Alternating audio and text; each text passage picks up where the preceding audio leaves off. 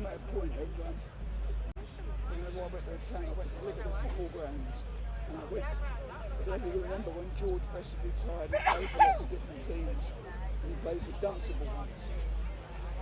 And I was in Dunstable this day, so I thought I'd go down and have a look at the ground. And I went down and I was looking through a hole in the fence at the ground. And this bloke said to me, "Oi, what do you think you're doing?" I said, "I'm stopping at the ground." He said, "Come with me then." He was the groundsman. He took me into the grounds and said, "Look what we've done to this dressing room," which was the home dressing room where George Best was playing. And they'd powder all the walls, everything. And he took me to the away dressing room, which was all fungus growing in the bars.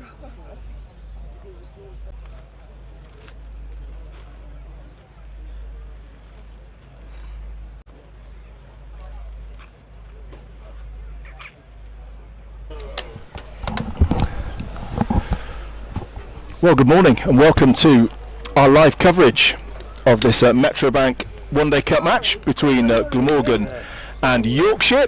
We're here at the Knoll in Neath in South Wales, and looking forward to another lovely warm day here and another intriguing match at the start of this competition. A competition that, well, both clubs have enjoyed. Yorkshire semi-finalist last year, and Glamorgan have won this a couple of times in the last 5 years, so they'll be keen to get a win here today. Glamorgan, of course, winning their first match here against Sussex on Wednesday. Turned out to be a special day with two Centurions, Jack Hobell on debut and Alex Horton as well, getting his highest ever score, first century for the club. And well, Yorkshire lost their first match against Hampshire by 50 runs, so they'll be keen to turn that around, and but they've changed their team around. More news on that in a minute. It's an exciting addition, overseas addition to their side.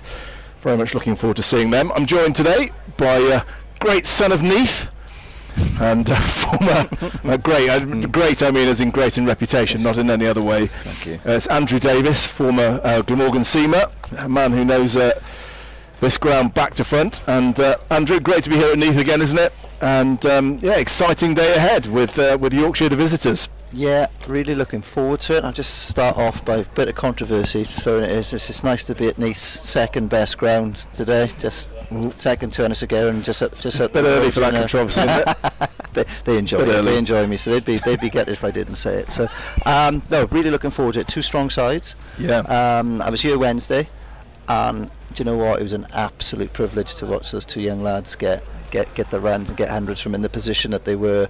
I mean, Jack Hobell just looked. I was just talking to Dave Harrison before. I mean, big him too much up. You know, there's a lot of pressure, but the way that he just built the innings, didn't let it phase. They bowled really well at him early on, didn't let it phase him, built the innings and got us to a score that was always going to be really difficult to get to. And Alex Horton the other end, I'm over the moon for Alex to have got some runs, taking this opportunity in the first team, so it really pays. But you know, we've got to build on it today against what looks like a pretty strong Yorkshire side. Yeah, so Glamorgan have gone with exactly the same team that beat Sussex on Wednesday. So yeah, some new faces there. If you weren't with us on Wednesday, Callum Nichols also made his debut on Wednesday.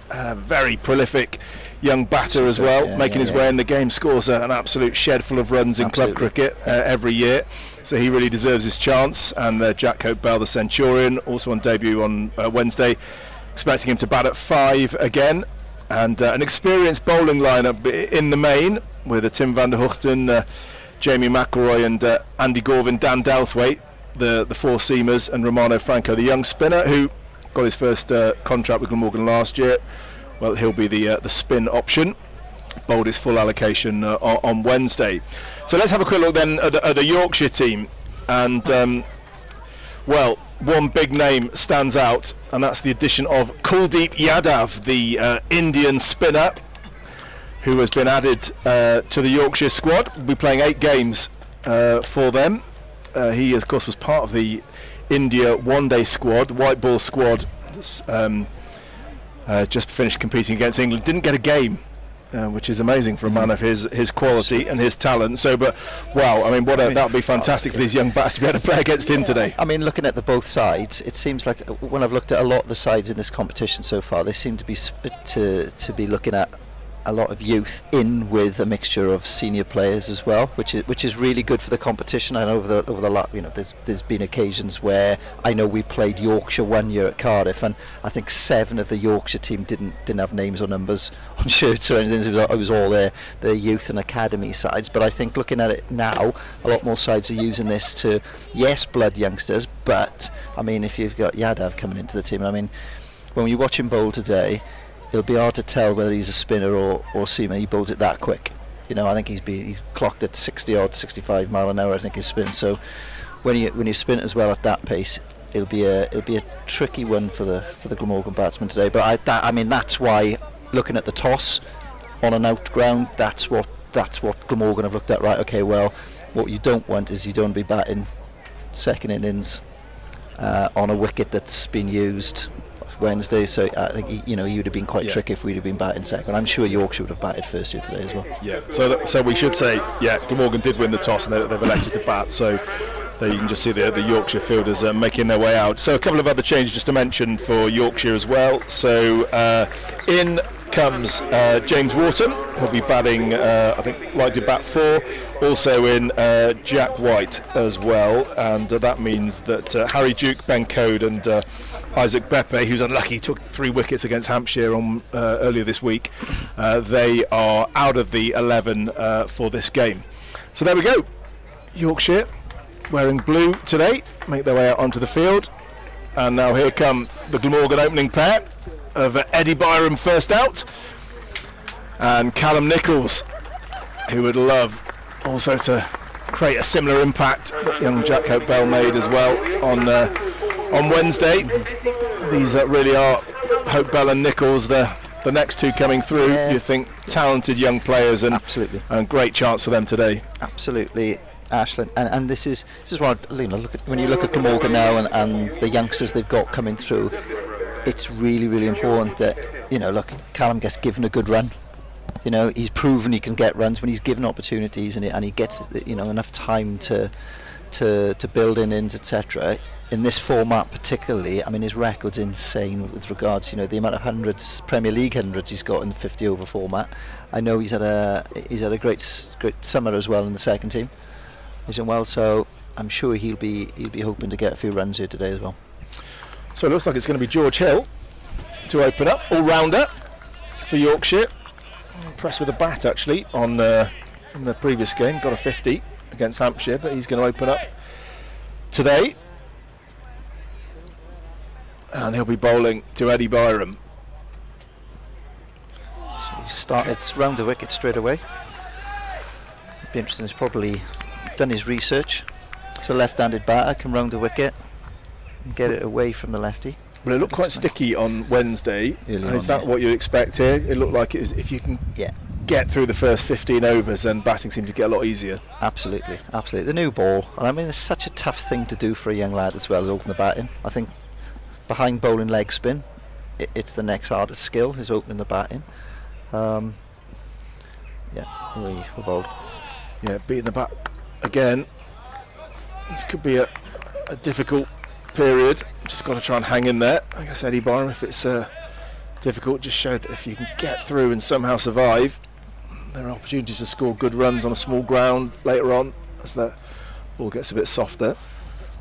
Yeah, as an opening batter, you've almost got to say to yourself, for the new ball, even in 50 overs, such a long time to bat. Everyone, especially when you've been playing 20 over cricket, the problem is sometimes to go too hard too early. Yeah, always off the mark. Especially on out grounds, on club grounds. They've not had the preparation that your first class grounds or your test grounds will have had. They will be softer wickets because they won't get the roll in, etc., on them. So as a batter, you almost go, right, the first 20 runs, unless it's right under my nose to hit or short, the first 20 runs, if you get them in singles, I wouldn't worry too much because I've got such a long time to bat. No, it doesn't look like we like to see them blazing the ball around to all quarters. I mean, I think that seems unlikely, and possibly a strategy, by Wednesday, and it looks like just trying to stay around for as long as you can. And that's the advantage Glamorgan have got. Ash, they can learn from Wednesday. So Nichols nicely in behind that for his first ball, just defends. We'll be glad to feel the ball on bat this early on. Ground's looking great, Ash. Yeah, it is. Fairness. It's really nice, isn't it? Yeah, lovely atmosphere. Nice just to see the crowd just literally kind of own a yard over the boundary rope on the far side there, and the hospitality tent away to our right, sort of brimming with people, and really looking forward to getting the weekend off to the best possible start. Played bold. Yeah, lovely ground this, because just if you don't know Neath, and you've not been here and not aware of this part of the world, well, we're right next door to the famous rugby ground, also called the Knoll. This is kind of part of an area, isn't it, the Knoll Country Park. Very famous rugby venue, of course, over the years, a bit less so these days, but it was massive. And when I first moved to Wales in the 90s, they were the big club. Yeah, superb side, wasn't it? I mean, they are trying to get back. It's a good shot from Callum. Yeah, couple there. His legs for two. They are trying to get back, Ash. I know Adrian Shaw was obviously a big part of Glamorgan cricket, and obviously played rugby for Neath as well in the centre.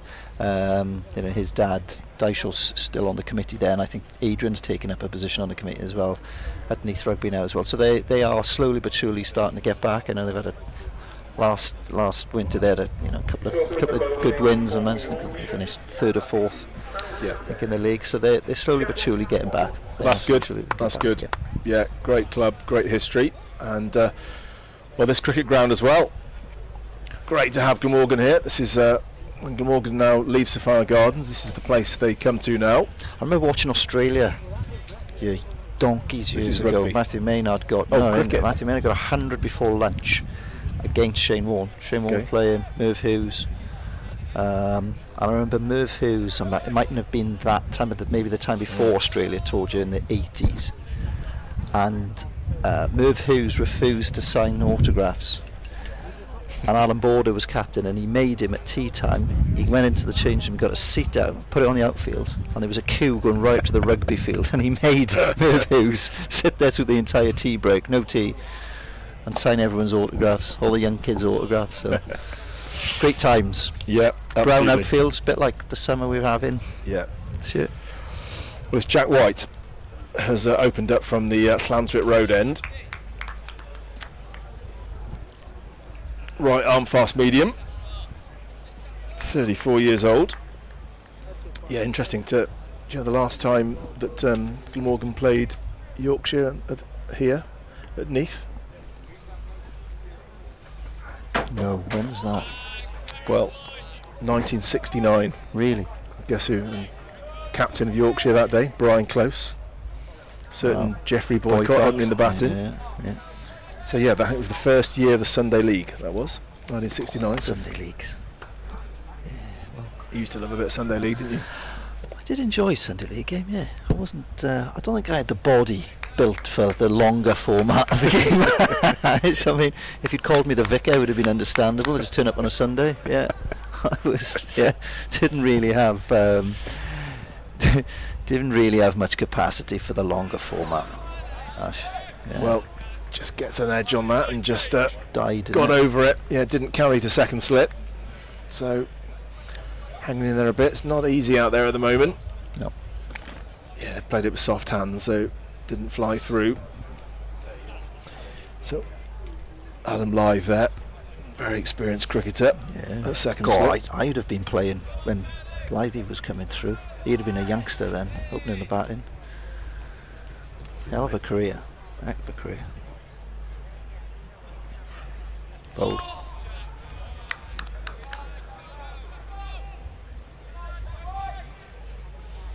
Well, yeah, a judicious leave. Definitely part of what Byram and Nichols need to think about here. The ball does seem to sort of pitch and take off a little on a few occasions on Wednesday, and that bounce was almost the hardest thing, perhaps even more than lateral movement, that caused problems. There are a couple of leading edges and balls ballooning up to fielders in the ring. So missing the side screen, the leisure centre side screen this year as well. Ash? Yeah. Best side screen in world cricket, that was. That's awful bold. There's that bounce. Yep. Yeah, there's definitely something over the new ball, isn't it? I think it's going to be very much a patience game, Ash, for the first 10, you know what? I think you can pretty much just rule out being explosive in the power play. Yeah, it's a real kind of different mindset, isn't it? If you've been watching T20, would you expect Absolutely. them to just take play lots of high risk shots in the power play? Well, the first 10 overs here's power play, of course, in this competition, and it just seems a very different thing. It's just like, can you get through it without losing too many wickets? Just seems to be that. Seems to be more in favour with a new ball, doesn't it, for the bowler?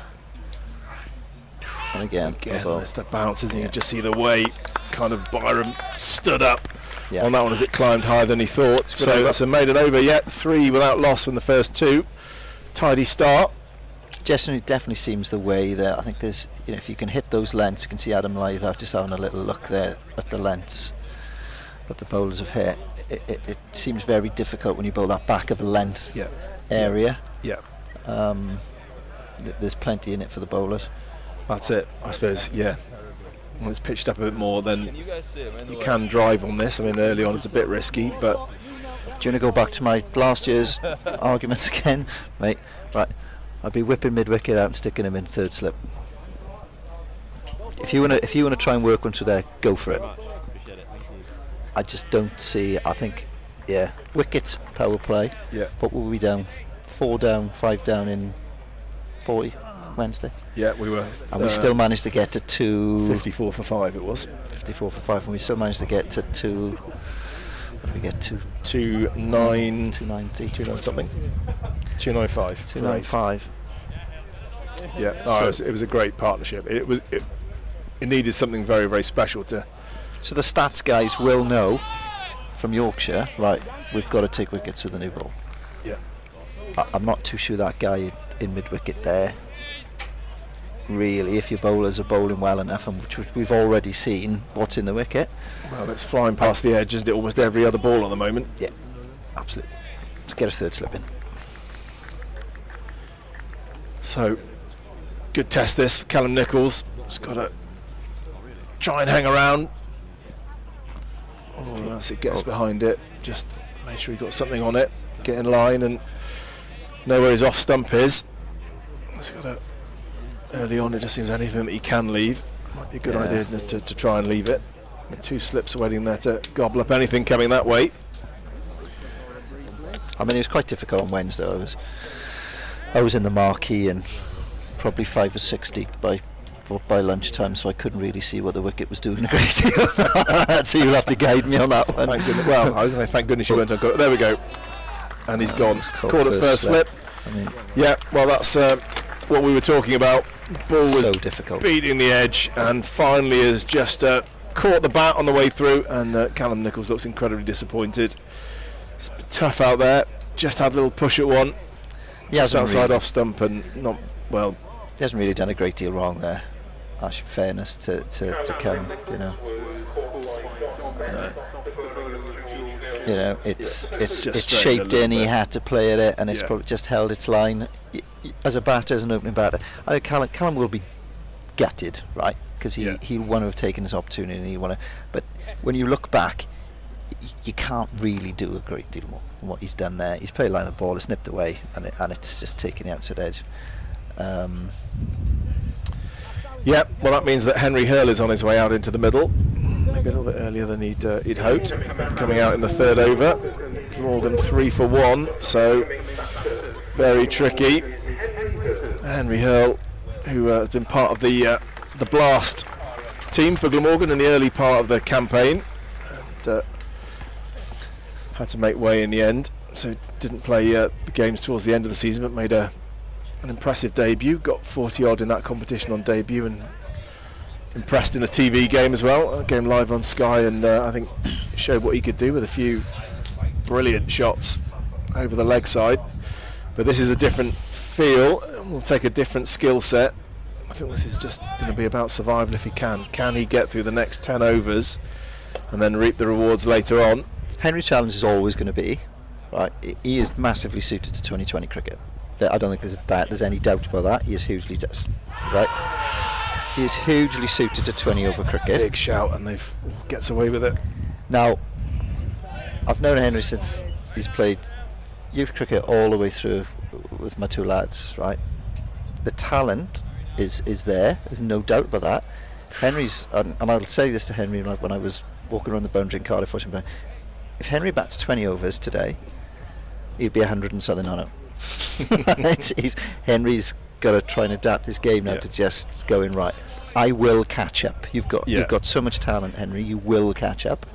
Play low risk shots early on. If you're 3 off 10 overs, mate, I am worried. Yeah. Right, because he hits a ball so well. Yeah. But again, with experience and everything else now, he'll just need to learn how to build an innings. Yeah. Much to how Jack did on Wednesday. Well, yeah, that was the model, and Alex Horton as well. I mean, Alex Horton is another player who likes to put bat to ball, isn't he? And his scoring rate was he was going at 50-60% early on, and then caught up. He's just sat across from us here, and I did say to him when he was playing for Bridgend 2 weeks ago, I said, right, if you get out sweep slog in when we need 4 and over, caught in a boundary, right, I'm going to run on and fill you in myself. just be not win us a game. That's the Neath way. Win us a game. And I was so chuffed for him when he got that 100 on Wednesday. He played really well, and on that he did catch up. He started hitting boundaries towards the end and got up to about run a ball.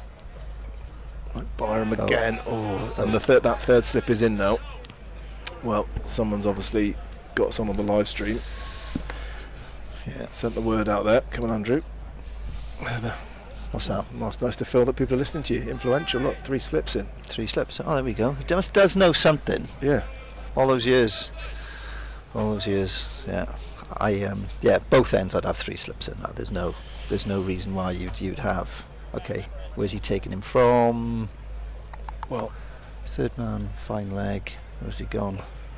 One less on the offside. Good shot. Byram coming down a couple of steps there, just trying to get to the pitch of the ball. So what he's gone for, instead of taking his mid wicket out, he's taken his mid off out, and it's got more of an extra cover. Yeah. Region, which. So again, I suppose is sort of saying, if you want to drive at me, go on. I want you to hit it through mid off. Yeah. Absolutely. Yeah.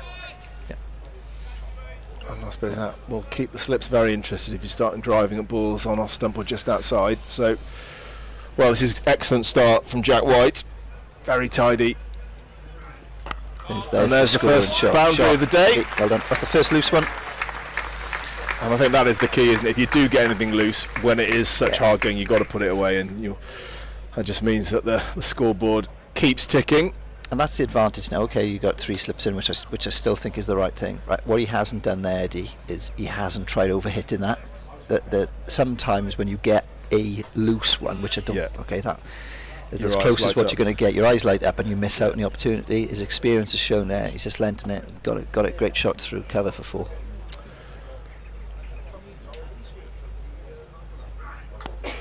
And I like what he's doing now, Ed. He's trying to get out of his crease as well and use his feet to negate that saving that on that bounce as well. Well, the way the ball's bouncing as well, if you get hit on the pads coming that far down, it's going to be a very brave umpire who's going to give you out, isn't it, the way the ball's climbing. So, it seems like a good tactic. Good plans, good battle. Yeah. Good battle.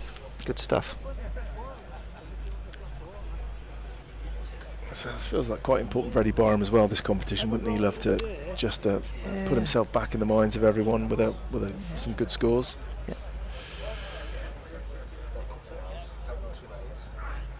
Well done, Eddie. Good Turns stuff. it round the corner. That one's going to race away as well. So second boundary of the over. Yeah. Nicely played. And you can score quickly on this ground. I mean, the boundary options are there, and it does fly to the boundary. Really sort of dry outfield as well. So I mean, his captain will be that. Look, that's the 2 balls he's bowled. They deserve to go for 4. But sometimes I think when you put a third slip in, your captain's saying, "Look, just carry on doing what you're doing." Yeah. If they play a good shot, they play a good shot. I'm not too worried about that. But then the difficulty is now he doesn't want to go. He doesn't want to go too full because he hasn't got that protection. Well, third boundary. The last one was actually off the thigh pad. That one definitely off the bat. And so, that has been a very good over for Glamorgan. 3 boundaries in it. And the score races on to 15 for 1 after 4. Yeah, he'll be disappointed. The bowler will be disappointed with that. But again, it's maybe a lack of experience. I think you're not asking him to do any different. Just keep running in and hitting that spot. If he wants to come out and use his feet, this is what Eddie. The reason he's got those balls is because Eddie's used his feet. Yeah. You can't really as a bowler, you can't control what he's doing there. You've just got to carry on running and hitting your lengths. Well, Henry Hill Off the mark. gets a single. Yeah, so he's up and away. Which always feels a little bit nicer than hanging around on naught. I was just to laugh. We played against Warwickshire when you were at Usk, and Warwickshire basically brought their first team to play in Usk. So you had Andy Moles, David Hemp opening, Tim Munton, Piper kept wicket, Dominic Osler played. Yeah. You know, they had a proper team out. Yeah. I remember Warwickshire won the toss batted first 4-day game, and Andy Moles gets off the mark, and David Hemp's then on strike, and he's walked the length of the wicket and tapped it down. He said, and he just looked at Hemp and he went, "Oh well," he said, "I can't get naught." And Hemp, he sort of looked at him. I was his own teammate. I was like, "Cheers, mate. Thanks for that." Oh, well, he said, "I can't get naught."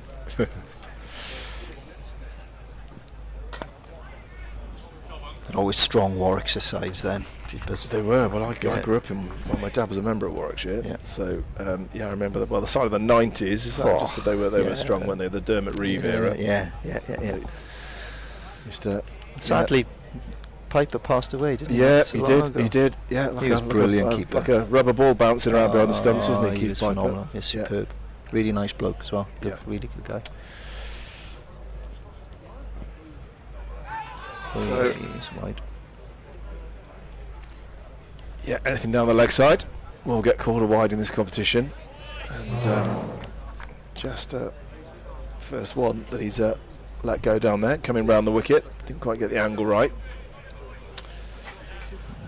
Yeah, strong sides. Remember, again, we played a game at Edgbaston, a second team game, and Alan Donald walked out in the morning with his bowling boots, which Terrifying. quite a few of our batters went down in the warm-ups. Funnily enough, yeah, they were keen to Lock yourself in the toilet and don't come out. They didn't realise he was just having a bit of a bowl. I think having a bit of a loosener, and wasn't actually taking part in the game. But there was a few dodgy stomachs and a few hamstrings went in that warm-up. Can imagine him on this surface. Oh dear, Oh yeah, that would be difficult, wouldn't it? If the bounce is not true. Oh gosh, that would be terrifying. oh shot, Clipped really nicely. good shot. One bounce for 4. Well, Eddie Byram has played a couple of nice shots now. Being rewarded for his patience. Managed to survive a couple of tricky overs and now has been given a few balls he can hit. And he's put them away really nicely. So Glamorgan into the 20s. 21 for 1. And Byram on 13. So coming over the wicket. Now Hill. And again. Repeat. I think Eddie's just decided if there's anything there remotely in his half, anywhere near his, and he's strong through that. Well, most left-handers are strong through the leg side. Anything that's remotely in his half there, he's just going to go at. Well, he's put them away nicely Yeah. in the air, but he was confident he was always going to clear the man at mid-wicket. Good shot, great shot. Well, the boundaries have started to flow for Eddie Byram a little bit now. It's got Glamorgan's innings up and running.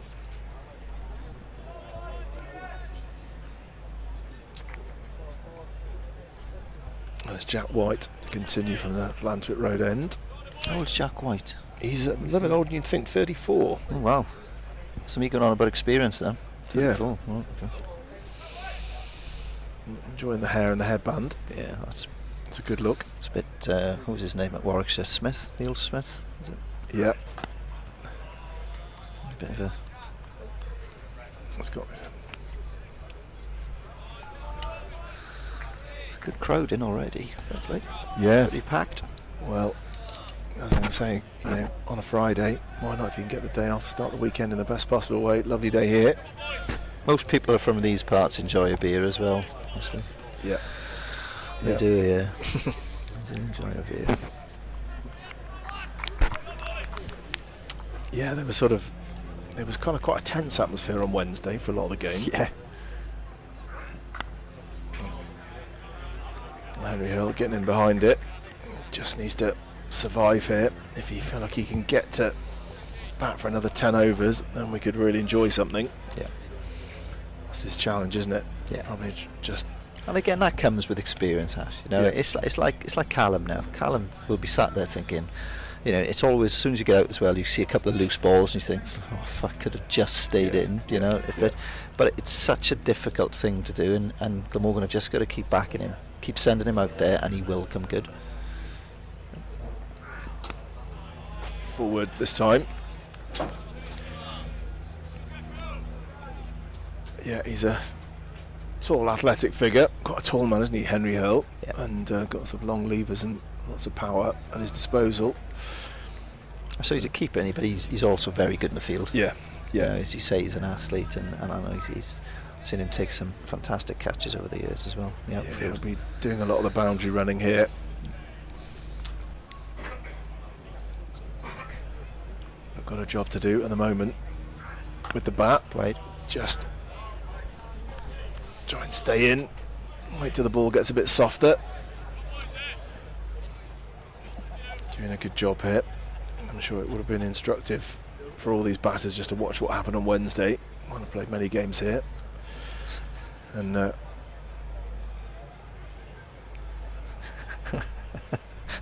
Alex Wolf has just, he's listening in, Alex. He's out in the West Indies, Al, doing some umpiring out there. He's gone, mate, you've just gone inside 3 hours of commentary. You've gone from being the vicar to the local thug.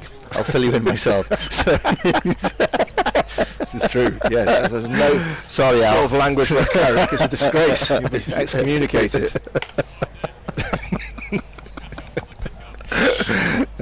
Brilliant. Well, thanks, Alex, for listening in. Glad you're enjoying the coverage. Well, the weather's probably what it's like there. It's pretty warm here. Feels a little bit sort of tropical, Caribbean vibes to the weather here in South Wales for the last couple of weeks. Yeah, Probably a little bit hotter, I'd imagine, out where Alex is. So, 26 for 1. Last ball of the 6th over. And Byram Shot, Eddie. gets Good it shot, through. Good shot. No, I don't think it's going to go all the way. Right. Just got a hand on it there, I think. Good run in. Back for 2. And they come back nicely for 2. So at the end of the 6th, 28 for 1. Eddie Byram going nicely on 19. Henry Hurl hanging around, which he needs to do. Just got 2, but has faced 8 balls. Let's see if he can. Sure, he'll be hoping if he can play 20, 25 balls, 30 balls, then get himself in, and then he's got a real chance of getting a substantial score. That's the big test for Henry. It's like he has almost got to forget the scoreboard. You know, this is the situation of the game. He knows that it gets easier, the ball gets softer from Wednesday, so he has got that luxury of knowing that. It's going to be staying in. He will catch up. You know. Well, been pretty watchful so far. Hasn't attempted anything that you'd call with a higher risk quotient. It's just keeping it simple, defending anything in and around his off stump, and trying to add patience to his undoubted talent as a stroke maker. I mean, the bowler will be interested because he goes quite hard at it. So like even his defensive shots, that's quite a stab. It's quite. Yeah. It's not Yeah. the ball's just waiting for the ball to come in and hit the bat Yeah. and dropping the ball by your feet. Even his defensive shots will go quickly to a fielder. Yeah. You know, whereas I don't look. Okay, I'm like talking about somebody like a Matthew Maynard. Literally, that ball would just drop in the crease. Yeah. His hands would be so soft. You know. Yeah. So, but again, these are all things that come with experience, and Yeah. Yeah.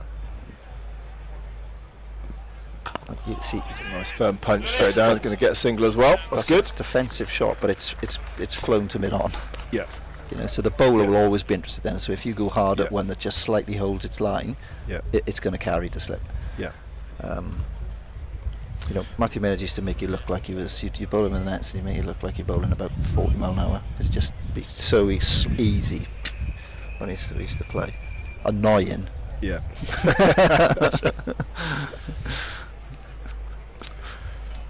Well, Shot. decide not to go for a run. Yeah, air of calm around the place, which is good. I think that's was the sense that there was a little feel of panic early on Wednesday as the wickets kept tumbling at regular intervals, and it was actually a very difficult time for some of these young batters to come out. Yeah. You were panicking. I was entertaining guests, and it was like 40 for 5. I'm thinking, oh my God, this day could be over quickly here. So I was getting them to drink quicker and all sorts. Yeah. Thankfully, Hopewell and Horton saved the day, and Byram's got another boundary there. Turns that round the corner very nicely. Moves on to 23. Great shot, Eddie. 33 for 1. Yeah, he's anything loose, he's put away really well, actually. Superb, yeah. That's already without doing anything special. So even the feel has changed now. So look, that shot is really input. Take someone out to a deep square, which you, as a batter, you think you're winning now on a wicket that is doing a bit. As soon as they start putting fielders out in the boundary, deep square and stuff, you know as a batter, right? Okay, well I'm getting on top now. Yeah. Because now he's looking at bowling somewhere where he doesn't actually need to bowl. Yeah. Just needs to hold his line. They're not fully concentrating on getting me out. They're trying to stop me scoring runs, which is a slightly different thing, isn't it? I'm not.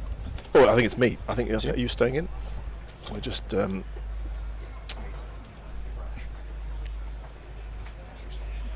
So yeah, well, we're going to have a little change in the commentary box now. Oh, and in fact, it's. And joining us is Nakul Pandey, the journalist and broadcaster, who'll be with you for the next little spell, bringing some deep Yorkshire insights as well, which I'm looking forward to very much.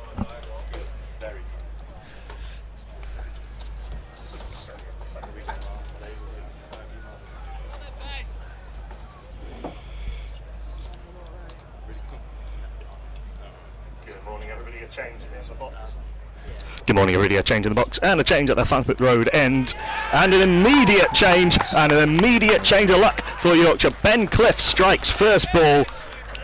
We'll see on the replay how much this did. Henry Hurls just nicked this behind. The change for Yorkshire has worked. Glamorgan 33 for 2. That's a nice start for Ben, isn't it? That's a heck of a start as a seamer coming on and getting a wicket with your first ball certainly settles the nerves and makes everything a little easier, should we say. Yeah, look, it's very easy sat here. I'm not picking, but it's even there. I think the batting coaches will be looking and going, right, we're playing a long way away from our body. Okay, it's very hard.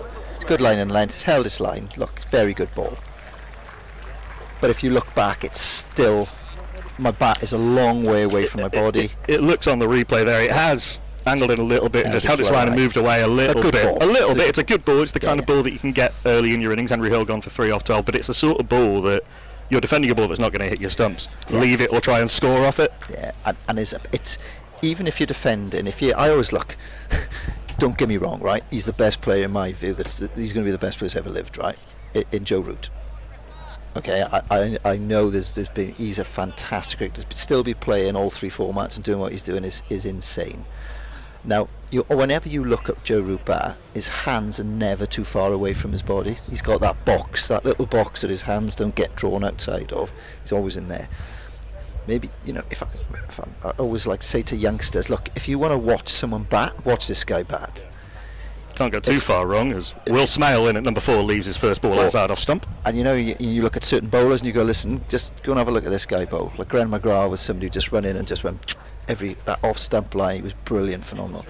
Like, young batters, if I was Henry, right, just download Joe Root and just watch how he builds an innings. Right, watch how he builds. Look at his hands on a wicket that nips around. Especially in one-day cricket. He's phenomenal. He's just a different league. 2 slips away, crisply played defensive shot. And it's one of those defensive shots where just the sound off the bat tells you how in control he is. There's that crisp crack through the air here at Neath, which is filled up really nicely. Actually, there's a good crowd in under those awnings.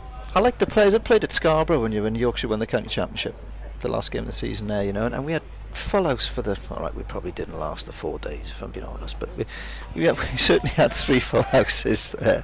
And it was great to go along and play. As Ash mentioned, I'm from Yorkshire, grew up in East Yorkshire. One of my first games that I can remember going to was think it must have been a one-day cup, possibly a blast game Yeah. at Scarborough, and the ability you've got, you go on the outfield at the innings break and Yeah. all of that stuff. Scarborough, if it's windy, it can be a bit rough, but Yeah. on a sunny day, there's very few places you'd rather be. Yeah. Crisply played again. This time straight back to the bowl. A good start from Ben Cliff. I remember Simon Jones' ball quick up there. Hit Woody. It's been Nathan Wood, wouldn't it? Opening batter. Trying to think back. He hit him. He hit him in the head, and the blood was.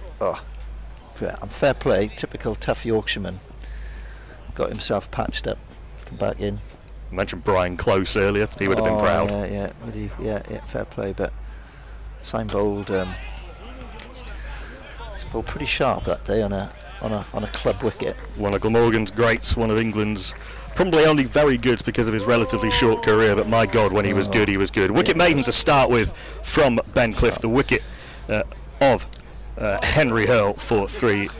Yorkshire having lost the toss. Glamorgan won the toss and batted. Glamorgan are 33 for 2. Yeah, Simon Jones in the run-up to that 2005 Ashes and through that series. That ball he got Michael Clarke with. Yeah. That is very good. Do you know what? I think the Aussies are in London, and I think Simon was up there this week, Wednesday, and I think he met up with Michael Clarke to have a coffee and chat and stuff. So he'd probably saying to him, remember that ball I bowled at you? Yeah, it was quite a useful. Seems to be the outside of the Shane Warne ball. I think it's the most played. It's that and the Andrew Strauss catch, isn't it? Yeah. And the Gary Pratt run out. Yeah. You know you're a good player when it takes a ball that good to get you out. Oh, the noise that made when Simon hit that boom on the wicket, just tumbling. It's like, I think that you could play that clip without the visuals, and you'd know, and every cricket fan would know. Yeah. You had to take some convincing, mind, Simon, because he come to play for our local club team as well in Bridgend. And I remember one game he starts running in and he turns around and he goes, "Ant," he goes, "Where's my mid-on, Simon?" No one's hitting you through mid-on, mate. Trust me on this, right? Beauty from George Hill. No one is hitting you through mid-on, Simon. Not a club cricket, mate. No, it's a beauty from George Hill. He's gone around the wicket now to the left-handed Eddie Byram. He's bowled well, hasn't he? Really well. Yeah. I think the one proviso to that, and maybe this was more from the other end with Jack White, I think what we can tell early on is don't bowl short on this wicket. Yeah. Seen Eddie Byram pick a couple up off his legs. Yeah. I'd still like to see more than one slip in. I mean, when he's bowled so well. I mean, if that one has gone, frankly, good luck nicking that one. Yeah, that's gone a long way from around the wicket. And this is what I mean. If I'm captain now, I'd be saying to my team, mate, can we get a second slip in? Yeah, where could you take him from? To the field? I don't think deep square. I think deep square is, if you're going to hit the deep square on this wicket, you've got your lengths horribly wrong. Yeah. You as a pro, you've missed your length by a long way if you're getting hit out to deep square. That is where Eddie Byram's picked up a couple of boundaries. And where's that gone? That has gone straight through second slip. It would have been probably a pretty solid low catch through to second slip. As it is, it's gone through the cordon or past the cordon for 4. You've got to have a second slip. You should have 3 slips, but if he's definitely got to have 2 slips. That is for sure. I mean, he's bowled well. There's no reason to not have a second slip in there. I mean, look, if he wants to walk down the wicket and flick you to deep square, do you know what? Well done, good shot. And frankly, to be honest, with the size of these boundaries, there's a decent chance it'll clear him anyway if he middles it. Absolutely, yeah. Right, it's. I think he's just redundant out there. It's just a waste. I just wouldn't bother with it. It's Kuldeep Yadav out there, of more whom are none, I'm sure. End of the over, 37 for 2. Yeah. I'm looking forward to seeing the pace he bowls because he bowls it quick. Kuldeep Yadav, the pace at which he bowls, a little bit like Adil Rashid, has been a constant source of speculation throughout his career. There was up until the 2019 World Cup, there were periods where he was unplayable, and then there was a sense that he was bowling too slowly. He then went away and worked on it and was able to, which is a really difficult thing to do for a spinner, was able to get more body and get more pace into the action without losing that shape and without losing the revs. You've got to spin it. A lot of spinners, when they try and bowl quickly, start darting the ball in. They don't spin it. Yeah. And what happens? We're bowled. Bit of carry again from the Flantwick Road, and we've seen that a few times from from Jack White and now from Ben Cliff as well. Yeah. Rose on Will Smale. But yeah, that. Yeah, it's as a spinner, it's that conundrum, isn't it? It's right. If you're going to bowl it slow, batters will use iffy, and they will get good players will smash you in the trees, and then you've got to spin it. So if you read like Shane Warne's books, it's always about spinning the ball. It's how quick can you bowl while still turning the ball and still getting that loop and dip and revs. Absolutely, yeah. And drift. Absolutely. Yeah. And Kuldeep he's had to be pretty resilient over the course of his career, as all wrist spinners have to.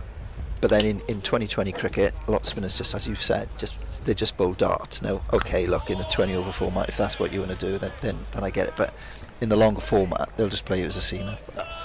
They've got no chance. Certainly, teams started doing that a little bit in the IPL to Varun Chakravarti.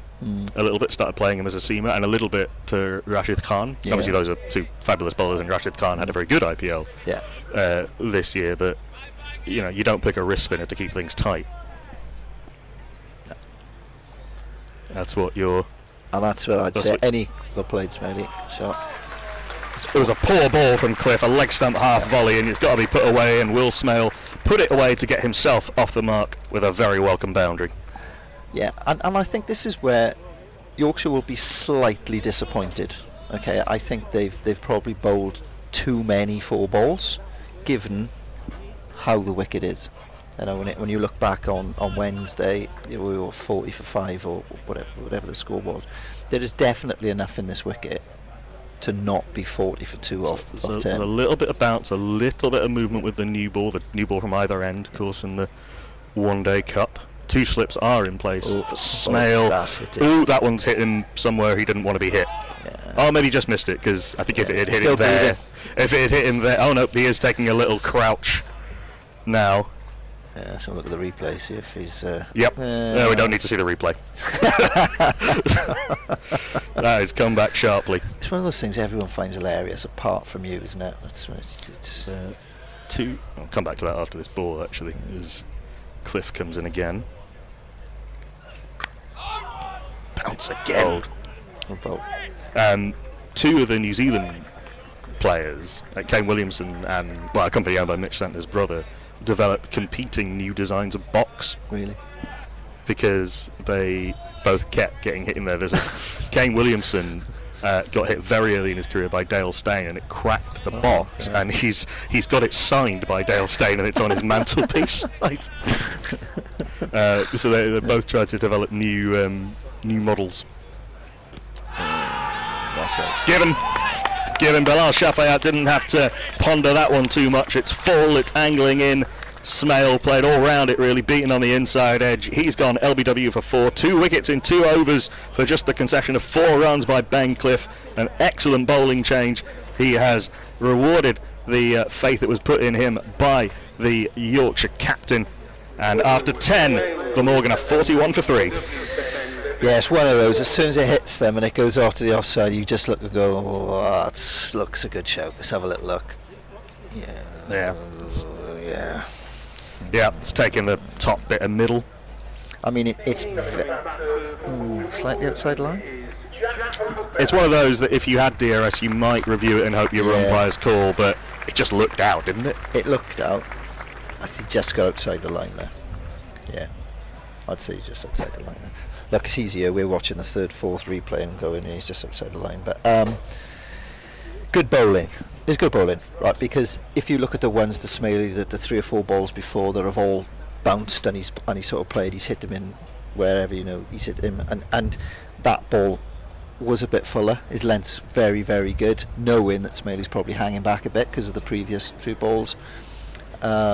He sort of planted his front foot a bit, and he's not quite got into the shot. And that over, he's hit him on the splice, he's hit him in the box, and then the next ball is the classic 1-2-1-2-3 punch. It's good bowling.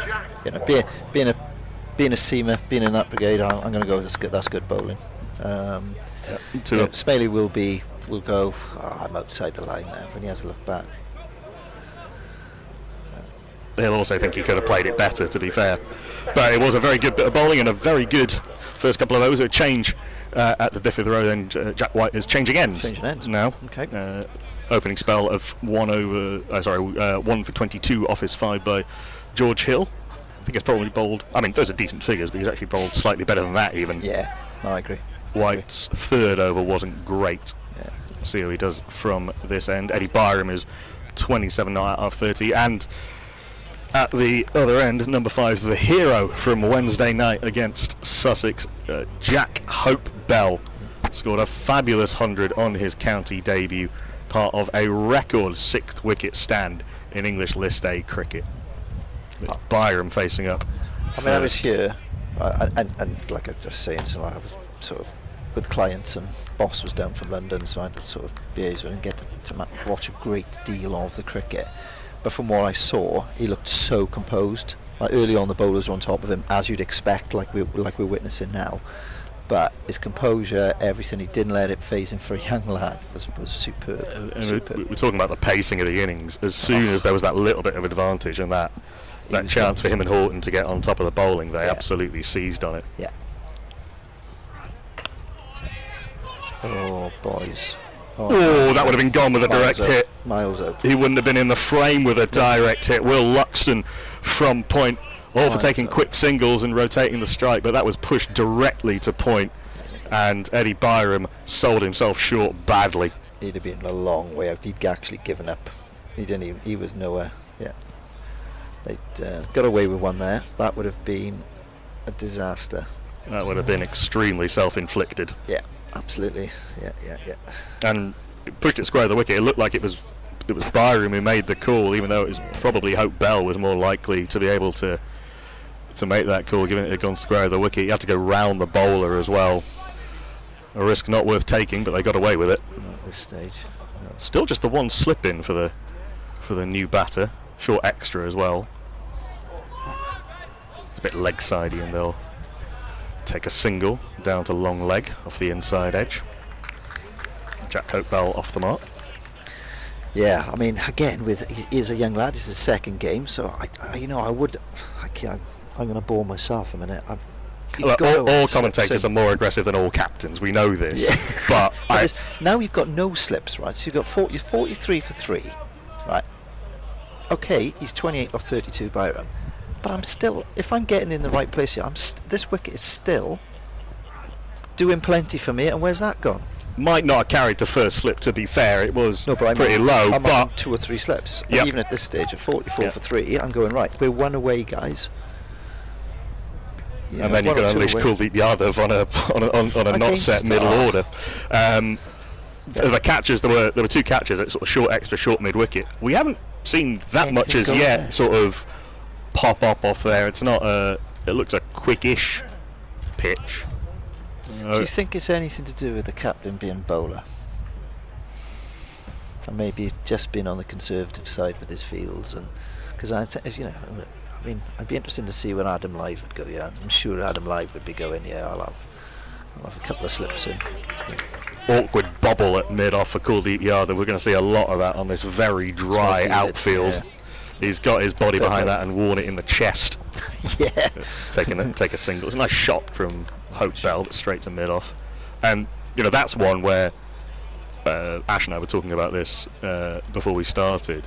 You're not going to be too willing to attack the ball on an outfield like this, which is a decent club outfield, but it's so dry. It's like everywhere at the minute, isn't it? You go to any ground at the minute, you're watching some of the games on YouTube around the country, and everywhere seems to be, which we should not complaining about. No, it's nice to have good. It's nice to have nice weather, but yeah, it's making for some good cricket. That was nicely punched off the back foot by Byram, a little bit too short. And after 11, Glamorgan are 47 for 3. Yeah, I was watching the.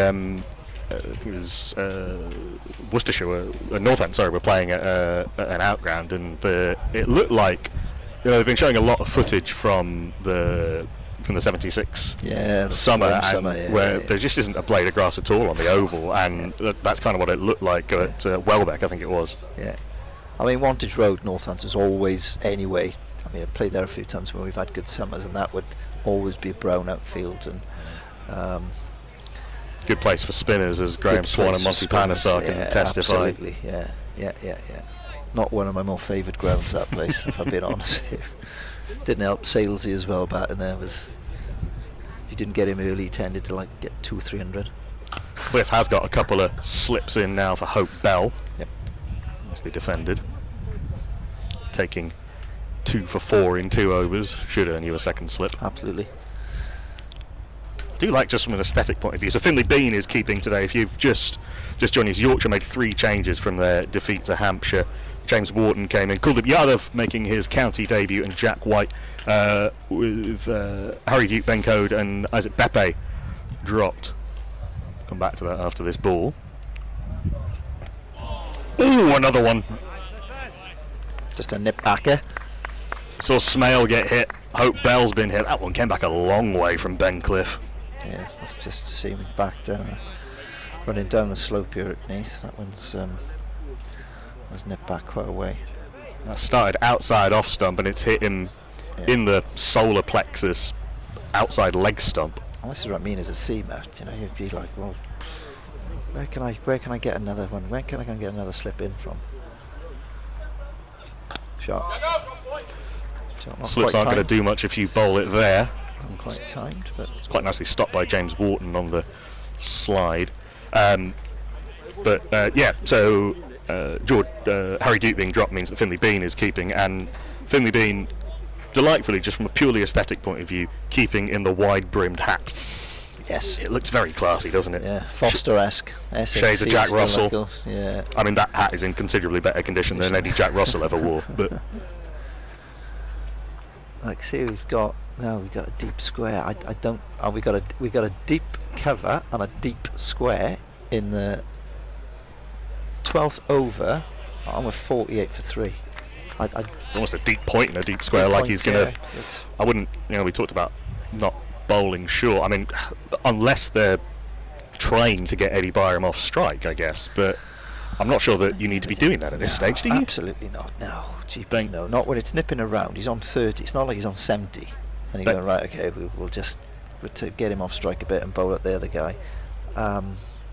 Ben Cliff is 2 for 5 after 2.4 overs. Been a bit too conservative here for me, to be honest, the bowlers. It's a good length for bowled. Driven, not particularly well timed.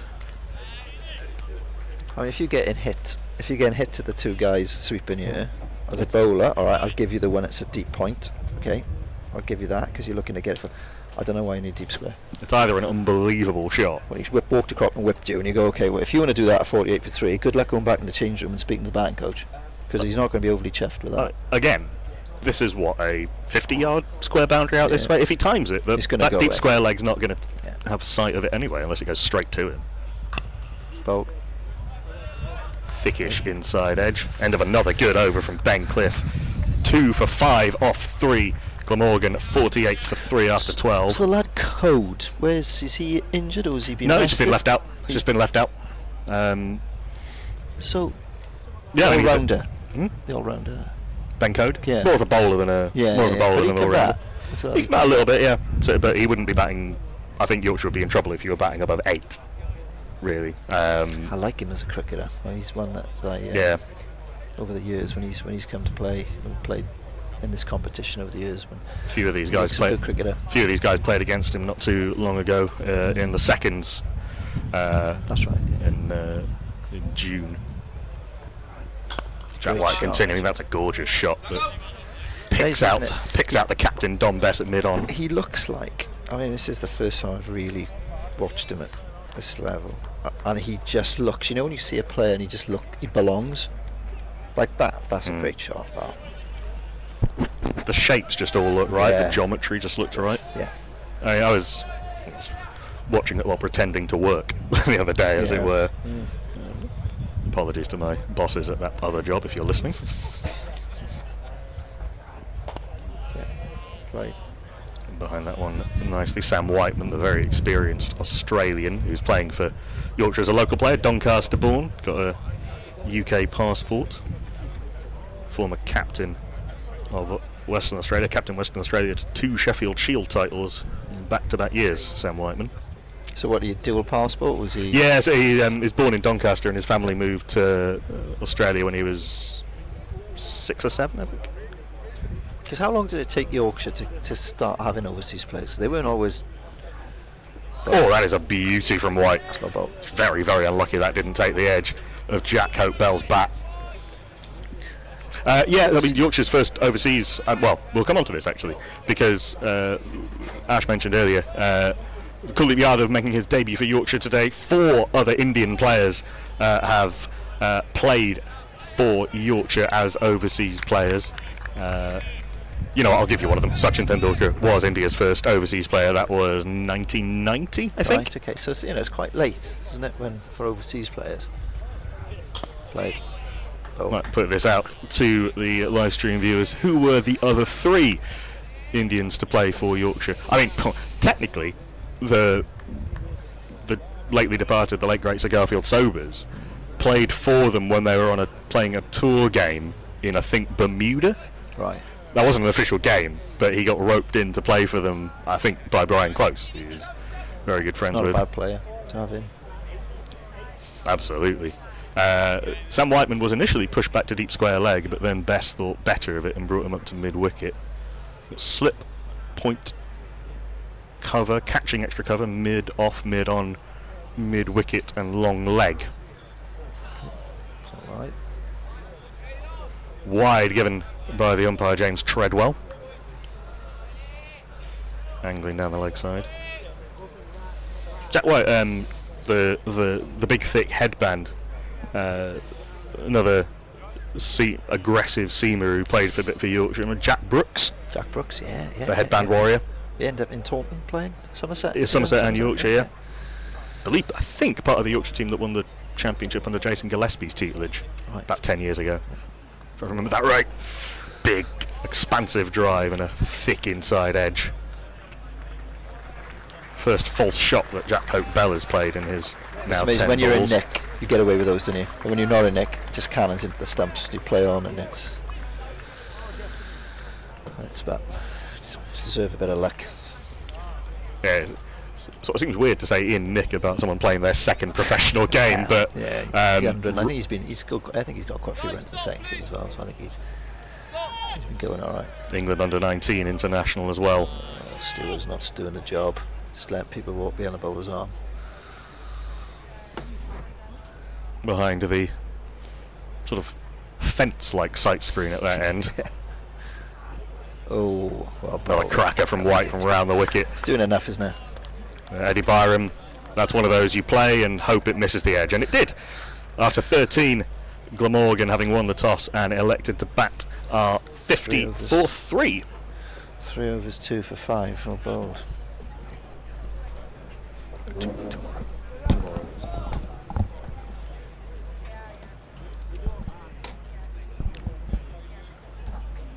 You see on this sort of wide view just how brown and parched this outfield is.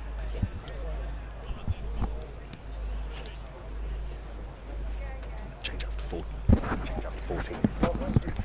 Ben Cliff's going to continue, 2 slips in place.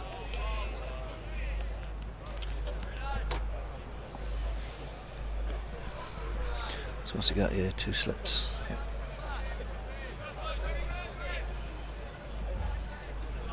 Still doing enough. Certainly is. Ben Cliff, George Hill and Jack White all getting a little bit of movement and a little bit of bounce out of this surface in Neath. You won't get very much movement and bounce if you bowl a leg stump half volley, and Jack Hope Bell puts that away with extreme prejudice. And I mean, and that's what I'm talking about. You can talk about having a deep square, and people now will go, oh, well, if you had a deep square, which he's now put out there, so you basically, and this is, I don't get it. I really don't get it. He's now put a deep square, and he's taken a slip out and put it. Why? Because of one shot. I don't. I don't get. Look, I don't get that. Sorry. Adam Lythe, who was at second slip, has actually now moved. He was at short extra, and now he's at a sort of short, straight, mid-wicket. So they've put a deep square out, they've taken a slip out, we're now down to 1 slip. And he's bowled the short ball to try and get the deep square leg in play, which... See, if I'm and it's gone to mid-on. If I'm a batter now, I'm going, well, I'm winning, because when he's bowling a decent length, it is nipping, right? It's bouncing, it's nipping.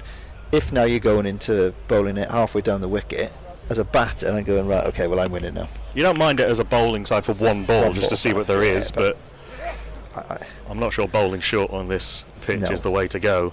No, absolutely not. Cliff struggling there to adjust his line to the left-handed Eddie Byram, who whips this for 2. Saw it again on that. Dom Bess had to be a little bit cautious with that slide and had to be backed up by his fellow fielder, because he can't entirely trust the bounce on this outfield. No. Harry Duke sliding around behind him, but it was Bess, the captaining Yorkshire for the second time running. It's a proper haircut he's got there as well, Duke. Or lack of haircut. Well, yeah. Well outside off stump Eddie Byram to try and whip this through the leg side and basically hit it nowhere. Yeah, Harry Duke, one of a few sporting sort of backdrop quasi mullets. Yeah. Tash, it's a bit of an Aussie look, isn't it? He looks more Aussie than the actual Australian-born, or not Australian-born, but Australian-raised player in this team, Sam Whiteman, with the thin tash and the flowing surfer blonde locks.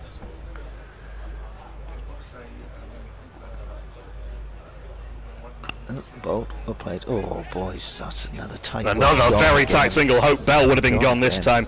These two need to sort out their calling. Byram dropped it into the offside. They set off quickly, but the throw came in pretty quickly as well, and to the striker's end, and Jack Hope Bell would have been gone with a direct hit. I think he was sat in his heels a bit there. I think there was a run there. I think he was just a little slow ticking off. Anyway, right, I'm now going to pass over to Mr. Crowder. Ashley. Seeing this on the replay while we have a change. Yeah, they were just a little bit slow getting out of the blocks. A couple of near-miss run-outs. But it was a decent over for Glamorgan, the first really expensive one for Ben Cliff. Was that 8 runs off it, Glamorgan. 58 for 3 off 14 as we welcome Ashley Crowther back to the booth. Or back to the gazebo. Booth was a strong word. Yeah, the covered shelter area. It's definitely, it was a tent last year, so things are definitely on the up. Well, Eddie Byram looks like the main man at the moment. Trying to anchor this innings. He's been there from the start, has seen 3 partners come and go, but he's still there. 34 not out.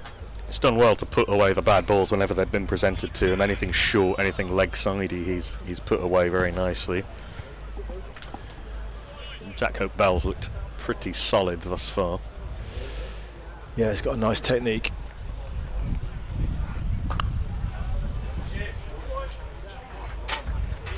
Yeah, I think they do need to just... Eddie Byram has dropped a couple down and taken a couple of risky singles. Almost run out himself and then almost run out Jack Bell that time. So probably no need to do that just at the moment. I can understand the urge to want to keep rotating the strike and the singles, but there are plenty of gaps around the place at the moment. So that would be a real shame if his innings or his partner's innings ended in that way. So I hope they'll just reflect on that a little bit.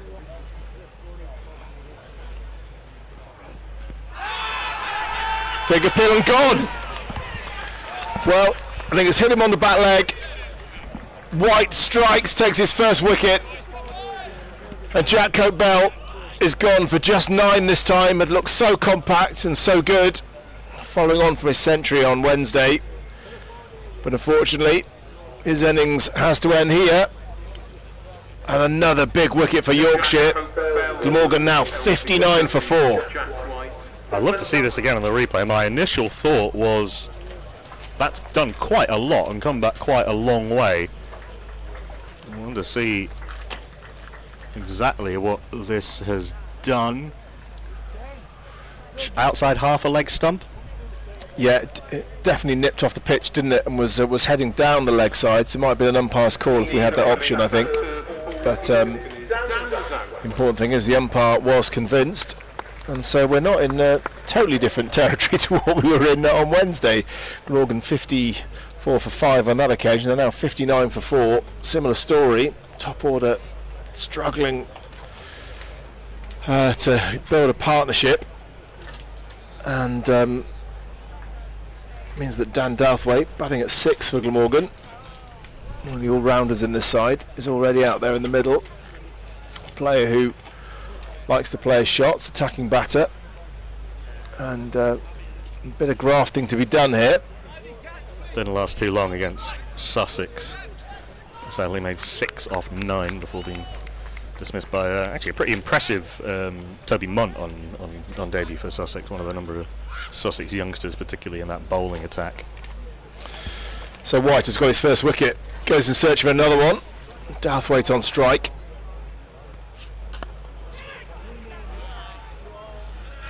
So a bit of pressure.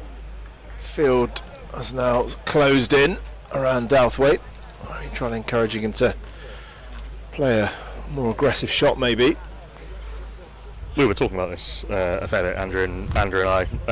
They've gone with just the one slip and the 2 catches, close in, short mid wicket and short extra cover. It does seem that the cordon might be more useful to you as a bowler than those short fielders in front of square. Well, the ball has been beating the bat at regular intervals, hasn't it? Taking off of that sort of just back of a length. And yeah, I can see his point really. As Andrew's saying, trying to encourage the batter when the bounce is a little bit variable to flick one through mid-wicket. He doesn't mind that. But if you can bowl in that sort of 4th, 5th, 6th stump channel with the ball doing a bit, yeah, definitely a case to have a couple more slips in maybe. Douthwaite getting bat on ball, but not able to get it through, and that's the end of the 15th over. Morgan again, just having a little wobble here, so it's a crisis just yet, but it's been a difficult start. 59 for 4. They were 54 for 5 at the end of the 14th against Sussex. Say to themselves, hey, we've got one more wicket in the hand of the last time. That change of ends has really worked for Jack White. He looked a lot less settled, and now here we go.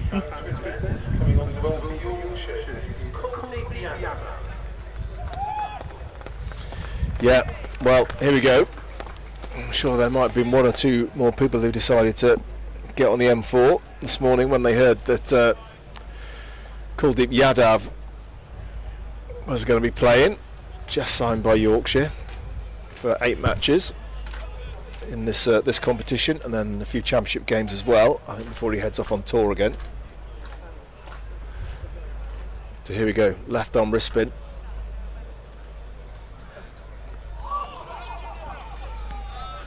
There's laughs and from the field. I think the fielders feel excited already. Bit of turn instantly from the stock ball from the left arm wrist spinner, turning away from the left hander. He does have an excellent, well disguised googly as well that goes the other way.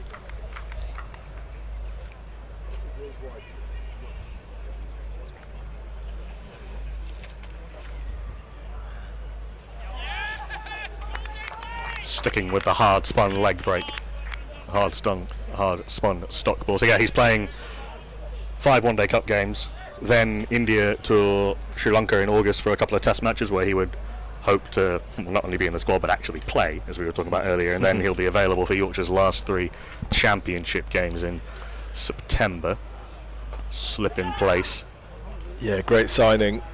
It's great to see big name players in this competition, isn't it? I think when Ben Stokes was playing for Durham the other day in this competition, I think a little sort of sent a spark of interest through the cricketing public, and now having the likes of Kuldeep Yadav as well playing, well, it's a proper tournament. Really great players here, and so Prithvi Shaw playing for Northants a few years ago, Shreyas Iyer at Lancashire. Indian players not allowed to play in domestic T20 or franchise T20 tournaments that aren't the 100, so actually more available than you'd think. Staying over the wicket to the left, to the right hander Dan Douthwaite. That's the googly. That's the one that just holds its line. Douthwaite playing from the crease. Some very, very fine international batters haven't been able to pick Kuldeep Yadav's googly. And it is, yes, he talked about it earlier. Was in the T20 and ODI squads for India for their tour of England. Didn't play any of the 10 games. This is first time playing county cricket. His great mate Yuzvendra Chahal, the other, who he and Chahal formed a very, very good partnership for India for a long time. With their wrist spin, has been playing county cricket for a little while. Yuzi Chahal. Googly again, just showing them that he's got it. And Kuldeep Yadav's first over in county cricket goes for 1. After 16, Glamorgan's 60 for 4. Well, lovely to have that option. Dom Bess can just bring on a quality international spinner after his seamers have done a really good job for him already. Got him 4 wickets. And now a chance to really turn the screw. Really cramp the run rate. And ask some questions of this Glamorgan batting lineup. Of course, Dan Douthwaite, one of the players who has been involved in the 100 in previous years, but not this year. How long do you think it'll be before he tries to take on, well, the 2 spinners now? Is the Yorkshire captain Dom Bess has brought himself on from the Diffith Road end. Well, I think he'll have to go against instincts, Dan Douthwaite will, to not try and come down and hit him. So not long then? So, I mean, but is that the best tactic? You think if he's not used to just hanging around and blocking, maybe it is better to try and be positive. So yeah, spin from both ends. Dom Bess, the captain, orthodox off spin, and again gets a little bit turned and catches the outside edge of Eddie Byram's bat. So they're not surprised they're keeping the slip in for Bess. Sorry. Yeah, I was just going to say that sort of we haven't had spin from both ends this week here at the grounds. This is the first time that's happened. So, ain't it great? International spinners bowling from either end. Well, this is certainly a big point of difference between the two sides, you'd say. Glamorgan just got the one recognised spinner, Romano Franco, young man making his way, just 19 years old.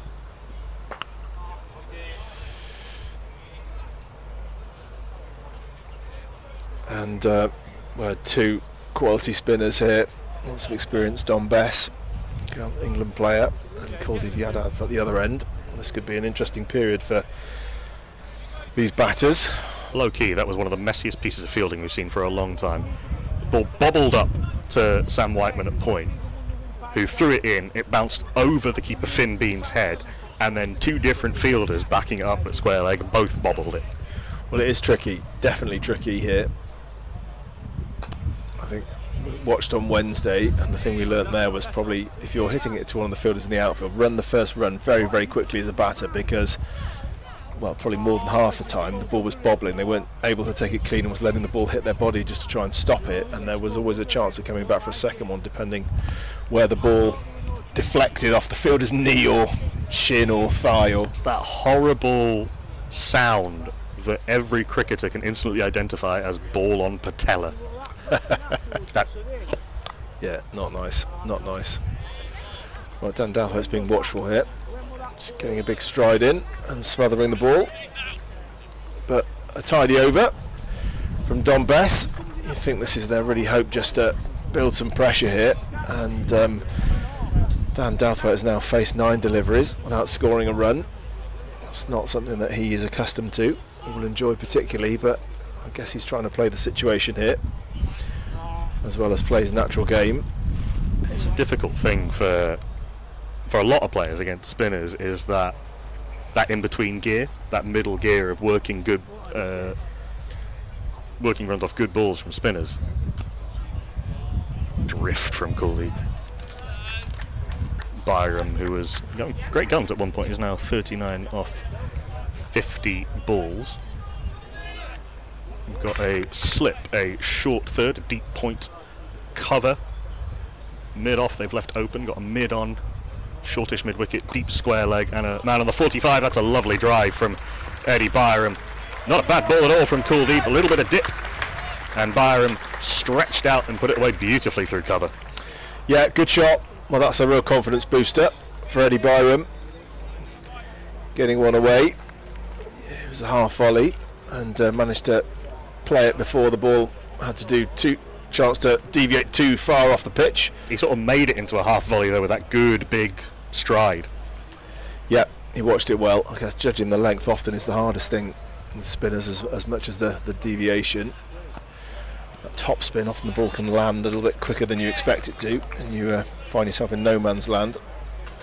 That's one a little bit straighter. Yeah, it's what all spinners are looking to do, really, certainly in one day and red ball cricket, is to get the batter driving and have the ball not quite there to drive.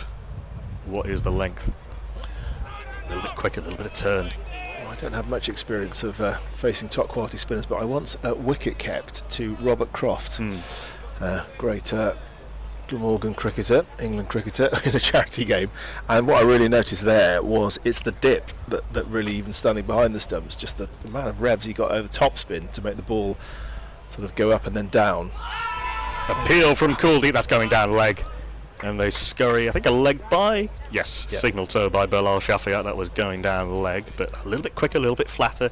And one of the reasons being a spinner is so difficult these days is because in one day, and especially in red ball cricket, the key is, can you bowl 6 balls in and over that land in the same place but get there slightly differently, which is the exact opposite of what you need as a T20 spinner, where you have to be completely pretty much different every ball. Googly to Douthwaite, who watches it carefully. Decent over from Kuldeep Yadav, but he has now conceded his first boundary in county cricket. So 68 for 4. Yeah, again, I don't want to sound like a broken record and or draw too much on what happened on Wednesday, because there's a different game, but there's a similar pattern unfolding here.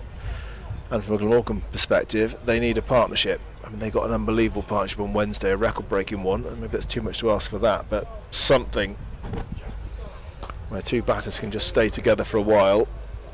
And while Byram is the man set, so into the mid-40s now, joined by Dan Douthwaite. So, yeah, real opportunity for him batting at 6, a little bit higher than he bats in the other white ball formats. He normally comes in at sort of 7 or 8. A chance for him now. He's going backwards and forwards, using the depth of his crease. It's something that England, certainly in the Owen Morgan era, they looked a lot at, because one of the failings of England up until then, and particularly in one-day cricket, had been that they got caught on the crease a lot against spinners. So one of the guys they looked at was Rahul Dravid. First attacking shot really from Douthwaite. I think he's got it through. Chase on to haul it in. It is just going to be pulled in. It's only 2. It was a little bit uppish, so I think Don Bess won't mind that really. Just seeing what was not a convincing drive from Dan Douthwaite in the air, and it just flew over the head of the man at cover. Perhaps a sense that Douthwaite just getting a little bit frustrated and needed to try and get his first run. Well, he has done that, and now just needs to concentrate again. See if he can bat for 20, 30, 40 balls, and then look to maybe attack a bit more when the batting gets a little bit easier. But it's never going to be particularly easy, you think, again, these spin twins. Interesting to see how Bess uses himself and Kuldeep. He'd want to just install Kuldeep at the Llantwit Road end and just is that right, at that end of the Llantwit Road? Yeah, Llantwit Road. Yeah. He'd ideally want Kuldeep to be able to bowl through. Yeah. He is going to bowl his 3rd. A change in the commentary box at the end of the over. Andrew Davis will come back in and replace me when he's finished his chips. Important refueling on the back foot, Eddie Byram. Yeah, that Rahul Dravid point. Enjoying them. Yeah. They looked at the danger, as we were talking about a little bit, is when you're facing a really good spinner, is getting caught neither forward nor back, the sort of danger zone. Yeah. And Rahul Dravid was the absolute best at getting right forward or right back. Byram does get forward, nicely stopped at short extra. Well, I suppose the thinking is, if you get right forward, you try and get to the ball before it has the chance to deviate either way. If you get right back, it gives you the best chance of reading what it's done off the pitch and gives yourself another few inches just to judge where it is. That's exactly right, and it's backed up by the data. Rahul Dravid's back and cut off the stumps is one of the finest shots in cricket. And if you don't get right forward, that kind of thing happens where it comes skewing off the inside edge. Well, you've got to concentrate so hard, and that's a sort of strange sort of thing really against slow bowling. You've almost got to be quicker, much quicker on your feet than compared to fast bowling. Pick it early, play it late. Counterintuitive, pick it early, play it late, as the saying goes. Byron wasn't sure about that one quite either, but he did manage to get that into the gap at point. Moves to 45 with that single. So 72 for 4. And haven't really played only played one really attacking shot against Cooley, maybe a couple more half attempted. Sam Whiteman's coming in from deep mid wicket into the circle, and mid on going back to long on. Right hander in it, so it's mid wicket up to point and mid off back to long off. Well, I think straight is an area where Dan Douthwaite likes to go, but steps back to the quicker one. Yeah. Dropped that a little bit short. Cooley maybe thinking that Douthwaite was look to come down the track or something like that. Yeah, game of cat and mouse. Trying to anticipate each what the other one's going to do. I suppose it's interesting, a lot of cricket shots these days, well, especially in the T20 format, there is a degree of premeditation. Last ball of the over from Kuldeep Yadav. Whipped from the stumps. They're only going to get one as Whiteman comes round to his left from mid-wicket. Kuldeep Yadav has gone for 8, I think, off his 3 overs. After 20, Glamorgan are 74 for 4. A few more words from Ashley Crowther, and then Andrew Davies will be back in with him. So, just feels like Glamorgan need a good partnership again. And Douthwaite has faced 16 balls now. Joined Eddie Byram, who's well set on 46.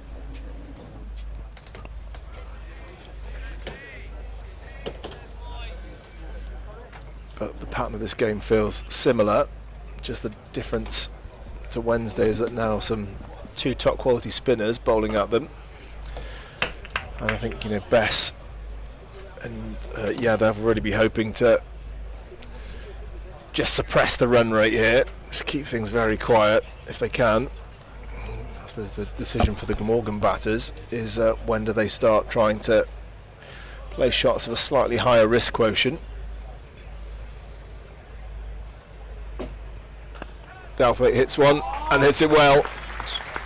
Yeah, that was a flat batted cover drive in the air again, but he hit it so hard and he was confident in the area where it was going.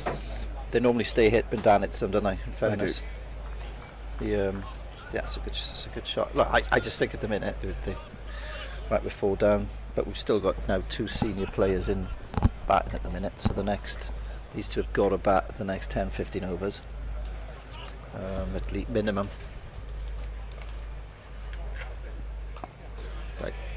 Which is unusual for Dan. Dan's normally coming in with an over 2 to go in 20 overs and looking to push on a bit. He's got the best part of 30 overs to bat here today, and really look at building an innings with Eddie.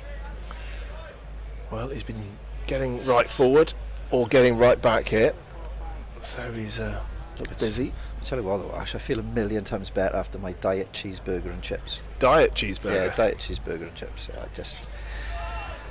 What made it diet? Just in case the PT's listening. So it was a diet cheeseburger. Exactly. If he asks, it's a diet one. Well done. I was absolutely stunning. We went to watch the Bodyguard last night in Cardiff.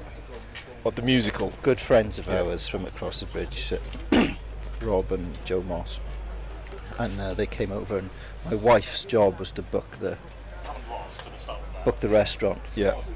Let's just say she's been put up in review. Okay. Well, not good. Oh dear. It'll remain nameless, obviously. Don't Yep. want to drag anything down, but it wasn't. Not great. You know you've already named your wife. Oh, sorry, I meant the itself. restaurant. Oh, good. Yeah. She's taking some of the blame, but not all of it. Not all of it. No, she's taking all of it. Oh, okay. 100% her fault. But it wasn't good, the restaurant, was it? No. Well, it's only fair that we are going to keep them nameless. I don't want any sort of legal action. For the Glamorgan live stream. That's not what we need at this stage. No. Enough problems with trying to rebuild the innings after losing early wickets than my diet. getting lawyers involved. Yeah. Well, I'm glad anyway. Yeah, I'm feeling much better, thanks, Ash. Well, I had a little Italian. Oh, that was nice. Sat out in the street in Cardiff. Lovely last night. Just a spot with the baby. He was wolfing down the arancinis. He does bowl it quick, doesn't he? He does. It's hard to believe that India have got that many better cricketers. This guy doesn't get a... Yeah. Well, I suppose enormous playing population they must have. And It's Justin Langer saying, out of 1 billion people, they've got to have 11 good ones, haven't they? It's got to be sharp. well, there's a big one. That's a great shot. That's been smashed over mid-wicket. The first really loose delivery we've had from Kuldeep Yadav. And Eddie Byram goes to 50 with that 6. Well played, Eddie. That's a knock that the team really needed today. Absolutely. So maybe we can just sort of bat round Eddie now to see Eddie through. Just go on and get 100, Eddie. It's not too much, mate. Just go on and get 100 for us and let everyone else bat around. Yeah, well, can he go on? Make it a big one. It feels like need one batsman to go pretty big and another one to maybe get a 50 just to get up there in that sort of to a respectable total. So 250 plus. Played. Yeah, rotating the strike as well. So yeah, Dan Douthwaite was just discussing about he might have to slightly go against instinct early on here. Just for a while, and he's faced 20 balls now, so he may get a sense that he's got the measure of this now. He's got 30 overs to bat. He's got 30 overs to bat. That's the way he's got to look at it. I mean, a lot like, a bit like Henry Hurl with, he's just got to look. I just forget the board. Yeah. Just bat. Yeah. The position we're in at the minute, we're 4 down for 8. You've just got to bat. Hitting by 50 came off 64 balls and included 7 balls and 1 6. James Harris walking past as he's enjoying life after. I bet he's going to the burger store. Well, he's probably heard He's just your seen- review and is straight around there. Yeah, absolutely. I think so. Brown sauce or red sauce? Oh, I went with the burger sauce. Oh, burger sauce. Oh Okay. yeah, well messing around. Plenty of vinegar, salt. And chips as well? They were diet as well. Okay, that's good. Yeah. It's 12:30. Yeah.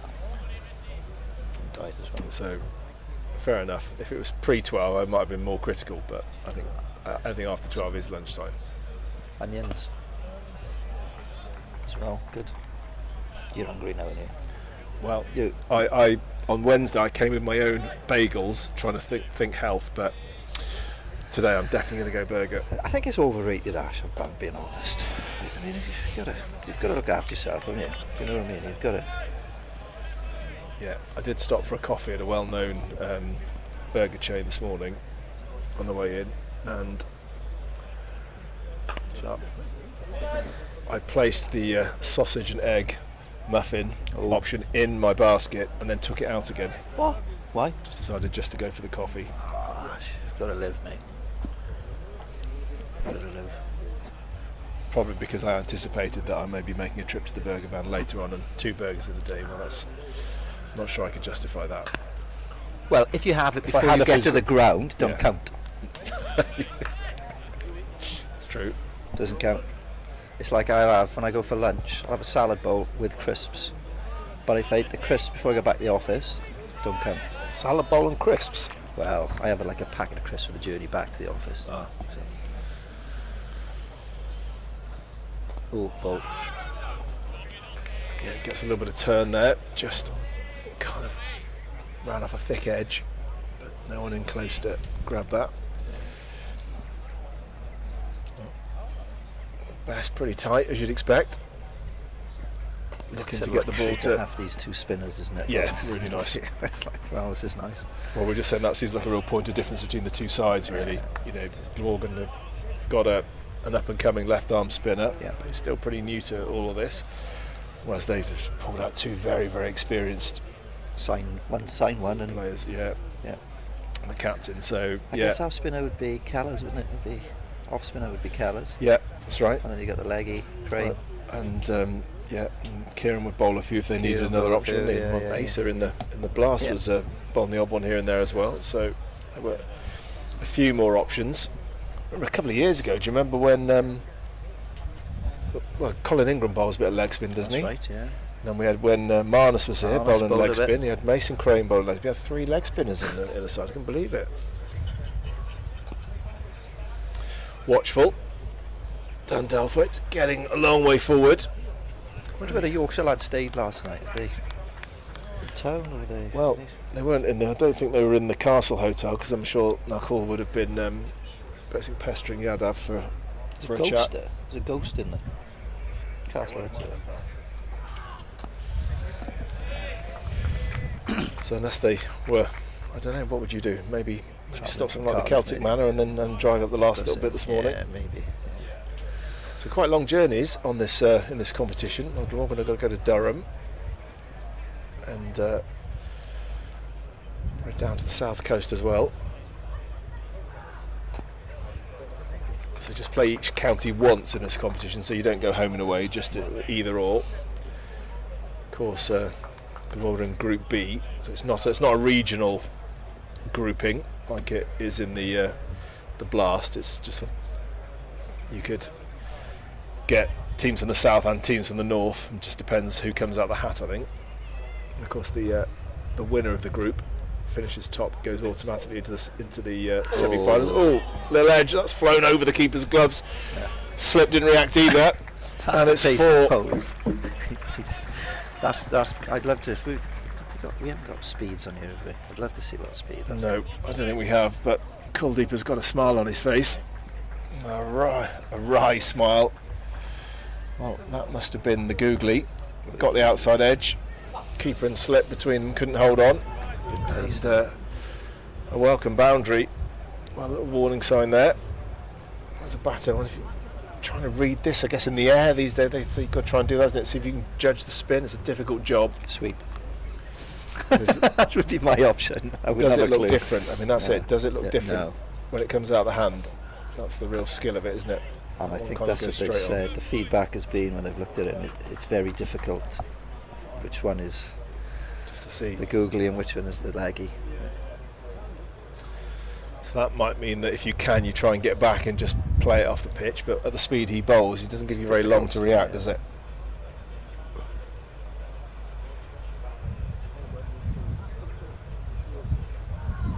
Pitched it up. Delthwaite drives and smashes it straight back down the ground. Well, that's the Dan Delthwaite we know. Lots of bottom hand in that shot. A lot of power. And again, a little bit in the air, but he's just hitting it so hard. He's confident it won't trouble any of the fielders. As soon as he's given it that slight bit of air, Dan's eyes have lit up and he's crashed into the boundary. So like your eyes when you got to the burger van. Very similar. Didn't stand a chance that bit because it gone. Well, 98 for 4. We're almost halfway through, and I think this does represent something of a recovery. Decent little partnership building here now between these two. It's now worth almost 40, 39. And I'd love a 50 or 100 partnership for these two. So we have got a change. Sticking with spin, Don Bess has taken himself off and brought on the veteran Adam Live. The bowl is slower, right arm off breaks.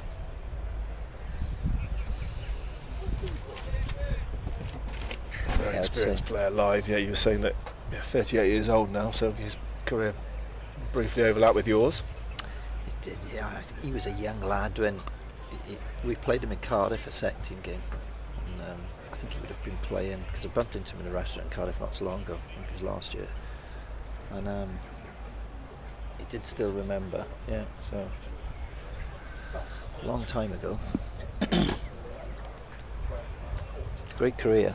Yeah, Great career. yeah. England player, of course. Really So nice coming lad over as the well. wicket to Douthwaite, who's punched that nicely off the back foot. They're going to think about 2.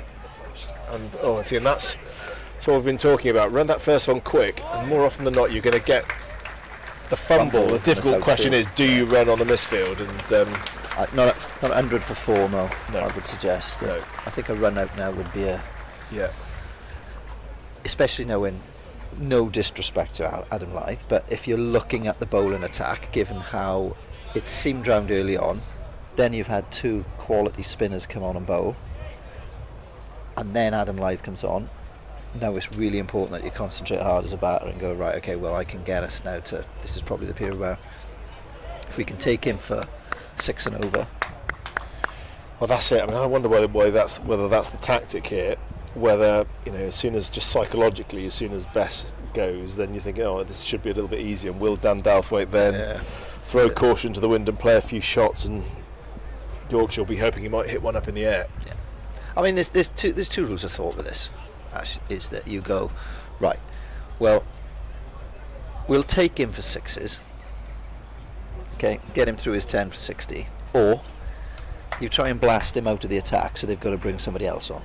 Yeah. So, and force them into a change where they may be a bowler that they didn't really want to bowl. I would have thought it'd be the initial one where we'll probably just try and see him through. I mean, it's definitely if we went 4 down, you'd be looking to crash him out of the attack probably. Yeah. Again, it's no disrespect to Adam Lyth, but he's not in terms of the bowlers. He's probably one of the ones you'd look to attack. Yeah.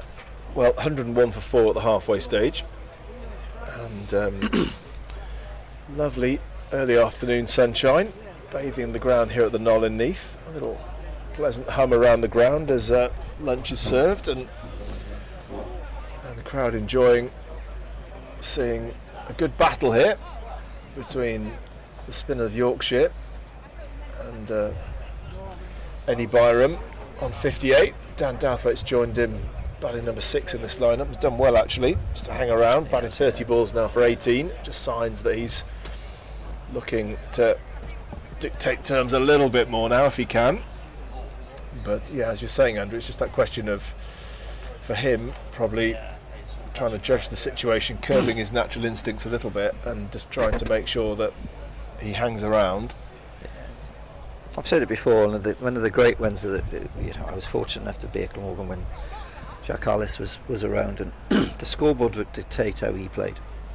If we were in this situation, he'd bat another 25 overs and work his way through to get 100. If we were 1 down now, 25 overs with 160, 170, he'd go in and be a bit more expansive from get himself in and then be a bit more expansive. But I think that's sort of where Dan is at now. Yeah. He's got 25 overs. Dan Douthwaite will naturally score quick, right? Well, when he hits the ball, it stays hit. It will get to the boundary. He's just got to pick and choose now which ones he's going to go at. Yeah. Well, it's interesting. They're standing there talking, and they're clearly discussing with Eddie Byram about trying to pick Kuldeep Yadav. He was just doing a little sort of signal with his hand about which way. About can you spot the googly? Any tips? Trying to share all the intel they've got. Yeah, look, and the way Eddie's going to be looking at this is as well. Look, what's he? 58 not out of 25.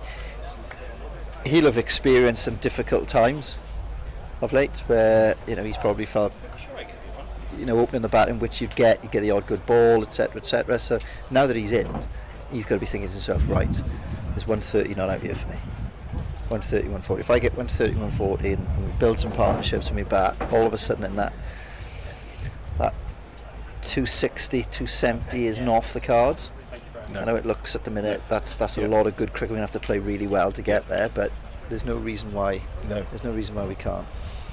Well, it can score very quickly, can't it? The boundaries are not huge, and I've seen quite a few games here now, last season as well, where you can really put your foot down as a batter and you're in, start scoring quickly. So I mean, these boundaries for Dan Douthwaite will be a little chip, won't they? You know, when you think in Cardiff and we've watched games, he's hit one-handed shots out into the taff. Yeah. Well, he's not going to worry about this. no, Yeah, exactly. you No. So we've got a change of bowling, See you back there. and Change of ends. called it Yadav. He's going to have a little rest. George Hill returning. He has opened the bowling from the other end, as you say, Andrew. 1 for 22 so far. So interesting. He's not just bowling Yadav straight through here. Just deciding to sort of use him in bursts, maybe, or as the situation dictates. Interesting. Yeah, I think he'd be one that if you get a wicket, you might be tempted to get him straight back on, because I think he'd be so difficult to play when you've just come to the crease. Yeah. I think they're all going to be pleased. They've seen off the first 5 overs, taken 5 and over from him, so not bad actually. No, you take that absolutely. Shot. Yeah, I think we'll think that's pretty decent. Been 1 or 2 little alarms. Got one off the edge of Dan Douthwaite's bat that went between keeper and slip, but no other major dramas I can think of. So they'll feel like they've played him pretty well, I think. It's definitely a new ball wicket, isn't it? The new ball, Yeah. it has nipped around, and it does get easier. I was just saying off air to some of the Glamorgan guys that they bowled okay. I don't think they bowled great. I think they bowled okay. I think they certainly, I don't know why they went away from, we've seen how much the wicket was doing with the new ball. Didn't go away from that. Just keep running, just keep hitting that. Yeah. Hitting that area. It seemed they did bowl probably too many 4 balls when you don't really need to go searching when you've got a wicket doing that. Yeah. Well, tidy start from Hill in his second spell. Just a single from the first 4 balls of this over. Yeah, and Dan Douthwaite just watchful so far. We've seen a couple of those bottom-handed swishes to the boundary, sort of hitting it in the air, but always in the gap. So we've seen a couple of those, but you'd probably think he needs to bat another 10 overs and then see what the match situation is. Defends again.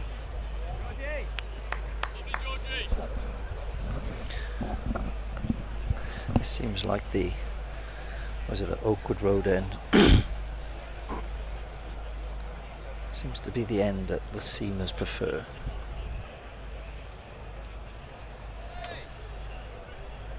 I think Andrew Hicknell is calling it the Llantwit Road. The Llantwit Road end, is he? Yeah. Okay. So we kind of went with him because I thought it was the Oakwood Road last year. Mm. That's the great Llantwit Doyle Road of Welsh end. cricket, Edward Bevan, told me it was the Oakwood Road. Oh. But Llantwit Road it is, and Andrew Davis will discuss the A to Z of Neath, and joining him in a few moments will be Nakul Pandey again. So 102 for 4, 26 overs. Glamorgan are slowly but surely building their way back in, with Eddie Byram 59 not out. Dan Douthwaite's worked his way to 18 not out of 35, which is I like to see, given the situation the game's in at the minute. Dan doesn't need to be scoring and run a ball at the minute, but I'm sure the way he hits the ball and the way he certainly will catch up, no problem. He just needs about time at the minute. Adam Ly's returning or carrying on from the win. I'm going to say the Windsor Road end. That is Windsor Road, so sorry if I'm...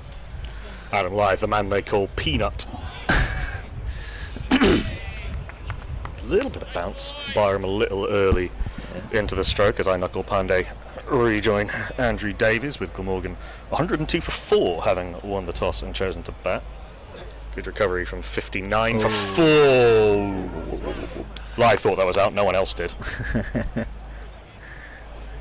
Such a competitor, Adam Lye. Did I see he got given out the other day and he was furious? Didn't want to go, did he? He shook his head all the way off. I think that was in Scarborough, the last game, wasn't it?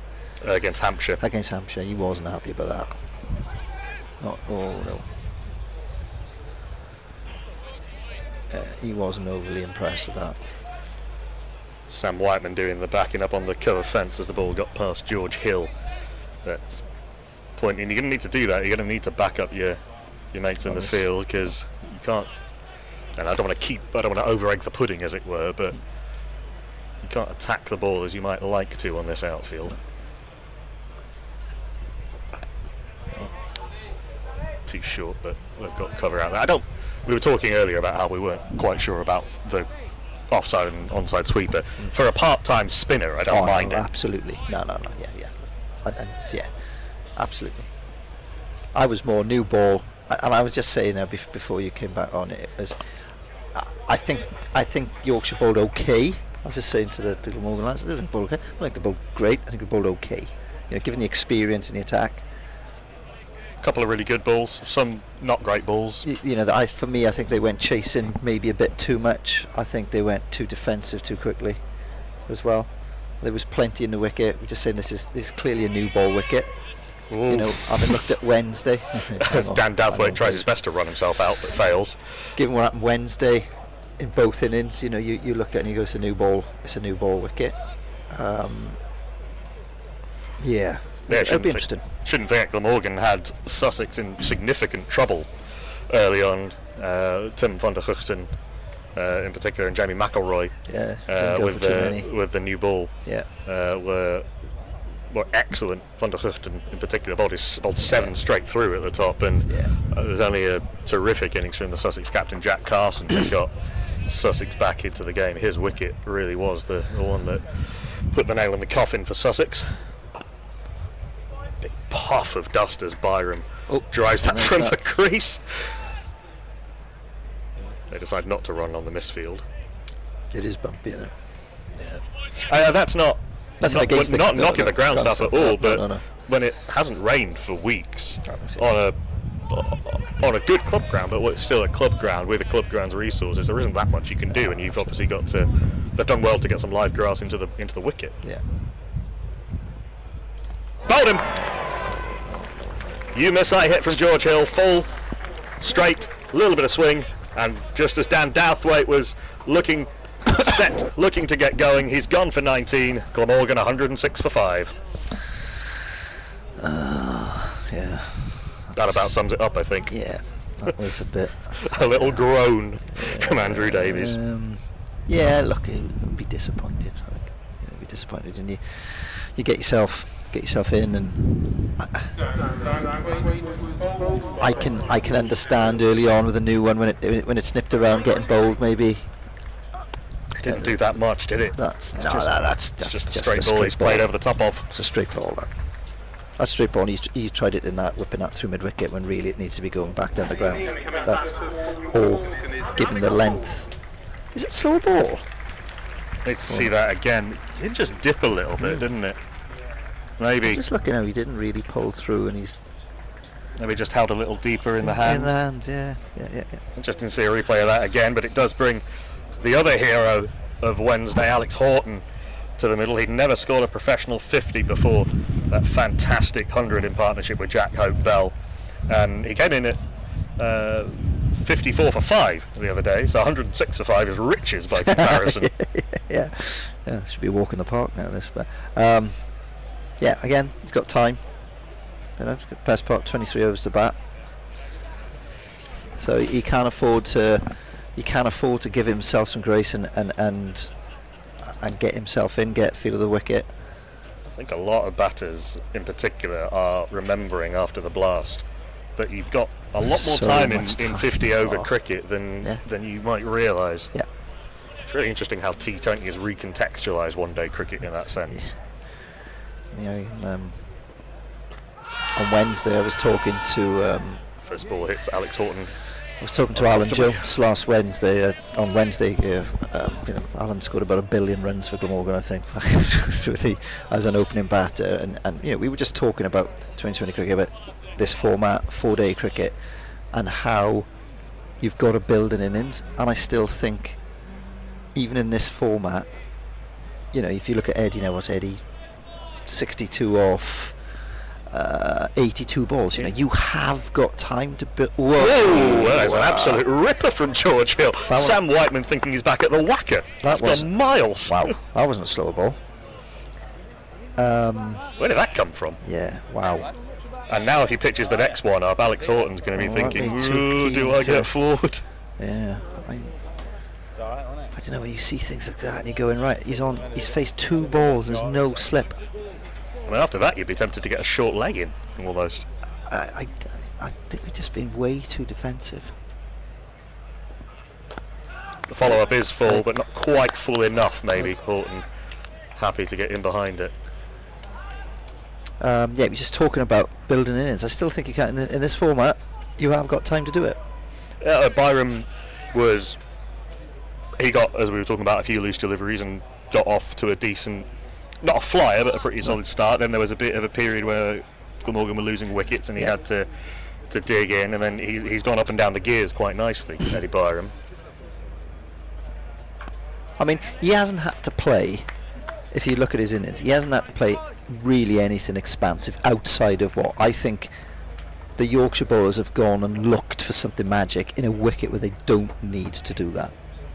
That would be my only thing. It's easily done, isn't it? I mean, you talk about this all the time in Test cricket. Yeah. You cloudy day, deep ball, you win the toss, you bowl first. You must have been in that situation a few times where you think, hello. Yeah, this will be all right. I mean, how difficult is that to just sort of rein yourself back in and think, I just need to... experience again, isn't it? It just comes... look, I didn't play a great deal of first-class cricket in terms of the longer format. I was predominantly one-day, list A bowler, so I need to get that in first. But even like in when you... Still get a bit of swing with the white cricket borough early. Absolutely, and you know, when you bowl under lights, similar type of thing, that it would nip around. But it was just being consistent and going, right, go on, this is where I'm going, you do something different. I mean, I suppose the desperation might be even more so in white ball cricket, because you've got a pretty limited window where the ball's going to do much. Adam Lyth is continuing, by the way, and I think if Glamorgan can settle into just working him around and working singles off the good balls. So it's just casually, you know, where you're at now, ideal scenario for Glamorgan would be now Adam Lyth bowls 10 overs for 60. Right, that's what we'd be looking at. But going back to the seam aspect, like any young bowlers now, I would say in one-day cricket, right, the only thing you can control is where you will land in that ball. And I think sometimes, bit of air from Adam Lyth, bit of dip, bit of drift, and bit of turn. Young outside edge. Young bowlers now, they go, I got this theory, and I got this, and I go, look, no. Look, the top of off stump is the top. If he wants to walk across his stump to do something different, that's up to him. You can't control that. But what you can control is on a wicket like this, if you run in and hit that stamp, 6 or 6, you ain't going to go far wrong. And I don't think Yorkshire did that enough. I would tend to agree with that. It does make the omission of Ben Code even more I like confusing. him as a cricketer. I really like him as a cricketer. I think he's an excellent cricketer. A bit too full from... He's one of those lads that he's still relatively young as well, isn't he? And you look and you go, if they don't want to pick him, we'll have him. He did play play Yorkshire's first game against Hampshire and didn't bowl badly and he's one of those cricketers that you look at scorecards and he seemed to be. I mean, he didn't go great. He won for 77 off his 10 against Hampshire. Is that Scarborough? That was at Scarborough, yeah. Excellent 100 from Tom Preston. Yeah. Jake Lehman as well scored some runs, but that can happen in one of the cricket. But Ben Code is one of those guys. Seem to look every week. He seems to be taking wickets. Yeah. Jack White's replaced George Hill at the Flantwick Road end. See, leave him do that. He's bowled pretty well, Jack White, I think. His figures don't quite reflect how well he's bowled. 1 for 20 off his 6.1. He's hurried the batters. In a one-day game, though, you would take that, wouldn't you? You get days where you'll pick up a couple, and you could pick up a couple towards the death if that's where he bowls at the end and whatnot. But if he bowled 6 overs of 20 in a one-day game, you go, well, I'll take that every day of the week. I mean, his figures are good, and they still don't reflect how well he's bowled. Yeah.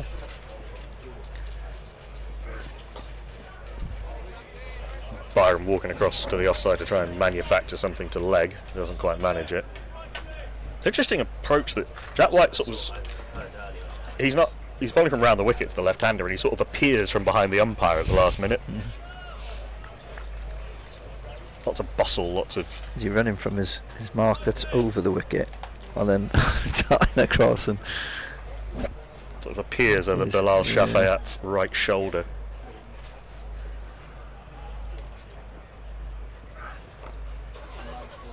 And again, hurrying Byram. He's trying to drive that square, and it's just onto him a little bit quicker than you think. Yeah. He's not especially quick, Jack White, but he's getting a little bit out of this surface of all of this, as all of the seamers have from that end. Yeah, all the seamers tend to. There was a player at Glamorgan, a guy Adam Davis, played club cricket here as well. You want to bowl at him, but you'd always know how well Adam had done right, because if he didn't ring you on Saturday, he didn't get any wickets. Saturday night, if you got a phone call from Adam on Saturday night, he had a few wickets Saturday. That's what he's ringing you, and he'd always bowl. He'd run in a bowl that end shot. Byron comes down the track. I think White might have seen him coming and dropped it a bit short, and Byron turns it into a flat bat.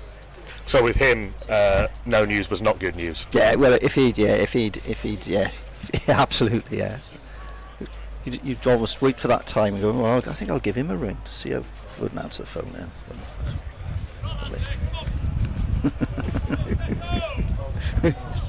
If that had been me, I wouldn't have been making many phone calls on my very poor club career. It's a hard game. Horton with his big back lift gets that back down nice and straight. Stands very still at the crease, Alex Horton, with that big high back lift. Yeah.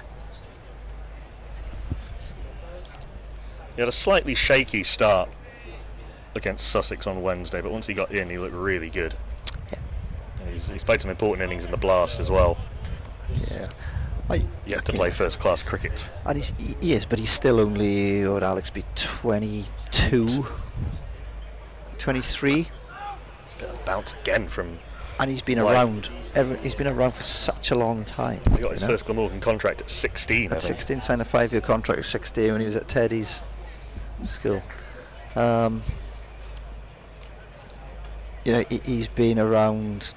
He's been around a long time, and now it almost happens that you feel, right, I've got to get runs now. And when you put more pressure on yourself, the harder it becomes. He knows he's a good player.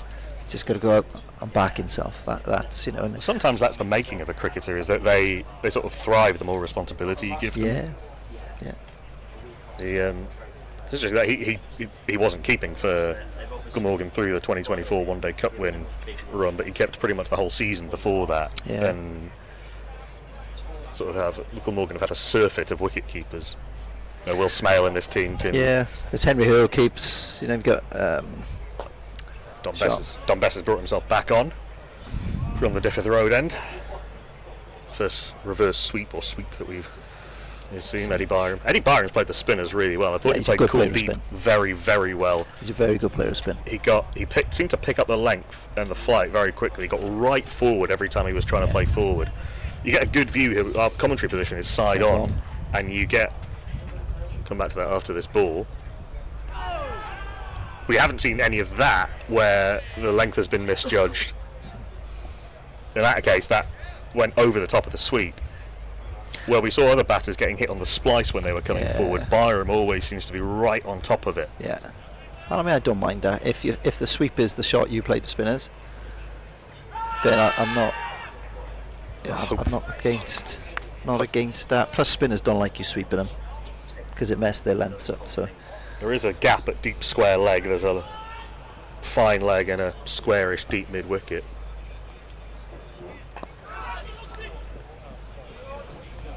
Don't mind that either. Down the track and not looking to hit it for a boundary, just working it into the gap. Best does get decent revs on the ball, but he's one that spins it a lot, isn't he, Best? Yeah.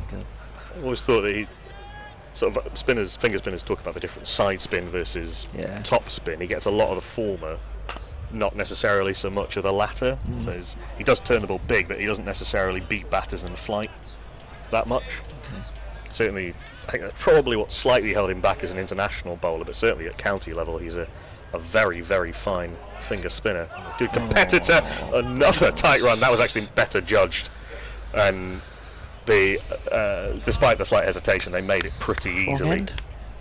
Maybe should have gone at the striker's end, but Horton responded quickly to the call. It certainly wasn't as hairy as a couple of the other. No, a couple of they were gone. If they'd been hit, they were gone, weren't they? Yeah, that's absolutely.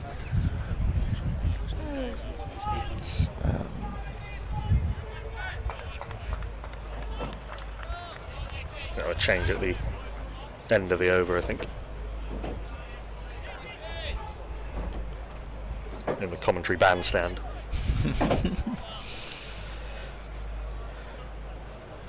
To the leg side, to the left-hander when the bowling is from the Atlantic Road end. Jack White continues. Byram using his feet. Starting to look more and more comfortable at the crease, Eddie Byram. It is, but it's that precarious position now where you're looking as a batter, you're going, right, okay, we're 114 or 31, 5 down. Right, what do we need? 260? Right, we've got to score X to get to that. And I still think Eddie's just got to sort of forget about that for a bit. You know, we've got to say, right, we'll be, of 40 overs, we'll be 150. Was that a chance? I think he dropped that. Yeah. Being down the leg side, got a hand on it. They'll come through for 2. Buys signalled by. Buys. Oh, right. Keep us happy. Keep us happy. That's one of the few occasions where you're happy that the keeper drop buys off you. That must have come back a long way off the seam. You can see this on the replay, maybe. It's still doing enough, isn't it? Even, well, I mean, the ball, new ball at either end, so this ball is what now, 15 and a bit overs old.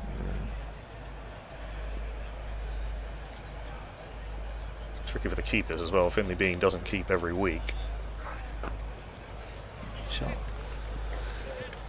They'll push for 1. They could have probably got 2 there because it was a bit of a misfield out at deep square, but Eddie Byram wasn't interested.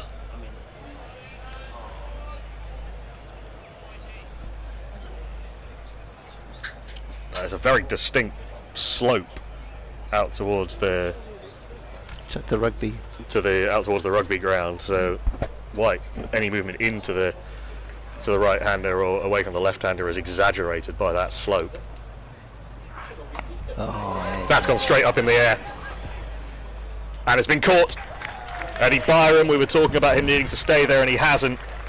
But look, it's very much what I've been talking about all innings. Right? There is plenty still in this wicket, and you've just got to hint in it that if you just let him do something different, and what you've actually forced him into doing something is trying to manufacture a back of a length ball. It wasn't that short. Personally, I don't think it was that short enough to pull. A back of a length ball on a wicket that some have flown through, some haven't. So even when you're on 68, what I'm saying is, as a bowler, even those lengths, you can't just rock back and just think, well, I'll hit that over the pavilion. It's not that type of wicket to do it. Especially not when that was a back of a length ball, pretty straight, and it looked like it hurried Byram off the toe end, and a very simple catch for, was that Don Best, the captain at mid-off, I think that was? Don Best, yeah. Straight up in the air. And a decent innings from Eddie Byram is ended before it can be any more than decent, really. 68 off 95 balls, 7 fours and 1 6. Glamorgan in a spot of bother now, or a deeper spot of bother, 117 for 6. The very experienced Tim van der Guchten comes to the middle to join Alex Horton, and now you're trying to get to 240. Eddie's reaction, so I think that would be a great effort. Now I think he was walking off, swishing his bat in anger. It's one of those where you clear the dressing room as it comes in. He worked so hard to get in that position. You know, you're 68 not out. You've still got 19 overs, 18 overs to bat. You know, disappointing. Picked the wrong ball to try and play that shot too, and paid the price. Second wicket for Jack White. Back over the wicket to the right-hander. Crisp drive from van der Guchten, first ball, but no run. And now what you've opened yourself up to now when you bring spinners back on. Now call deep to the lower order. You've got, that's a tough gig, that one. To be honest, if I were Don Best, that's exactly the change I would make now. Absolutely. Bring Kuldeep back Go on. for the throw. Try him from this end, the road end. Yeah. No, I agree. I'll be definitely looking to get him back on very soon. Van der Hugten away with a tickle off the hips, a fine tickle off the hips for 4. Wasn't that bad a ball from White, but just down the slope, giving him a little bit to work with. He'd be disappointed, the bowler, with that. I think you bowl into a new batter and just giving him a freebie pretty much there. But okay, it's my turn to jump out, isn't it? Yes, indeed. Thank you very much to Andrew Davis, a man of Neath, or a Neathman. I'm not entirely sure what the correct terminology is. And yes, Kuldeep Yadav is going to come back on. I won't claim the credit for that because it is the obvious change at this point, with Glamorgan 6 down, Alex Horton only on 3, Van der Hugten on 4. After this, Andy Gorvin, the captain, Jamie McElroy, Romano Franco. Kuldeep Yadav's going to go from the Deffeth Road end, and Ashley Crowther, Glamorgan have had to adjust their sights downwards. Yeah, high hopes for that last partnership, I think, and Eddie Byrne will be disappointed having done the hard yards really, and to get out when a big score was potentially in the offing. Kuldeep back into the attack. Interesting to see how Horton and Van der Hugten play, and got a couple of loose deliveries, and certainly the one that the full toss that he gave Eddie Byram to whip away for 6. To get to his 50 wasn't a great ball, but he's bowled some good ones as well. None for 26 off 5.1. Got the impression he was bowling just a little bit too quick at times in that first spell. That's nicely bowled. Van der Hugten's a handy batter, sort of a strong man, good organised technique, so he's got the technique to hang around for a while, and we'll need to do that if Glamorgan are to get a foothold in this game. Bit leg sidey from Kuldeep, easy out shot for Tim van der Hugten. He's of course incredibly experienced international cricketer, Van der Hugten with the Netherlands. Yeah, it's great servant of Glamorgan. Just Mr. Dependable with the ball. Bowled beautifully here on Wednesday, and he went for two and over in his 21 runs off his 10 overs, so outstanding performance. Bowled his first 7 straight through, didn't he? And a bit quick, Horton able to get on the back foot. Yeah, he's a good experienced player, and still one of the more experienced members of this squad, but still in fantastic shape and just doesn't seem to miss a game. Great professional. Slip in place for Kuldeep. He was giving it a Rafa Nadal grunt as he lets the ball go. You can hear that through the effects mic. Yeah, for 35 years old now, Tim van der Hugten, but doesn't really seem any different to when he was 30. No, you can tell he looks after himself, goes to the gym a bit. Aussie mentality raised in Australia. 3 off Kuldeep Yadav's first ball of this spell from the Deffeth Road end. Glamorgan 124 for 6. Well, they'll be pleased that Yadav hasn't yet managed to get a wicket. I think got 4 left. Managing to play him, I guess, as well as expected. I thought Eddie Byram played him particularly well, getting right forward to him. Talking about this earlier, that you really see it from side on. Some batters, when they were getting forward, were being hit on the splice. Eddie Byram was seeming to be able to get the middle of the bat on the ball. When he was coming forward, he picked the length really nicely. Yeah, in that period, I think Dan Douthwaite again seemed to be going, a long way forward, all the way back, and seemed to work it out. But it's now Don Bess from the Llantrip Road end. Horton rocks back and takes a single. Again, just building his way into the match. Again, how Glamorgan need him again here. Came to the rescue earlier in the week, and they need him to do the same again. 125 for 6. And Glamorgan just need some partnerships here. So a difficult position to be in. It's a great opportunity there. You've got time to be greedy a little bit as a batter. Yeah, and you think it'll get easier to score, but I mean the run rate at the moment 3.76, so it's low, and I think those wickets have just pegged the run rate back. Bess again, turned around the corner, spin takes it away from the fielder, and that's one more to the total. But yeah, they'll just, I guess, want to bat their 50 overs, first priority. If you look at the batters' strike rates, Eddie Byram's the only player who's gone over even 50 and scored double figures. Well, Horton is an attacking player by instinct, and again, he's just got to give himself a chance. You think, get to 40 overs and then have a look and see. And if he can do that, he could score some quick fire runs. Well, Van der Hoften's put that away nicely. It was over pitched by Bess. A low full toss, and Van der Hoften got good contact on it and just beat the man on the inside at mid-off. So that's a welcome boundary. And Glamorgan now 131 for 6.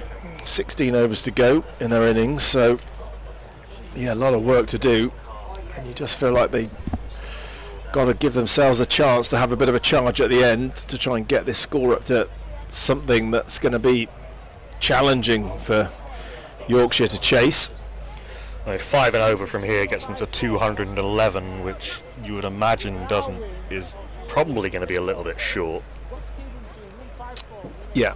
Run a ball from here gets them to 227. Probably thinking that you need at least 240. Yeah. If they can, I think they'd settle for that. If you gave that to them now, I think they'd probably take that. Not loads of batting left after this pair. Andy Gorvin, the skipper, call him an all-rounder, coming in next. Forward, Alex Horton. Guldeep's in bowling pretty much exclusively googlies to the right-handers. The stop ball to the left-hander, trying to turn the ball away from the bat.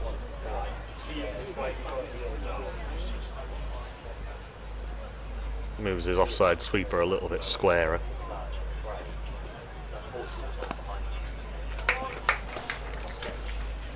And the staple of the middle overs of a one-day game, the worked single down to long on off the spinner.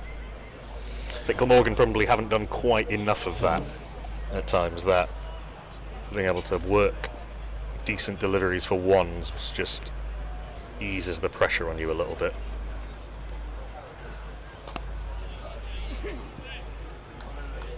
No single there to Will Benison, talented Yorkshire batter, England under-19 international. He's captained England under-19 at one point.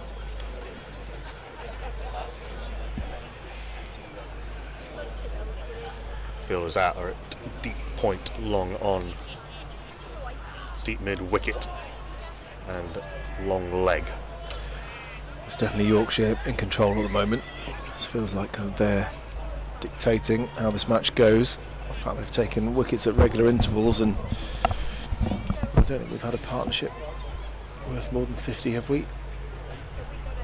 I don't think we have.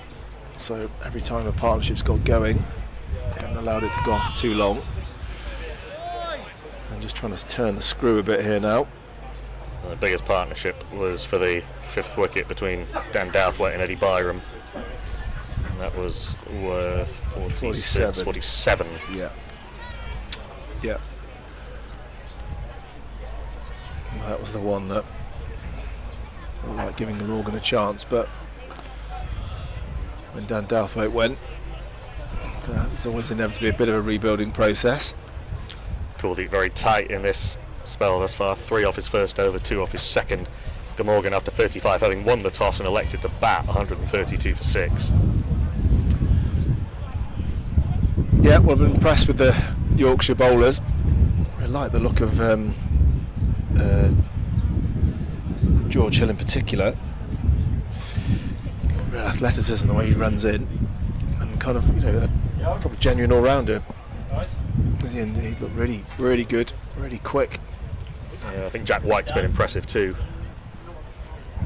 Probably shorter from Bess, and that's been punched nicely through the offside. Well, he dragged it down a little bit to Bess, and credit to Horton.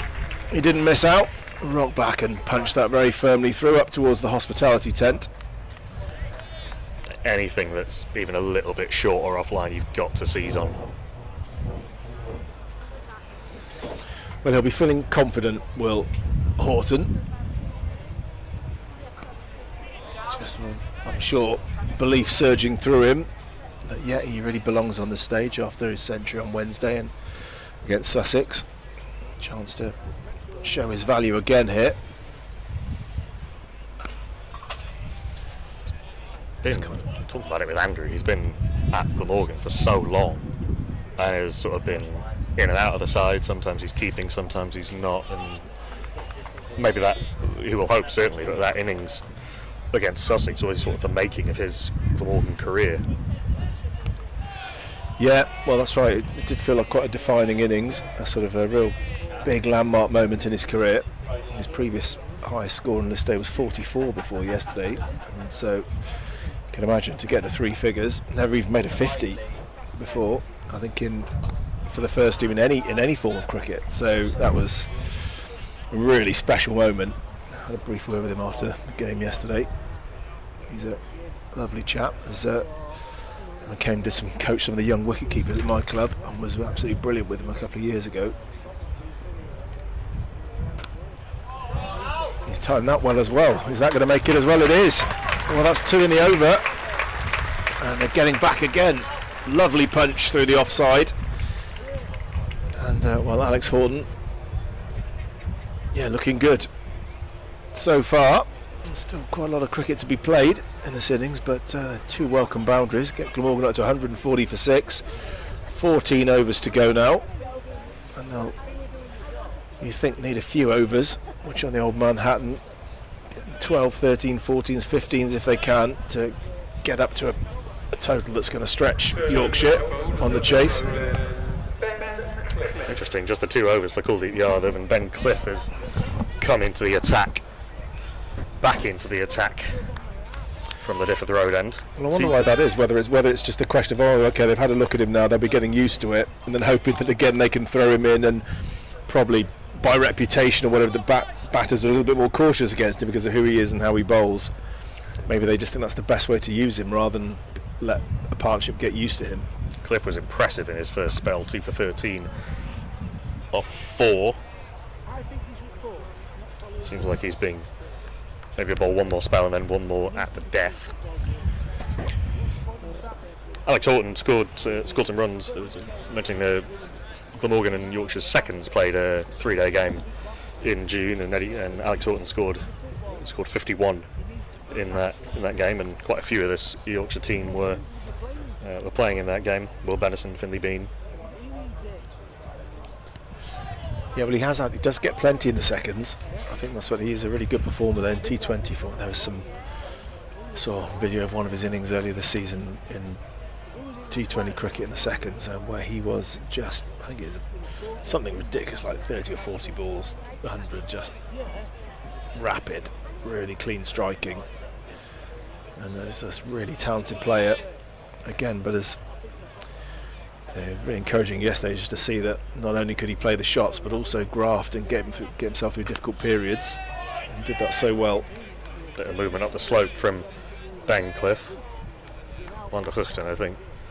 If he and Horton and the rest can give Glamorgan something to bowl up, Van der Guchten is going to be a handful on this surface, even with Yorkshire's pretty experienced batting lineup led by Adam Lythe, and with Sam Whiteman in the 11 as well. Well, he's just the best at just putting it on the line of length. Got a job to do with the bat though. Slower ball from Cliff. We're going to start seeing a few of those. Haven't been too many of those needed really thus far. No, I agree. I think it definitely looks like a wicket where certainly early on, if you could just put it just slightly back of a length and the ball was doing plenty. Big boring top of off. Yeah, extra bounce, wasn't there? The bounce almost more than the sideways move, but ball's nipping a bit as well. Nice looking shot. Driven on the up by Van der Guchten, not easy to do. Beat the dive of the man at cover, and they'll come back for 2. Yeah, well, the outfielding's been pretty decent from Yorkshire so far. Again, it's difficult on this very dry, slightly undulating surface, and difficult to attack the ball and pick it up cleanly. It might just hit a bump just before it gets to you. The rolling hills of Neath. Another cutter, leg cutter from Cliff. End of the 37th, Glamorgan 144 for 6. So 13 overs to go, and yeah, if they can get to 40 again with this pair together, then they might just be able to hatch a plan then to push things on. Run a ball from here, get to them 2. Yeah, well, I suppose that could be enough, depends how they bowl, but you think it doesn't feel like it. I mean, 290 was almost not enough. Yeah, that's right. So you think certainly 250 plus, you'd hope, but then this is, I suppose, when Yorkshire do bat on it, it'll be the 4th innings on this pitch in 2 to say it will be pretty worn by then, and Glamorgan will hope that actually the problems their top order experience will be magnified. So Yadav switches ends. Ooh, goes to play a sweep shot and then plays a snooker shot. Yeah, we need to chalk the end of his bat now just to case that hammers again. Little safety from Alex Horton. Yeah.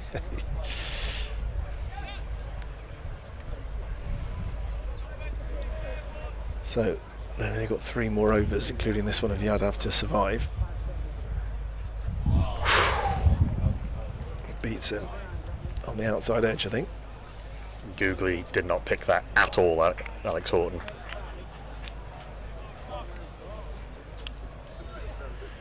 So of course the right hand batter, the normal, the stock delivery will turn in towards him from off to leg, but then that Googly will go the other way. Try and challenge the outside edge. Sweeps hard, has hit that very hard. Wow, that has gone like an absolute rocket over the boundary at deep square leg. Well, maybe he's just thought that's the best approach. Attack is the best form of defence, maybe. Certainly if you can get a good stride in like that, and you saw the spectators on that side hurriedly trying to get their legs out of the way of that speeding Kookaburra. Much quicker delivery, big appeal. Yadav likes this one, but the umpire doesn't. Umpire Shafiat remains unmoved. The initial impression was leg sidey. Probably pitched outside leg as well, didn't it? I think. And a bit high. Yeah, so can't be given if they pitch outside leg. Certainly shouldn't be. Yeah, yeah, that's important to clarify. Oh, it's gone again, and has played it beautifully again.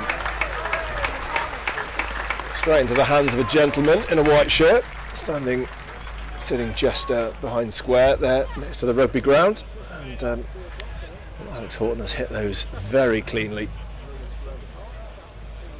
Chancellor had picked that up in the sort of creamy white shirt in front of that tent, has obviously been doing his fielding drills. Yeah, it was nice. He kept his eye on the ball, got down low. Watch the spin into his hand. It's Popped always straight going to in. go behind square off the spinner. Not quite as impressive as a crowd catch, but still on this surface, not bad effort at all. So Horton defends this time. Maybe, yeah, probably resisted the urge to try and go three in a row. So better over there. That's certainly the most expensive over so far of Yadav's. Well, this is his third spell. Is it fourth spell? They've been swapping ends with him, so I can't remember. It's third spell. Third spell. Yeah, and it's only a small sample size, but he did look a little bit better from the Diffith Road end than he had from the Glamorgan Road end. Bilal Shafayat played an important part in a famous game in almost these parts, the Cardiff Test of 2009, being run on with messages that weren't really messages and unnecessary changes of gloves to try and as James Anderson and Monty Panesar tried to save that test. What a great day. What a Absolutely great test that was. infuriating Australians as Ben Cliff continues I have a little, from I have that a end. little painting of that on the wall at home. 2 tests. Second test of England-Australia 2005. I'm glad to there for 3 of those days. Very memorable day. And then the 2009 test, was lucky enough to pretty much watch every day of that. I was working as a journalist on a couple of days and then hid at the back of the BBC Wales box for the rest of the time. Brilliant. Doing his 12th man duty at Cardiff 2009. Almost too well for me, Clive. Van der Hoogten times this nicely and straight That's to a the good field. piece of trivia. Yeah, he was the man who was bringing the messages on. It's one of those things that if you were... It's one of those little bits of trivia that sort of never quite gets dislodged from your brain. Gary Pratt and Belal Shafayat. Yeah. Well, that's a proper connection, and there we see. He has absolutely nailed that, Tim van der Hoogten. Second 6 of the innings, that has gone straight and hard and nearly knocked some fruit off that apple tree at long off. Well, flexing the biceps, Tim van der Hoogten. He's a strong man, and he has given that a proper whack. It was there to be whacked, to be fair, but he did whack it straight over the sight screen. Gorgeous shot. The umpire, James Treadwell, just making sure that the ball isn't dented by whatever it hit. Well, they've got the ball back, which is good. We lost a couple on Wednesday. I think they more come over our heads into the tennis courts. They're harder to find. Drop the next one short. 2 full and hit for 6, 2 short and hit for 4. Ben Cliff being put under a little bit of pressure by the great competitor Tim van der Hoogten, who all of a sudden's on 23 off 23. Well, positive signs for this partnership again, but let's not get too excited. But yeah, building nicely here. Again, this partnership closing in on 50 as well, which I think worth in the 40s now. So, and batting should be getting easier as the ball's softer. That's certainly been the pattern we've seen here. And Well, those last 3 balls are a good illustration. You pitch 2 full, you can get hit. You pitch 2 full, 2 short, you can get hit. That one was on a length and it took the thick inside half of the bat onto the pad. yeah, Even now, 30 in the 39th over. Batting is not that easy. Van der Hoogten defends 10 off the over. Signs of fight from Glamorgan. They're 162 for 6 after 39. I'm going to jump out and Andrew will come back in alongside Ash Crowther. well, a couple of big overs there. I don't know if we can see the Manhattan there, but I think they've actually put together 2 pretty valuable overs for the first time in a while there, with boundaries flowing. That's welcome. If they can have a few more of those, then we might be able to get up to the 250 plus mark. But still got 2 overs of Kuldeep Yadav to negotiate. He's going to continue at the Llantrip Road end, or the Oakwood Road end. We, I think, officially calling it the Llantrip Road end. Llantrip Road end. Okay. Yeah, and here he comes. Horton again, looking good, isn't he? He's, I don't want to jinx him again. I'll say that cautiously. Played a couple of good sweeps, hasn't he? But just again, batted 30 balls. That's important, isn't he? He's just got himself in and has grafted through. And as if we can get, in a few more overs' time, chance to accelerate. Good run. Yeah, I mean, we'll get through these next 2 overs and then see where we're at. Yeah. I think you've played him really, really well. I think if you'd said, what is he at the moment? None for 38. Okay, he hasn't gone for many, but at the same time, he hasn't run through us. So. No.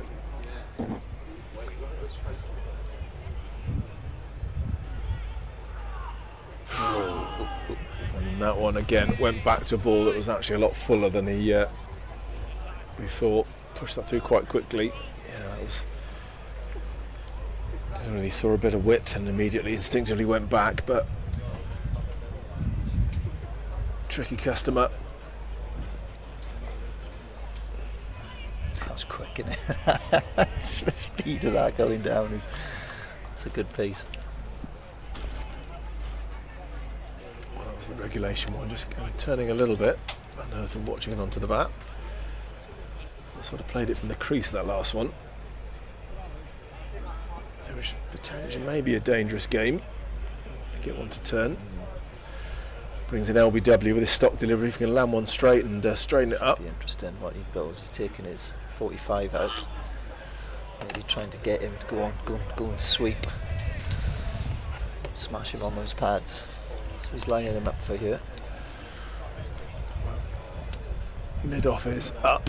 So I don't know if Van der Hoften will be tempted to try and hit airily over the offside. Slightly risky, maybe against the spin to his stock delivery. I'd say that's probably out of Tim's repertoire. That. Not in his repertoire. Yeah, I wouldn't say shuffling down to one of the best spinners in the world and it lofting him over mid-on would have been probably a bridge too far, I reckon, for Tim. I reckon slapping him straight from the crease is probably like that last 6-8, and that's the pull shot down here as well. It's, saying that, he's scored quite a lot of runs, hasn't he, Tim? Yeah, the last couple of years, and he's made himself into a Yeah, I mean, you don't panic when he comes out with the bat, do you? You think, gosh, he looks good, hits the ball cleanly, plays with nice techniques, he's got a nice shape. Well, he's batting in front of Goves, isn't he? Yeah. Goves got back. He got 100 in the league last. Yeah. The league's a great thing to go by, but he's still got 100 in the league, opening the bat. Got Tim Van Hoften's records. Yeah, decent performance. Definitely has some good moments with the bat. I'll just look up.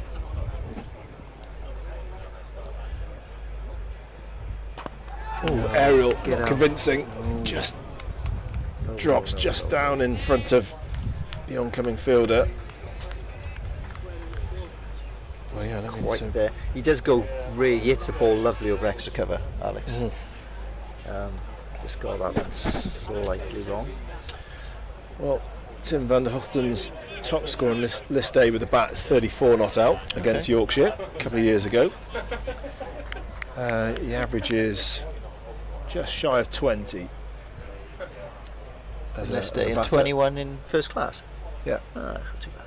Good. Big appeal. Imploring. Another slight element of anger in that appeal there. Very disappointed. I think he's apologised to the umpire there as well. Don't think you can. No, the double appeal. Just missing, wasn't it? Yeah, I'll have a word afterwards over that. Yeah. Ben Cliff, frustrated. Can he turn this all in there? Nicked it. Oh. Not given. Well, double frustration. Oh, now they've given it. Right. That's carried. Yeah, he did do it, but that's well, that's a strange moment there because Tim Van der Hoften stood his ground. I don't know whether the Yorkshire's fielders were all completely convinced that he'd edged it. Van der Hoften stood his ground as he's entitled to do. You don't have to walk off until the umpire gives you, and the umpire. But surely he's looking across at square leg to see there if he's carried. He's caught it mid-hip. It's not like he's had to dive forward for it, or. No, it seemed like maybe he wasn't convinced that he'd edged it. I don't know whether they looked at it. Whether he looked at it. He shouldn't be looking at square leg. If he hasn't hit it, then there's no need to look at square leg. He's just not out. There we go. Let's have a little look. Well, he turned round, which is a bit of a telltale sign, isn't it? Do you think? I can maybe see why he has looked at the loss for that, if it's because he did go down quite a long way to. When the batter does sort of follow the ball like that with his eyes, just to check. I don't know if he has. Well, he moved his arm, didn't he? The umpire. He kind of took it out of his pocket and then eventually put the finger up. Well, there we go. Anyway, he's It out. matters not. He's out. Yeah, exactly. That's what it will say in the newspaper in the morning. Yeah.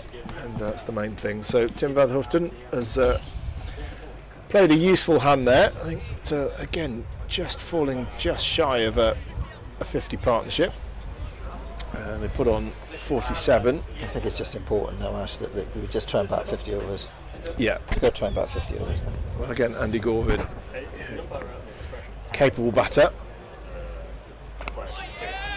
And needs to play a captain's innings here.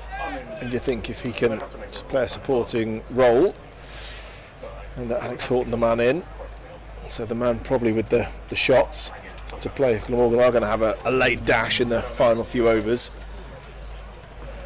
I think he's probably the man to do it. I think it's too early for him to go yet, though. Yeah.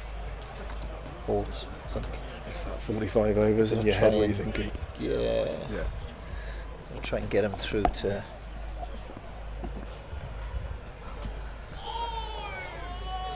A judicious leave. Wants him to shoot along the floor a bit, that one. So if we got to Kim, there's Gorvin, you've got... So Romano's your number Romano. 11, and then you've got Jamie McElroy probably batting 10.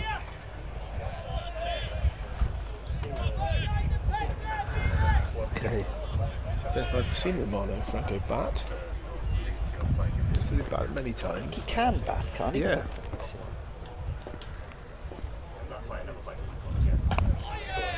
Right. Bold. So 164 for 7 at the end of the 41st over. 9 overs to go. So yeah, they'd only just be over 200 if they go run a ball from here. And you do feel that Alex Horton just needs someone to stay with him for a bit here now. Yeah. And Glamorgan will want Alex Horton to bat all the way through to the end and have a chance to throw his hands in the final few overs. Yeah.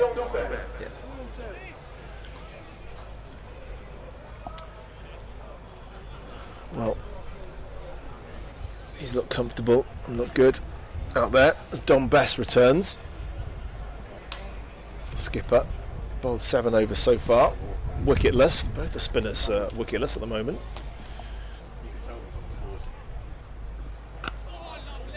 Right. Yeah, I think look, if we got to run a ball from here on in, Ash, if you offered us that now, we take it. Yeah. I thought, Yeah. 220 would be. Yeah, and that's about it, isn't it? 220 on anything north of that, you think. I guess that's one of the best and the most optimistic frame of mind would be that Alex Horton can hit a few boundaries at the end. Oof. And the keeper drops that one. I don't think it was an edge, just beat the outside edge, I think. Best pushing that one through quite quickly.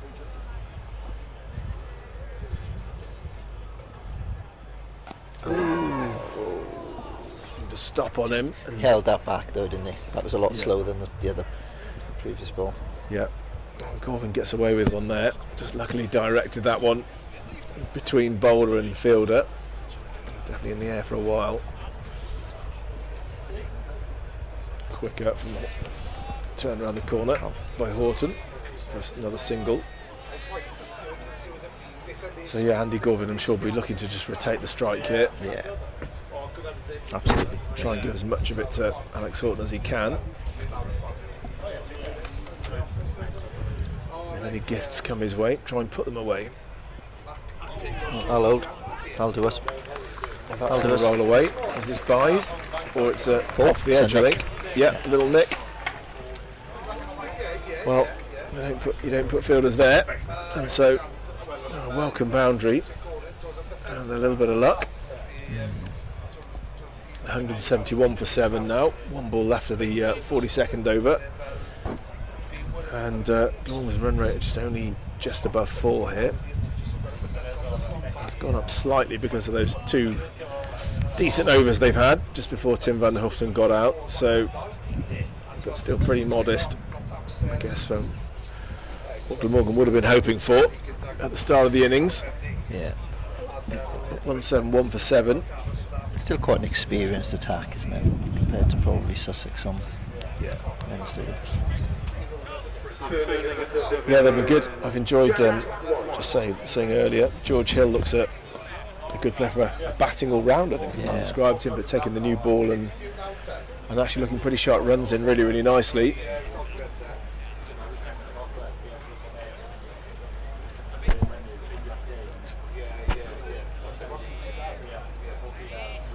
So it's Ben Cliff, oh no, in fact it's White, sorry, Jack White. Had to come on at the Dyfed Road end. 2 for 27 so far. Bit of everything good on there. Well, I thought, Potential catch, potential run up. I don't think he laid a hand on it, else No. I think Andy Gorvin would have been a goner. Punched back very hard, and I think came back so quickly that I don't think White managed to even lay a fingertip on it. Great figures. Yeah, How old's White? Have you got an age down? he's 34. 34. Oh, okay.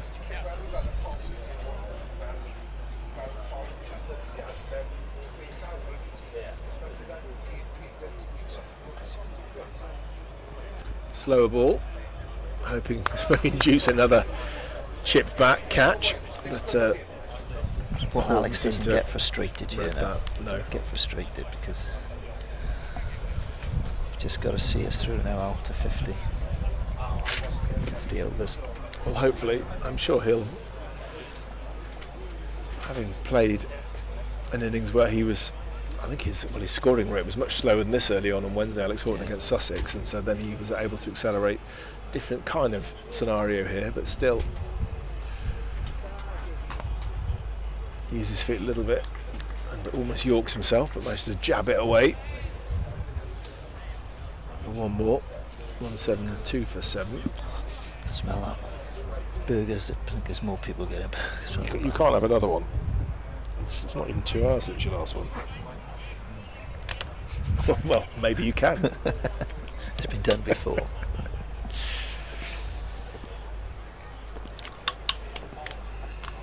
So, Jack White bowled nicely. Corv's using his feet. Yeah. It's been a good over so far. I think Andy Gordon will be pleased by the way he went as captain, I think, on Wednesday.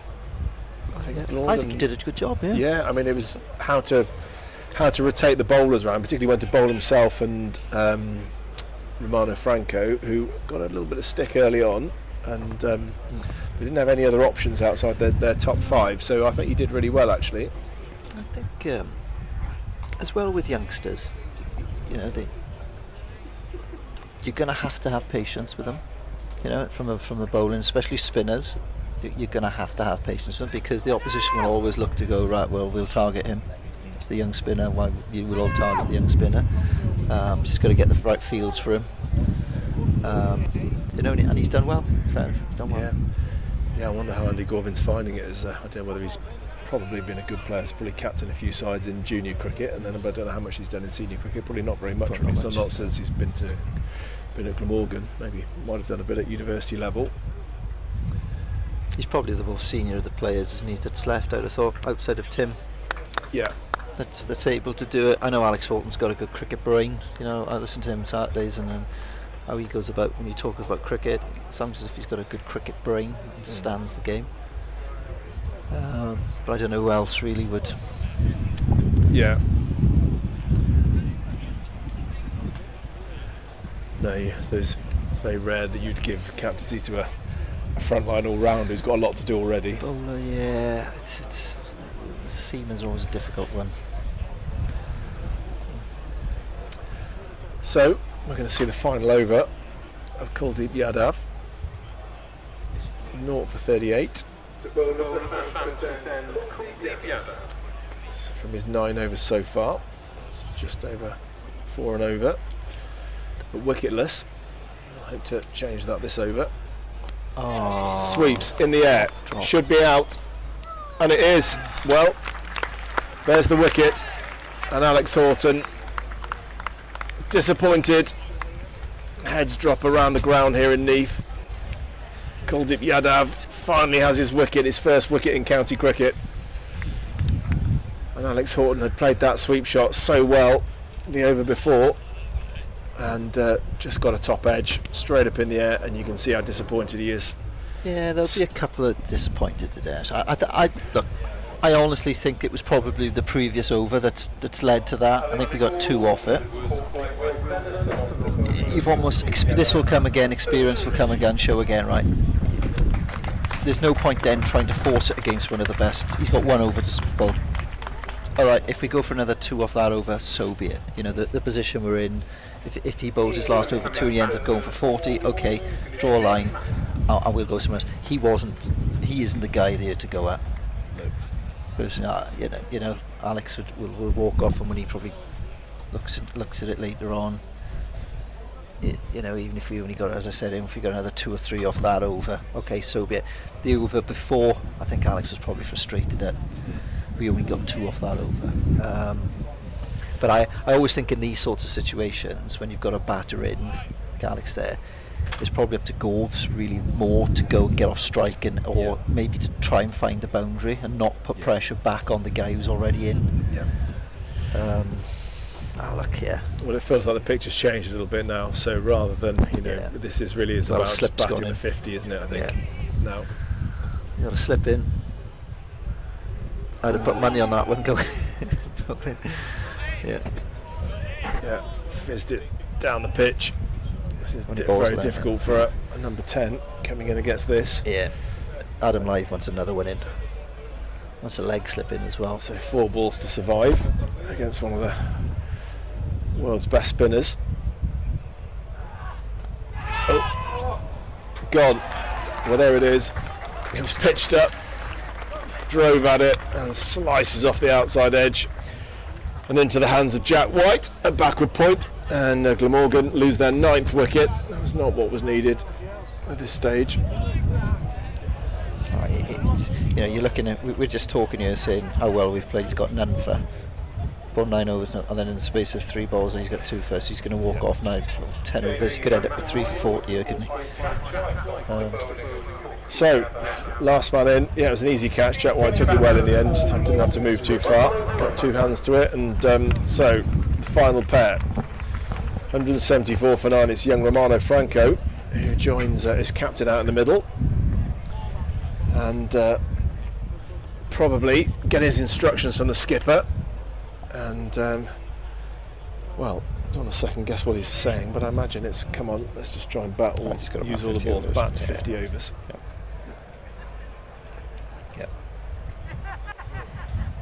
Got 3 balls to get through here first. He's got a leg slip in as well now, hasn't he? Yeah.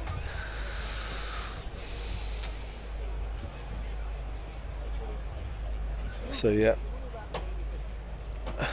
leg slip, first slip, sort of a gully stroke backward point, probably more backward point,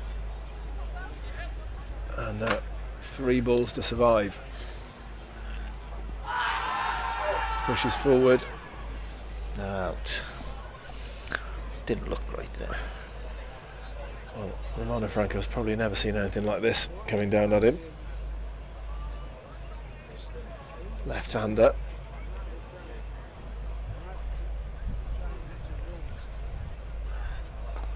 And he's off the mark. Clips it off his legs and will be very relieved to go and stand up the other end. I remember playing against Sri Lanka in Cardiff. Muralitharan going into bat. Muralitharan's bowling. To say I was clueless is an understatement. Not a clue. No, he just kept laughing and smiling at me. Like me. The smile in the eyes I'm really were part of his game, weren't they? Yeah, it's shocking. Clueless. You actually apologised to him, did you? Yeah, So I'm really sorry. I just can't hear these. No. Yeah. Well, you wouldn't be the only batsman who, even some whose main job was batting, would have found it very difficult against him. There we go. Well, that's the end of Kuldeep Yadav's spell, and he picks up a couple of wickets. 2 for 39 from his first outing in county cricket, and after another word from Andrew, now Cool will be back into take you through to the end of this Glamorgan innings? It's how quickly things can change in the space of 6 balls. You know, we're going from playing one of the best spinners in the world to getting none for to picking up 2 wickets in our over and walking off and being happy with his day's work. For Glamorgan now, it's just a case of having to get through the next 6 overs, pick off the runs where we can, try and get close to that 200 mark. I'd say now would be ideal, but how many can you scramble off the last 6 overs? And oh dear, Romano Franco has worked the ball up to mid-on and then essentially run 2 by himself because Andy Gorvin decided he didn't want the run for some reason. I think he got in the way of Don Best getting to it. So in fairness to Andy Gorvin, has just sort of said, Rob, go back, mate, because I've actually played a part in him not being able to field that. But I don't think Romano realised that he actually had to get back himself there because he would have been run out to it. Which would have been a tragic comic end to this innings. Yeah. Yep. Tom Best, the Yorkshire captain, has got 1 more left after this. Interesting that Adam Lyth bowled those 3 very tight overs for 9, which has meant that Best has had some flexibility with who he goes with, and he's able to bowl both from different ends. I think we were saying at the time, in situations like that, normally when you got wickets in hand, you can sort of go, right, we'll really go at Lyth and make them bowl somebody else. Whereas the situation we were in, it was very difficult to do that. It was almost a sort of a free hit, as it were, as a captain. As a captain, yeah. Ooh, big loopy full toss, which in other circumstances a batter might have looked to smash into the rugby ground. As it is, Don Best has bowled a maiden in the 45th over of a one-day game. Glamorgan 175 for 9. Yeah, I don't want to sound like a broken record, but it's look, it's one of those scores. If we can get 190, 200, I think the bowlers will think, right, okay, if we nip about a couple out early, then there's game on. It's still in the range though that one partnership. Yeah, it's absolutely. Sussex chasing nearly 300, needed 2 or 3 partnerships, and they only got 1. George Hill's and there was still a point in that game where they were, with maybe 8 overs, 9 overs to go. There was. Yeah. Jack Carson stayed in for a couple more overs. Yeah. Despite the fact that they really struggled. George Hill is going to continue. Might well bowl out now from the Southwick Road end. And, he bowled well. I think he has bowled well. His first spell really was very good. Yeah. He's got a good, strong action. A good bowler. Yeah, absolutely. Yeah. Not entirely sure what Andy Gorvin and Romano Franco were chatting about in the middle of the wicket. It's just scrap for every run you can. Yeah, just try and get off strike. That's all it is now. Limit the dot balls. A very, very optimistic LBW appeal, and you can tell it was an optimistic LBW appeal because the bowler didn't appeal. That was maybe hitting middle stump of another set down the leg side. But it is a dot ball, and that's, as we were saying, that's what Glamorgan cannot afford. It was not even close, that was it. Neither bowler nor keeper appealed. Oh. He's actually played that really well, Romano Franco. That was a short ball that just kept on coming at him, and he's eased inside the line, and I will give him credit, he's managed to steer that past the keeper for 4. Oh, nice touch. He's played that more or less deliberately past the keeper for 4. Nicely played by Romano Franco. Yeah. Oh, you're like, Ashley's coming back with his diet burger and chips. Diet burger, chips, yeah.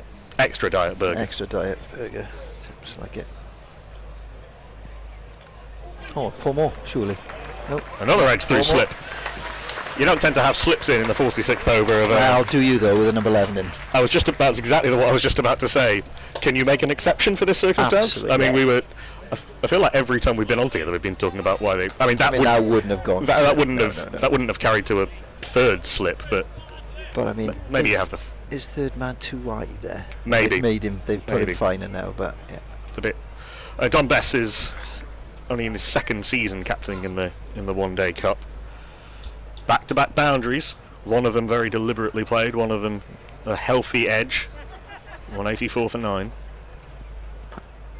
Yeah, you'd be as a seamer bowling at 11. You are, if you've gone for 9, you are boiling. You are not happy with that. Resisting the urge to bowl a bouncer at him. Absolutely, yeah. I think, yeah. There's a couple of seamers I know that the last 2 balls would have been whistling through to. I mean, to be fair, that is what he tried with the first one of those boundaries. Romano Franco played it really well. Quite. Here he goes. This is going to be double bluff or bumper. Which one? So he's played deep. Deep mid-wicket, deep square leg, deep third at back. He's bowled it on a length. Double bluff. And Romano Franco, credit to him, has taken the single. Moves himself to 10, nicks the strike. Yeah. 185 for 9 after 46. It's the old double bluff, that, wasn't it? Push him back. Or give him the strike. I'm not sure it's about giving someone the strike at this stage, is it?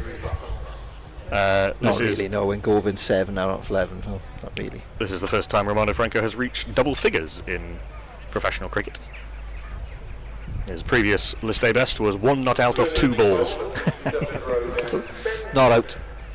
Right, so is this coming back on to... Ben Cliff is going to come back on at the Diffith Road end, and he's got, how many's he got left? He's got 3 left, so I think that Cliff and Hill might well bowl out. Now it's a huge number of birds have found a thermal at the other end, hovering over the ambulance. Oh, he's done him again. Oh, they've got their fine leg a lot fine. Third man a lot finer now for that shot. Another nicely played fine poke by he's got that, hasn't he? Romano Franco. Yeah, he's scored 11, and what, 9 of them have been between first slip and deep third. Important scoring area for a tail ender. These left-handers backward of square through the offside.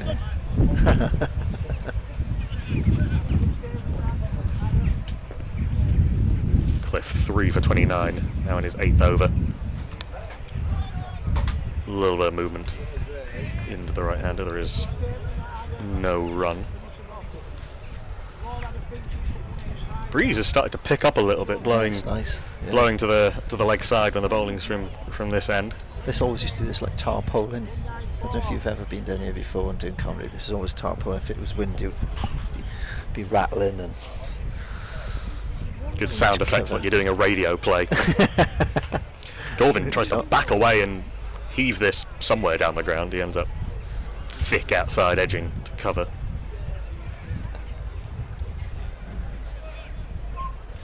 So times like this now, I was just as a bowler, I'm just thinking, right, you know what? Let's just call it a day. Let's get out and bowl. That's never had much time for this part of the game. It's not quite enough time for it to be an annoying last wicket partnership. But you do want to just wrap it up if you can. Although in a one-day game you'll probably take the dot balls and one off 4 balls of this over in the 47th. Absolutely, yeah. There's going to be times as a bowler at the death that you're go for 4. Put it this way, you're not usually facing batters in this cautious a frame of mind at this stage of a one-day innings on a smallish ground.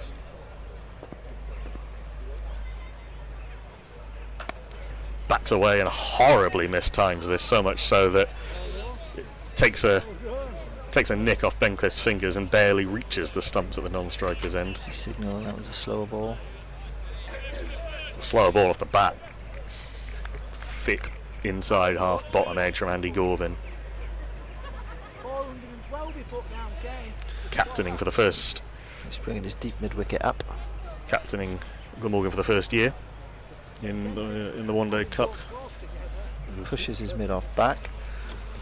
Got the deep square back, got the deep cover back, got the long leg back, the mid-off, or the long off rather, and the long on. Bowled him! That is the end of that. Ben Cliff has wrapped it up. Gorvin went deep in the crease, trying to anticipate the Yorker. He didn't anticipate the Yorker enough, and Ben Cliff hits the base of middle stump. He finishes with 4 for 29, and Glamorgan, having won the toss and elected to bat, are bowled out for 186. Only Eddie Byram with 68 past 50. There were decent contributions from Alex Horton and Tim van der Guchten down the order, 30 and 23. Dan Douthwaite made 19. No one, and Romano Franco was the only other to pass double figures. 3 wickets for 29 for Ben Cliff in 7.3 overs. 2 wickets apiece for George Hill and Jack White, and for Kuldeep Yadav, who took 2 and 3 in his last over. Dom Best bowled 9 overs, none for 38, and Adam Lythe none for 9 off his 3. And having won the toss and elected to bat, this looks a fair way short of par. Yeah, going on Wednesday, yeah, you'd say that. You'd say that it's a fair bit short. Look, like I said on commentary, I don't think the Yorkshire bowlers bowled fantastically well.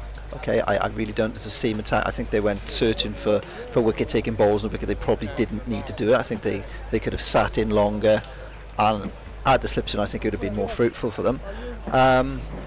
But look, what's that saying? Never judge a wicket until it's both sides about. I mean, if it's any different to Wednesday, yes, we are short. Glamorgan are short. But well, let's just wait and see with what happens with the new ball. There's definitely something in it with the new ball. I know in years gone by down here, as the week has gone on, particularly the second game, the wicket's always been better to bat on towards the end of the week. But look, we'll have to wait and see. They have got something to bowl at. 186, yeah, okay. It's the sort of score that you sometimes see defended. Tim van der Guchten was excellent in his first spell against Sussex, went about 3 and over for 7 overs. It will take something special, you'd think, from Glamorgan, but it is something to bowl at. I'll just quickly run you through some of the other games that are going on around the grounds. Derbyshire bowled out for 138 away to Worcestershire in just 37 overs. Who took the wickets there? Fateh Singh, who Ash and I saw do some good things for Worcestershire in the blast at Cardiff. He took 6 for 32, the left-arm spinner. There's Swanepoel, the South African, took 3 for 15. Middlesex 261 for 4 at Southampton against Hampshire. 50s for Josh DeCares, Sam Robson and Ben Geddes. Northants 212 for 6 against Kent at Canterbury. Ricardo Vasconcelos, Nathan McSweeney and George Bartlett all making 50s there. 3 wickets apiece for Erkanch Singh and the veteran Grant Stewart.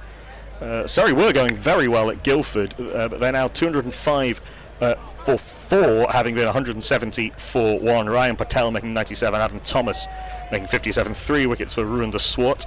Durham have just got going against Sussex at home. They're 30 for none. Ben Stokes again playing in that one, and they are just about to get underway between Somerset and Gloucestershire at Taunton. Gloucestershire have won the toss and will field, but here at the Knoll in Neath, Glamorgan have been bowled out for 186, having elected to bat, so Yorkshire will need 187 to get their first win of the season. We'll take a quick break and we'll be back with you for the Yorkshire reply.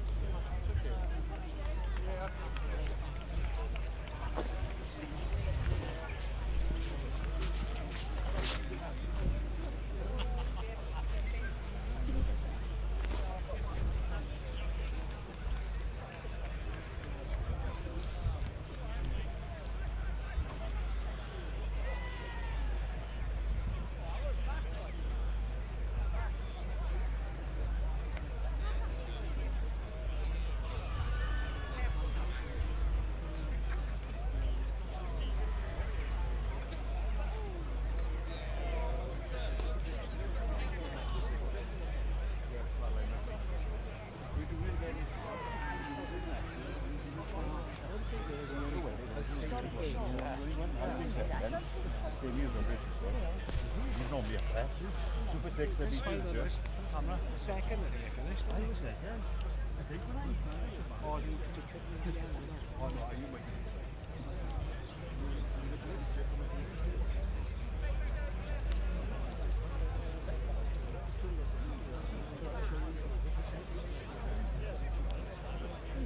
that's a really nice one.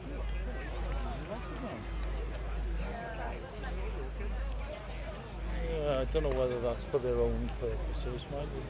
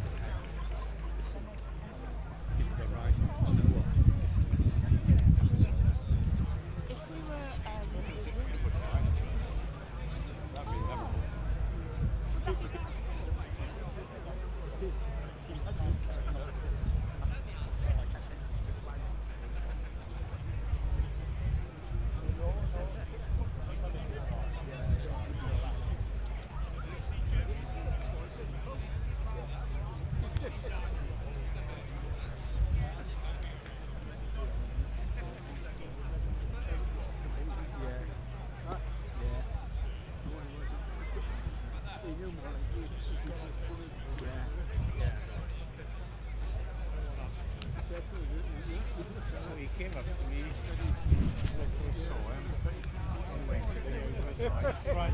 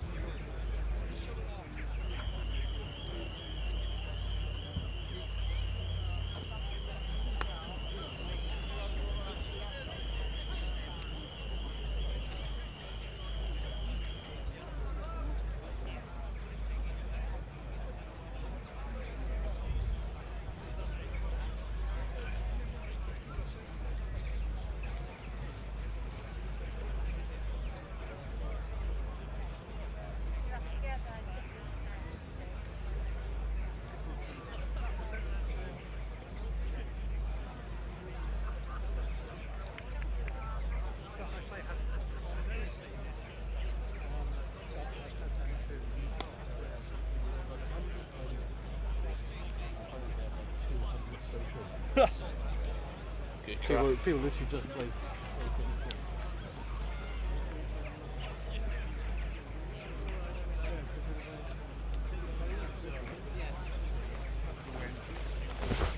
But then I was expecting it to be more like this on Wednesday than it turned out to be.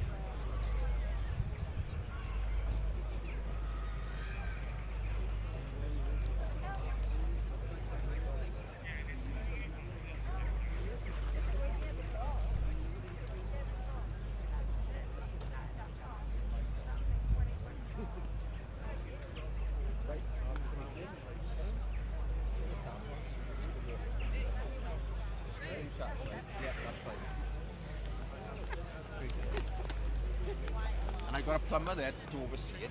Then he walked and switched off for 6 months. So I couldn't sit down. Showed him the tap and the water started to the sink. Yeah, that's good enough for me. Now I've seen it.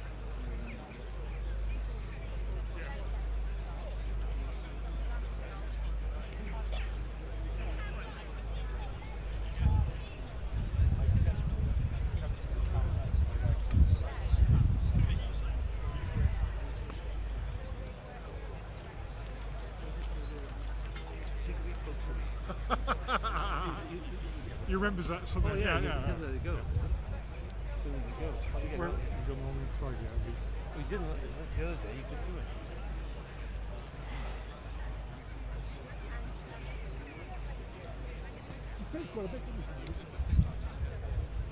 Right. Is he okay?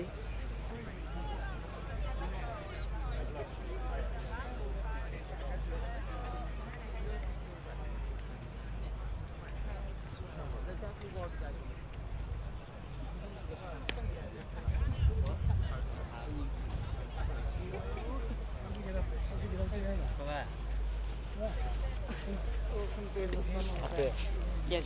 Is it all right? Yes. Oh, right, this is the TV or TV crew.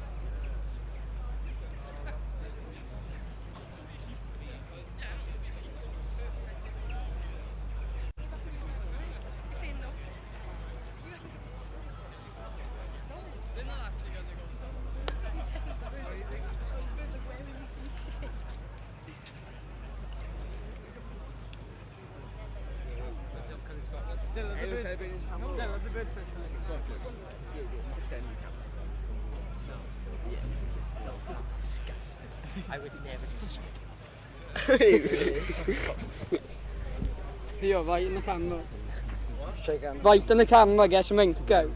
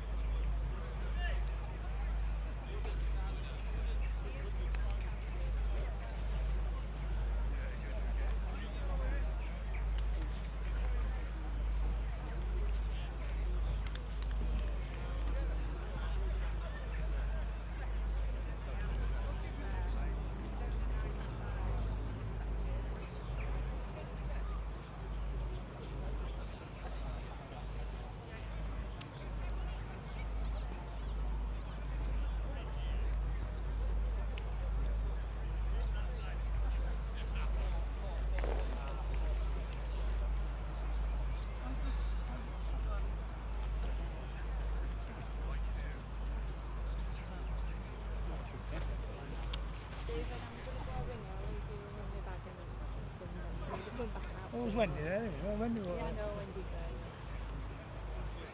I'm just going to tell. I thought this was chilled, didn't it? You know what?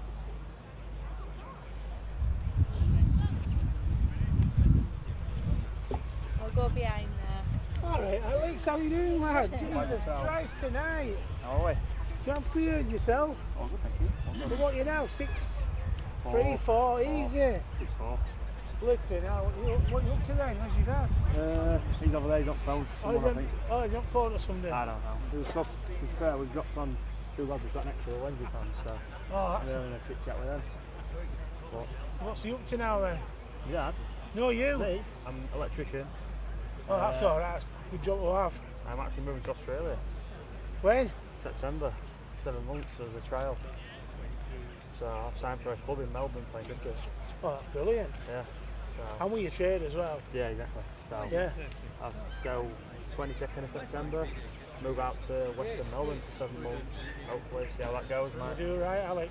Took me on a 7-month contract. How old are you now then? 24. Oh, Jesus Christ. Now. Where's it gone? Where's this last 12 years gone? I know. How's granddaughter? Yeah. Oh, our Grace is lovely.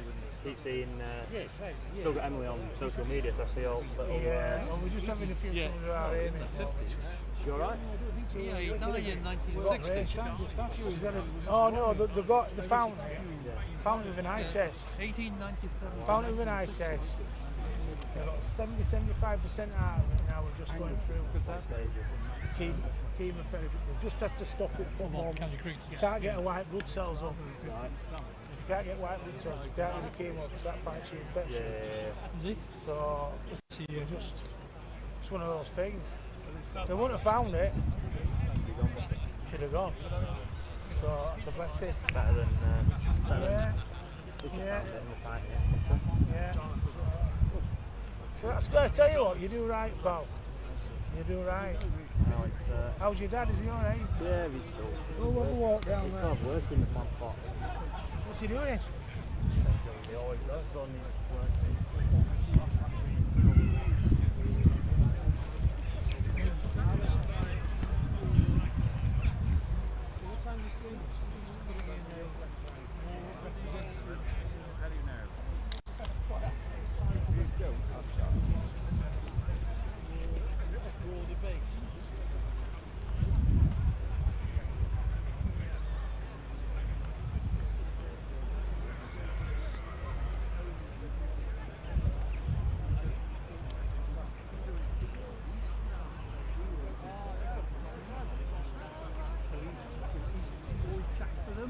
Right, yeah.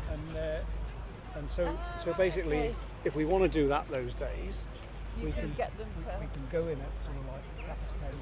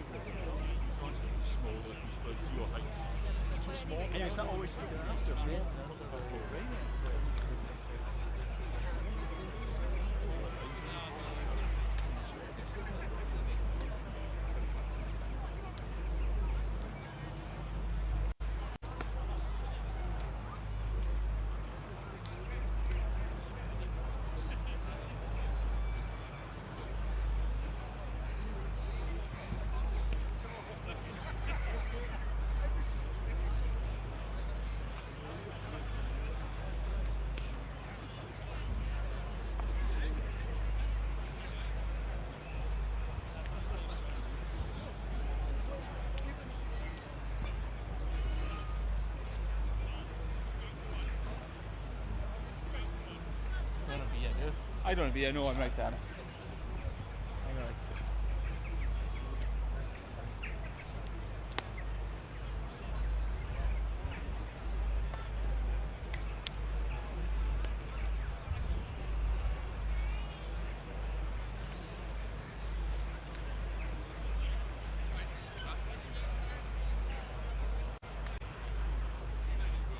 With the umpires and players due to return to the field at 2:20, could I ask everyone on the outfield to please return to your seats?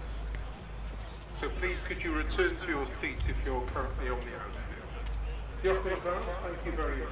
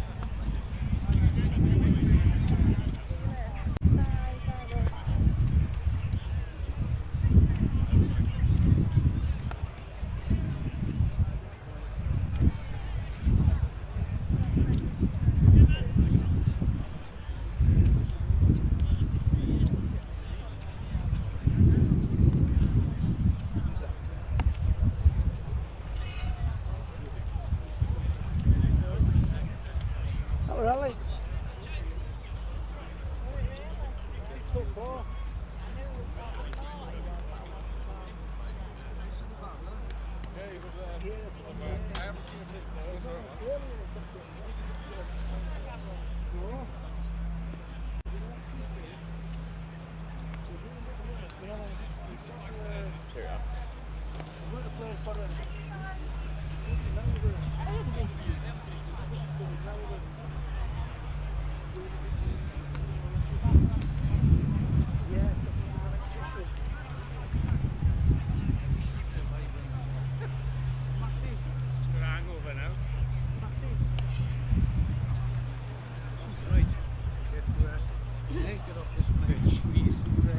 Yeah, go on.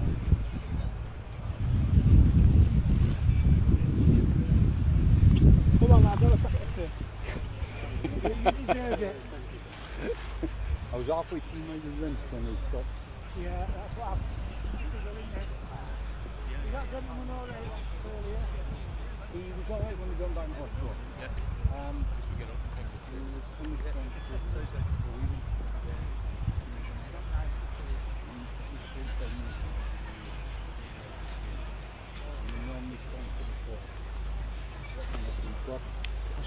Yes, I do. We've got our own medical support, but they can't transport them. We're away from the ambulance. Everybody together there, right in the hospital, in the ambulance. We didn't want to go to the hospital, but they wanted to reach the door.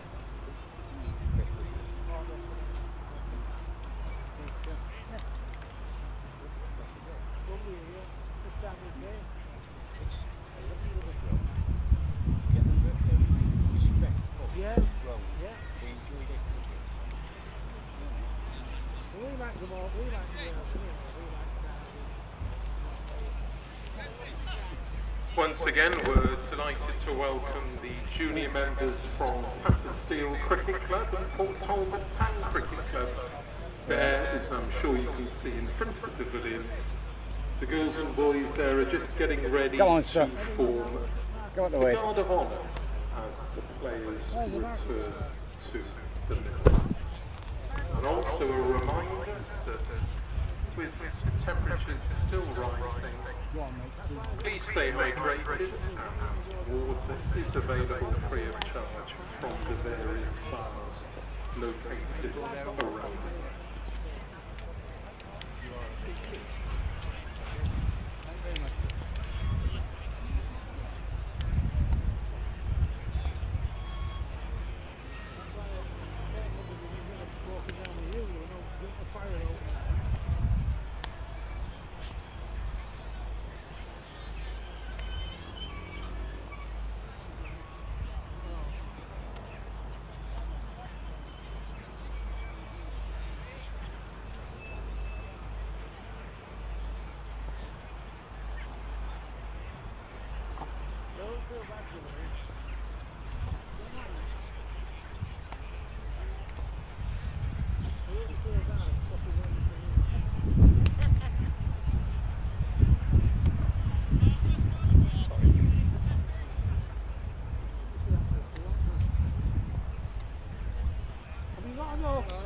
Have you got enough?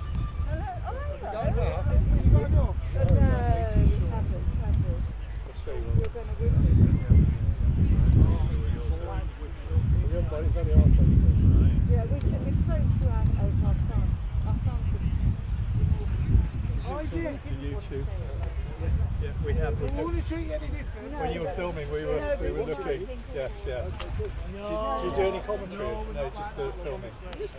Yeah, I heard a little bit. Yeah. That's all done from the box over there. Yeah. Where they switch all the pitches. You go around all the games. Do a lot for Glamorgan. Do you? Yeah. They've thoroughly got 5 goals. Wow. Keeps us busy, keeps out mischief. Yeah, that's really good. It's lovely to be down here, isn't it? Outside. So you'll be doing the one on Sunday, will you? The 100. No, it's the Metro Bank. It's the next fixture. No, it's in Durham, I think. No, we used to quite oh, do you? Yeah, 24 people. There'll be another couple of guys. Okay. Interesting. What's your prediction for the result? Right, well done, you won. Oh yeah, I was here Wednesday. Yeah. When you got 194? I mean, I just thought maybe you'd see more in the wicket from where you are. Because if you were 185 and 194, Cricket. you lose Yeah. what? To 189. But when you got to 194, This is all I do, is football and cricket. Just the way life has gone over that time. Returning to the When you middle play line, two with the change umpires. places with you. Yeah, okay, yeah, see, nice talk to you. And Bilal Shafayat. James. Oh, James. Well, we've got to go, yeah. nice talking to you. You're nice talking. Good luck. Well, welcome back to the Knoll in Neath. I hope you enjoyed your lunch. We did here, and well, Glamorgan had a difficult innings. They made 186 all out. That means that Yorkshire need 187 to win from their 50 overs. So they're going to have to bowl and field really well to have a chance here, Glamorgan, as they head out onto the field, led by the captain for this competition, Andy Gorvin, and straight into the huddle. And you'd have to say, Nakul Pandey, broadcaster and journalist, part of our commentary team today, that well, Yorkshire definitely won the first half, and it's going to take something special for Glamorgan to claw their way back in here. Yeah, that's right. We were talking about this towards the end of the first innings, and the old adage, never judge a pitch until both teams are batted on it, etc. But the sense you get from watching what we saw in the first innings and from the game against Sussex here on Wednesday is that there are, while the pitch is doing a bit, certainly if you hit your lines and lengths, particularly as a seamer, you get some joy out of it. There's a little bit of turn in the wicket. It is also not going to be an easy pitch to defend something like this on. There are runs to be had, particularly for batters of the quality and experience of Adam Lyth, and it's very difficult to say what a pass score is, because that was such a weird game against Sussex in many ways, sort of massive partnerships or nothing, but you'd think there might be 50 runs short on first innings. It's going to be Glamorgan have to go very, very well to defend this. Yeah, it does feel like that. You feel like these opening bowlers are going to have an absolute blinder here. Well, Tim Van Huften probably is the man if it's about putting the ball on a spot, banging it into the pitch, and getting something out of it with a new ball. He's probably a man. He only went for 21 runs from his 10 overs on Wednesday, and that was definitely his method. And he's got to try and do the same again here, coming round the wicket to Adam Lyth. On the spot straight away, 2 slips in. Andrew Davis will be back with us shortly. Was moaning, that's the wrong word. I wouldn't accuse Andrew of being a moaner. He was bemoaning. He was bemoaning the lack of slips and but he was bemoaning the lack of slips, and just interesting sort of talking to some of the players here between the innings as well. I feel like they've got to attack him. It's their only chance, isn't it? Sort of playing conservative, won't cut the mustard here. So 2 slips in. And there might even be a case to go for 3 if Van der Hoosten can just get it on the spot time and time again. He tends to move the ball sort of into the right-hander away from the left-hander. Adam Lyth, you might even look at a gully or a very fine backward point catching, because he does like to force through the offside backward a square. Very, very strong there. As you'd show someone a short left-handed opening batter, and you'd tend to assume they're a strong square of the wicket, and Adam Lyth certainly is. Yeah, great man to have at the top. Tons of experience. Alongside the extremely talented, relatively young and Will Luxton, who I know plenty of people in Yorkshire cricket circles are quite excited about him. Well, I suppose that's often what you get in this competition, really good experienced players combined with the next generation coming through. Luxton couldn't have a better man to watch and learn from than Lyth, who's been watchful so far. 4 dots. Of course, I don't know how long ago it was. Test player, 7 Test matches. Adam Lyth. 2015 against 2 very good attacks, New Zealand and then Australia. It's probably slightly unlucky not to get a little bit more. It's when England were rotating every other series for opening partner for Alistair Cook. Sam Robson had a go, then Lyth had a go. That's the first one that's been the edge. And there's the bounce there again. Climbed off the pitch. I mean, it's a really good ball, but you're just not going to nick that. Slightly too short. That one did seam away to the left hand as well, didn't it? So has hit something, bounced and moved away. He did miss it by a couple of inches. But still, some encouragement. Certainly got the slips shouting and clapping. Got Andy Gorvin in at first, Will Smell in at second. First run, scurry through from a single, and one without loss at the end of the first over, so pretty tight, as he's wont to do. And Adam Lyth, the old experienced head, has nicked the strike. To open the bowling for Glamorgan, the 30th row in, Jamie McElroy. And it's the 2 opening bowlers who opened up against Sussex. Tim van der Gutten from one end and the left armer Jamie McElroy from the other. A long journey into professional cricket, into first team cricket for Jamie McElroy. He's not one who's done it the easy way. Hereford born, 32 years old, went through Worcestershire Academy, went through Herefordshire, Glamorgan seconds in 2017, but then it took him another 4 years to play first team cricket. He's done good service for Glamorgan over the years. Nice shape, the left-hander over the wicket for the left-handed batter. Yeah, he keeps himself busy as well. As McElroy's been involved with coaching, both in the Glamorgan women's setup and done some coaching in the pathway as well. Trying to pass on his experience. Often see him on the balcony at some of the women's games, helping them to try and get ready to go fully professional next year. Of course, the Glamorgan women off the back of more silverware. Yeah, they've done very well. I think they're all their sort of the second tier competitions. They're probably the best side around. I think Yorkshire obviously were in it last year, but we're probably streets ahead, probably much closer to fully professional. They then moved up this year, but yeah, Glamorgan go up next year. But yeah, they've done really well. I think confidence is growing. Bit of bounce. Saw that a lot from the other end, actually, from the Slantwick Road end, but McElroy getting some from the Diffith Road end here at the Knoll in Neath. Glamorgan and Yorkshire have played each other once in one-day cricket at Neath, and it was back in 1969. Yeah, back in the first season of the Sunday League.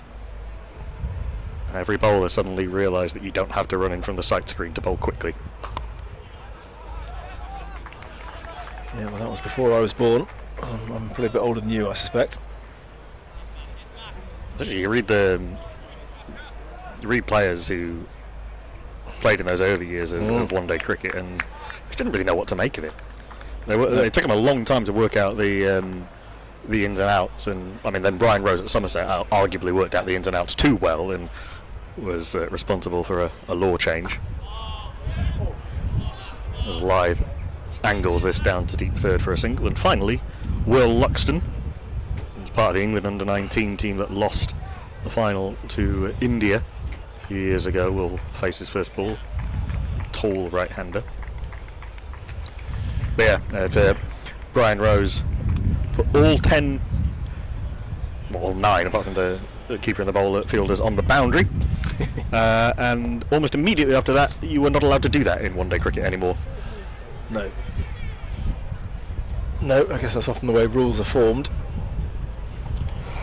Just the natural process of professional sports people will always bend them and push them right to the limits. You know you've made an impact when you are the direct spur for a change of law. Yeah, exactly. End of the second over, 2 for none. Yorkshire chasing 187. Well, they don't need to go hard, do they? Yorkshire, really. I think the key thing for them is just to not lose too many wickets. Just don't want that sense of panic running through the ranks early on. If they can just calm things down. Yeah, you wouldn't be that bothered if you were 40 for none after 10. No. Or even fewer than that, I think. So Van der Hoogten slams into the thigh pad, and they're going to trickle through for a leg bite.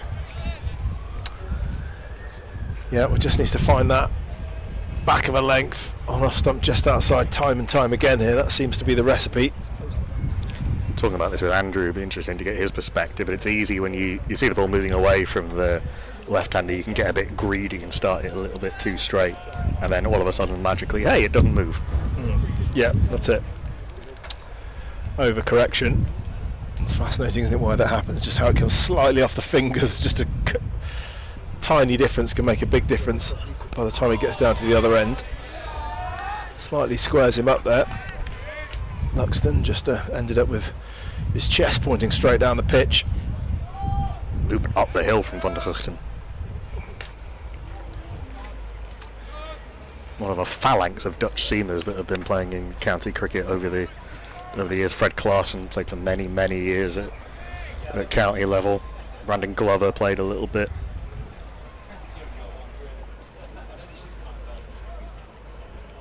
Yeah, I think we pretty much always count him as a Welshman these days.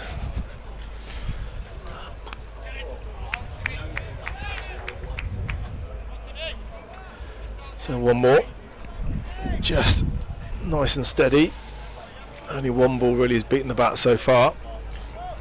Yeah, what is it now, a decade at the club for Tim Van der Hoogten? About that? I'd have to look that up, but in fact, go on, I can probably tell you now. Yeah, first summer was 2016. Testimonial in the old days. Yeah, well, in his first year he took 82 wickets in all formats, so really sort of made everyone stand up and take notice. That was 10 years ago. Gosh. Also the last time Yorkshire won the county championship. In fact, no, sorry, that was the year they didn't win the county championship on the last day, thanks to that Toby Rowland-Jones hat-trick at Lord's. Well, yeah, good performer. He's got just trying to look at his 41 wickets in first class cricket, 26 matches. So in list day matches. In fact, this is up until this season, so he got one on Wednesday as well. So yeah, 302 first class wickets. Tim Van der Hoogten, an average of 27. 14 5-wicket hauls, so yeah, really useful performer. Plays all formats as well, so he's in the championship team and the T20 side as well. So yeah, valuable cricketer. Clip round the corner by Live. So he's had most of the strikes so far, and just 3 runs from the 15 balls he's faced, but that just seems to be entirely appropriate really for the situation. Calm and settled, watchful. Yeah, that's probably what they need to do. So the perils of chasing a low total, what do you think about mindset for chasing a low total? You don't want to get dragged into this sort of, we don't really need to take any runs and get passive. You can get passive very easily, that's exactly the word, and you can like a team going 1-0 up and then sitting back in a game of football, not to open recently salted wounds, well, but not felt quite so keenly in these parts. No, that's true. A little bit inside halfy from Adam Lythe. Plenty of noise, plenty of chat.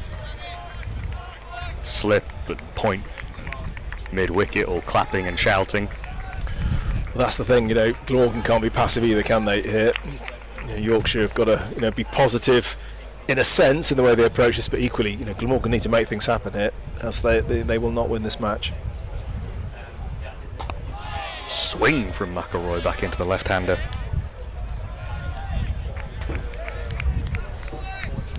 always tricky for the lefty when the left arm seamer can get the ball coming into you. So used to having the ball curve away. There's a little breeze here at the ground now. I think kind of coming down pretty much behind Jeremy McElroy as he's running in.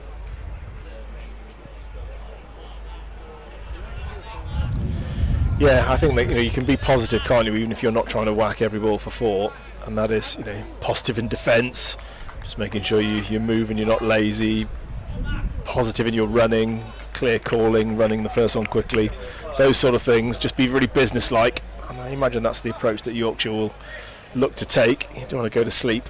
You can almost imagine the team took nothing silly, lads.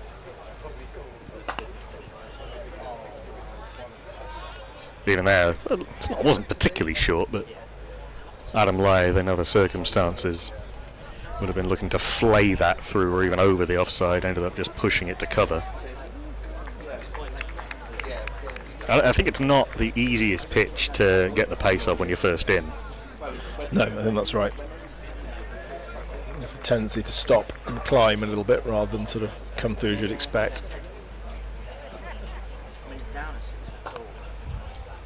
Yeah, not really timing, is he there? Live, no. Trying to time it, but just not really getting it. It's just moved into him a little bit, and he sees it short, and he's trying to cut it away. McElroy's bowled nicely here, just the one run. He's bowled 11 balls thus far. He's not trying to do anything fancy with it. No, well, we'll be hoping to find the edge. And hoping that the edge finds the hands. That one finds the hands, but well left by Adam Lyth. End of the 4th over. Yorkshire 5 for none, chasing 187. Well, no dramas in these first 4 overs, and yeah, sort of feels quite sort of soporific and gentle, really. It's a couple of boxers, sort of. Yeah. Throwing some feints and throwing some jabs and trying to see where the weaknesses are. That's it, just sort of gently sizing each other up, but setting up for a 15 rounder. Yeah, no boundaries. I think largely just dealt in ones so far. And it's Tim van der Hoesten to continue to the right-handed Luxton.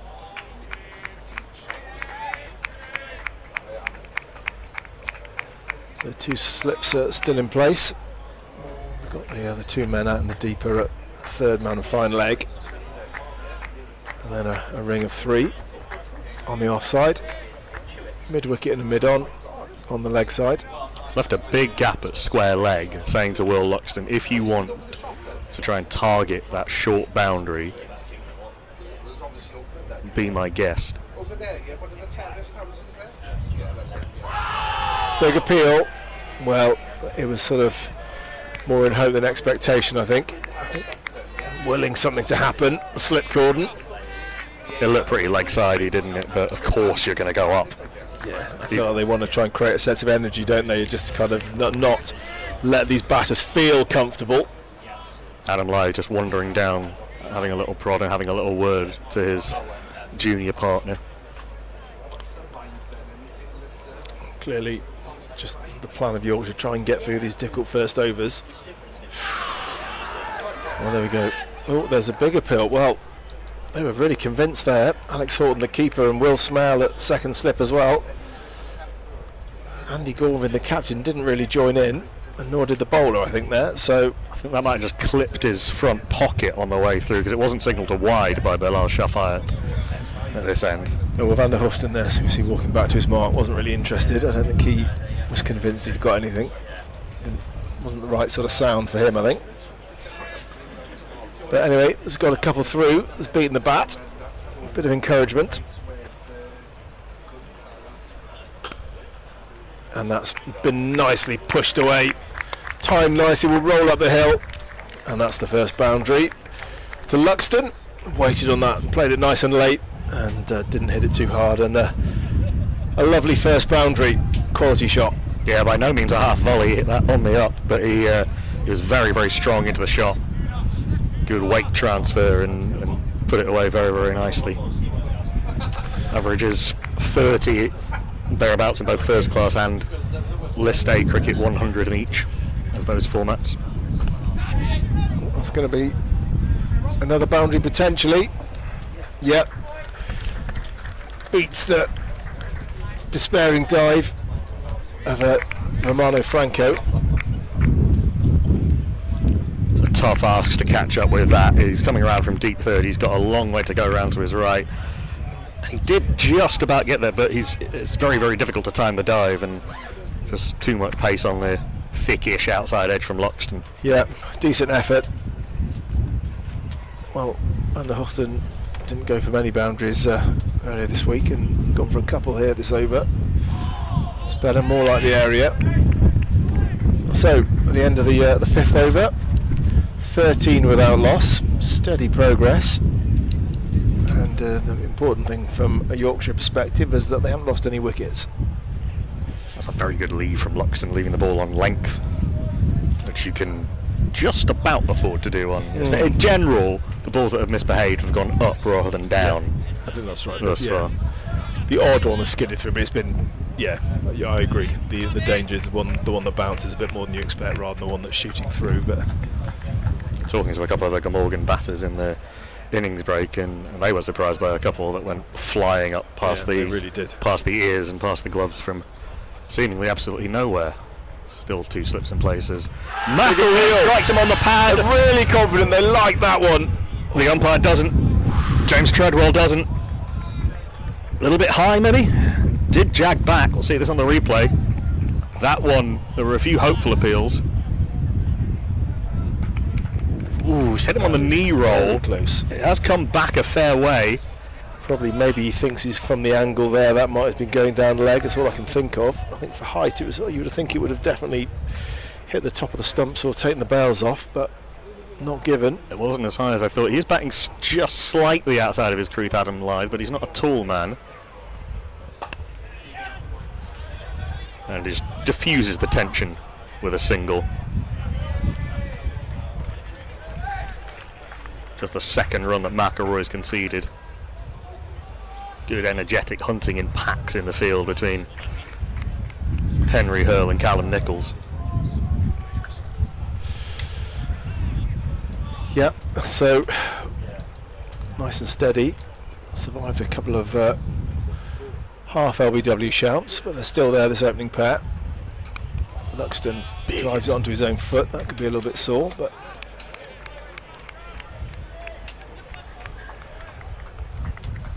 well, got to make something happen here, Glamorgan. Tried to drive that on the up like he did to Van der Guchten in the last over, but it wasn't quite the line for it. He was slightly leaning back, wasn't he? The nice feature of the cover drive earlier was just how he leaned forward and the weight was coming forward, transferred into the shot. Wasn't quite there for that one. Staying over the wicket. McElroy, that one's bounced on him. You can see that hit the sticker of the bat. It's nicely bowled by McElroy, slamming the ball into the pitch. I think Luxton probably wanted to drive that again, but he had to stop his shot.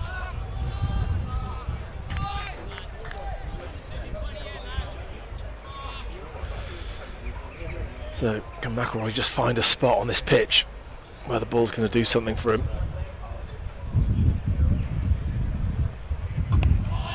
Almost. Very similar to the previous delivery again, thick inside edge, high on the bat. His figures weren't great against Sussex, certainly by the standards of that game, but he's bowled very well in this opening spell of 2.5 overs thus far. He has been tidy. Created a bit of threat. We've got two slips, backward point, cover, mid on, mid off, mid wicket. Ow! Well, that was short, and that's probably just missed his inner thigh pad there. It feels painful. He's rearranging something well. Luxton went for the pull shot and missed it completely. The fact that he's still standing tells you where it didn't hit him. Yep. 14 for 9 after 6. Well, as Nakul goes on his way, Andrew makes his way in. So I suppose Yorkshire will be really happy with the start they've made here. Just the main thing is that they haven't lost any wickets. They won't be concerned that they're only scoring just over 2 and over. they'll have seen what happened earlier. They'll know that it's likely to be difficult early on when the ball's hard. Trying to get through without losing too many wickets is the key. Yeah, finding it difficult to time the ball here. That one hitting the top of Lyth's back as he defended. Almost kind of, if he turned on it much more, might have got a little leading edge. But yeah, just talking, Andrew, about sort of ways to approach it. I mean, Yorkshire, when you're chasing a low total, what's the right mindset? Yeah, I think we said first innings, didn't we? I think it's a new ball deck. It's got easier the longer you've sort of stayed in there. I mean, that was evident as well on Wednesday with Jack and Alex. Once they'd spent a bit of time in the crease, they could build an innings, and I'm guessing Yorkshire will be very organised, and they'll have looked at Wednesday and will be thinking, right, okay, well, if we can get through the first 15-20 overs relatively unscathed, then we'll be in the box seat, which is probably, I would have said that's the way they're looking at it, certainly with Lyth off 4 off 25 and Lixton, and then just that's a nice shot. That's yeah, again, didn't hit it too hard, just a little punch off the back foot, open the face, and that rolls away very nicely for 4. So yeah, low risk shot. Low risk shot, but then if you switch it round and you go, right, okay, in order for Glamorgan to compete here and get involved in the game, what do we need to do? We need to take early wickets. Okay, so Yorkshire will be thinking as well on that, right, okay, as long as we can keep these opening pair out, we will be in the box seat. What have they got to come? We need to take wickets with a new ball, don't we? Simple as that.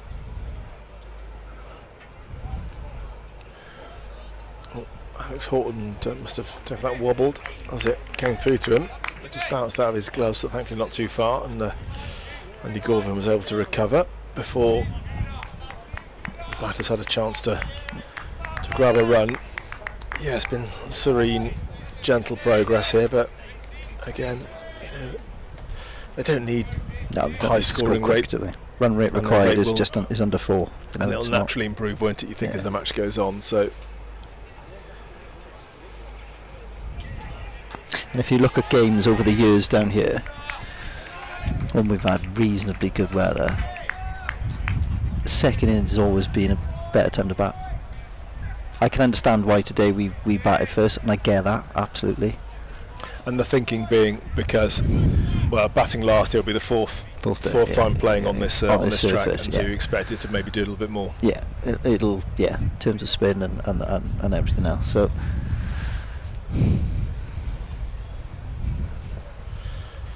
Van Housten powering in as always, straight to delivery, works into the leg side but can't get past Jack Hope-Bell, who's at short mid wicket, and that's 18 without loss at the end of 7. So yeah, this is how Yorkshire want it, just kind of boring cricket at the moment, but that suits them absolutely fine. Yeah. No dramas. They've had a couple of decent LBW shouts, Glamorgan, but other than that, not much to get excited about. And I think Adam Lyth will be delighted if he can sort of bore these open bowlers to death, really. Yeah. Just hanging around, taking any scraps that are on offer. He'll set a stall out to be 80 to 100 not out. If he's 80 to 100 not out, they win again. Yeah. So, Will Luxton on strike now. Nice looking drive, opens the face, and I think that's running away as well. So again, sort of an economy of effort, impressive there. Yeah. Quick outfield, as soon as it's past the infield, it's pretty much gone, isn't it? If you've timed it half reasonably.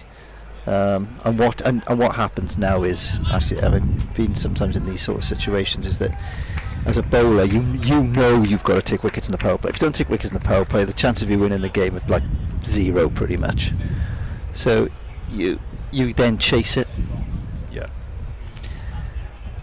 And it's at times then where you've sometimes, are we actually better off bowling first? And the reason I say that is because the onus then is on the batters to go at you to set a target. Yeah. Whereas at the minute, Yeah. They don't have to really go at our bowlers at the minute. We just go, all right, well, if he pitches one up and it gets in my eye, I'll hit it for 4. But do you know what? If he bowls well, it's okay. I'm happy to pat him back. Yeah, but if you bat first and get a big score, then that is extra pressure then on the batting side, isn't it? I mean, that's that you've got to. Yeah. I always think, isn't it lovely to come out and have a bowl when you've got 300 on the board, 350 on the board, and you go for a couple. That's just another, you bowl a couple of tight overs, and suddenly the rate climbs up, and that can add the pressure on the batting side. But conversely, as you say, so if you get a low score batting first, then it changes the whole complexion of things. Well, they're keeping the 2 slips in. Got to attack here. I mean, they're not really conceding a lot of runs, so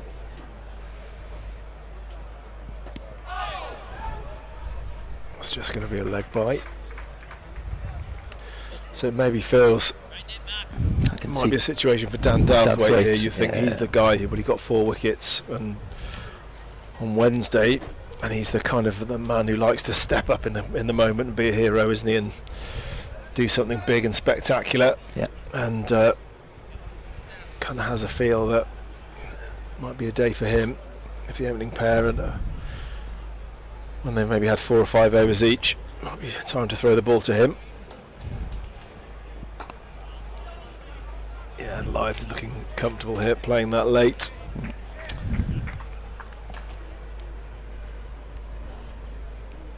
Their bowls probably a yard or 2 quicker as well, aren't they? So when it does anything, you've got that less time in order to react to it as a batter. Whereas even something that's just gone slightly, then he's got time to adjust and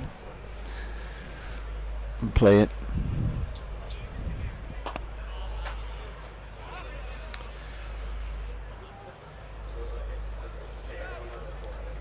So 8 overs gone, 23 without loss, and just a calm, serene feel to things at the moment, and that's how Yorkshire will want it to stay for as long as possible here.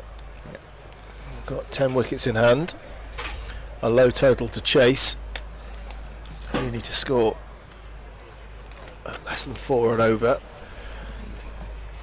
and the expectation is that in another 7, 8, 9 overs the batting will just feel quite a lot easier than it is now.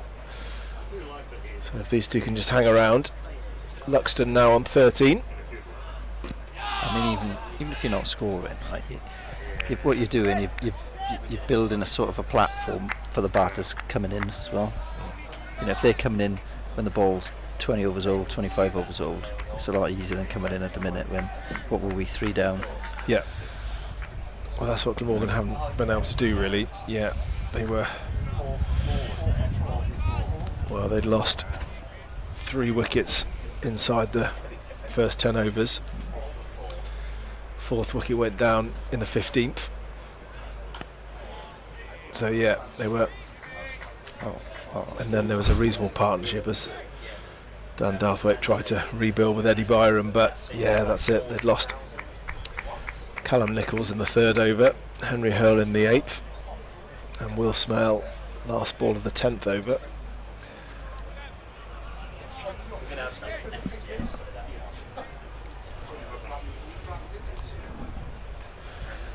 So Van der Houten now into his 5th over, and that's a nice drive. Again, not a proper half volley, but timed it really well up the hill for another boundary. Yeah, Luxton looks like a good player. He's been patient and waited, but those boundaries is ticking along quite nicely. He's faced quite a few fewer balls than Adam Lyth, but he's batting quite deep in his crease here, isn't he? So he's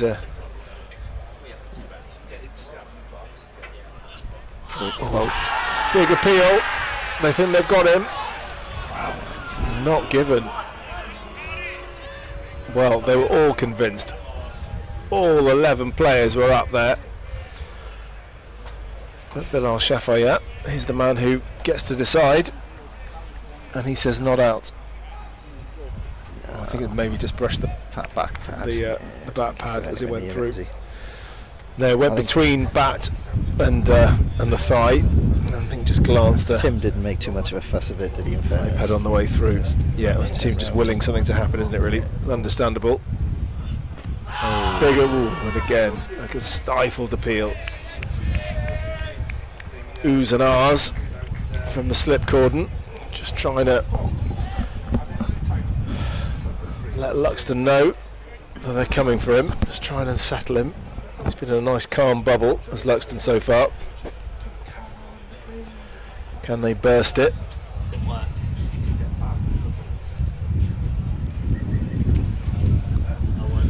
they need to keep the energy up in the field here and keep the noise going.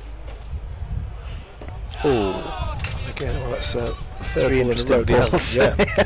Hasn't managed to lay a bat on, but crucially, Luxton survives.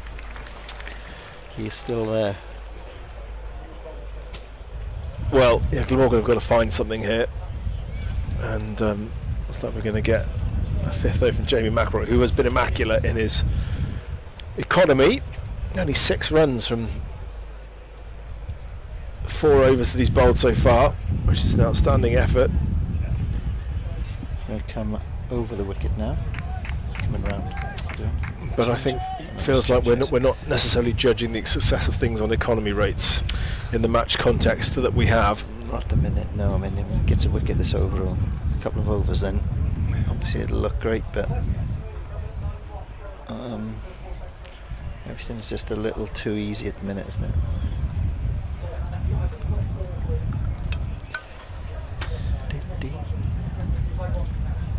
Yeah, certainly feels a little bit more comfortable than at the same stage in the Glamorgan innings, where we'd seen a couple of batsmen heading back by this point.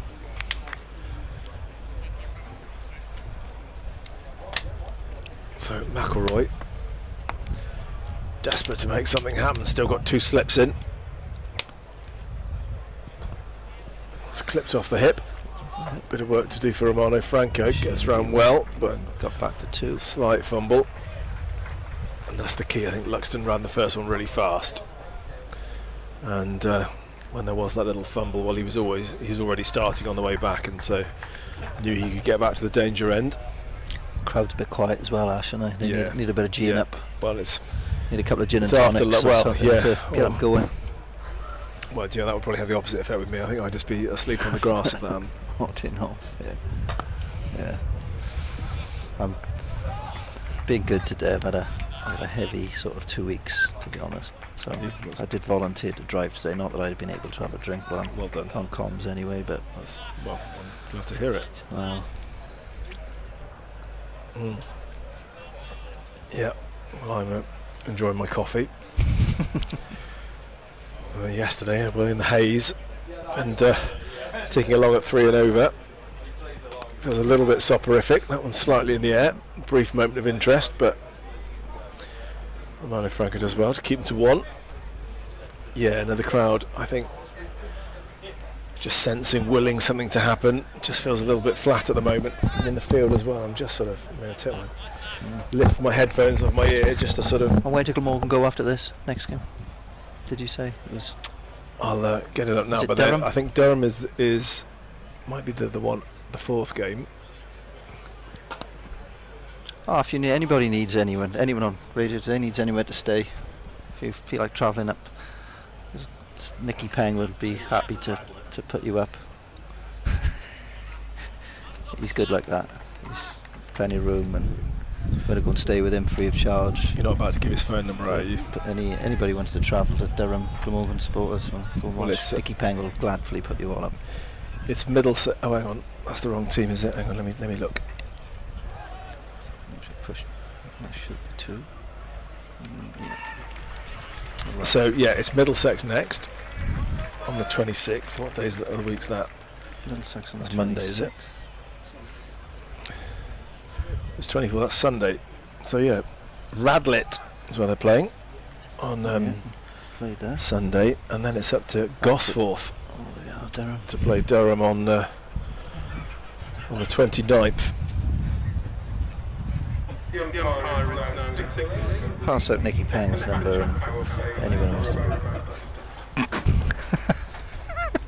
Stay up in Durham. Direct all your complaints, Nicky, to Andrew, not to me. You'd be all right. So, a slip has come out. So Now, McIlroy's come off the field. Jimmy McIlroy, yeah, he's clutching his biceps. He's coming off here. That's not good news. So, Glamorgan don't want to be a bowler down. That would be a crisis because there are not too many other options here. Mr. Wallace has gone on to field. Young Wallace is on the field. Yeah, young Harry Wallace. As Dan Douthwaite has a chase on, gets the slide in.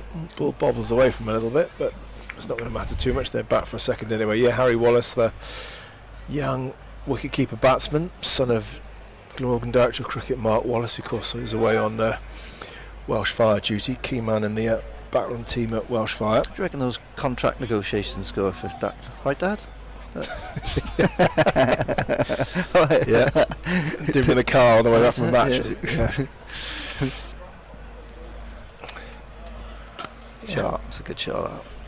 Strong shot. Got cover now. Jack Cope Bell out there on the boundary. Yeah, I wonder how that does happen. I don't know whether it's like, you know, if you were a councillor or on a committee and a decision that affects your family comes, you'd normally recuse yourself from the decision, wouldn't you, and step back and let other people make it. As a director of cricket, I don't know how that you go about that, giving your son a contract. Tricky. Do you have to step back and maybe let the head coach do it, or the chief executive? And I mean, you'll obviously have a bit of input, but I mean, Harry himself is probably well, he's getting all the runs, isn't he, and playing so well it's hard to ignore. So absolutely, yeah.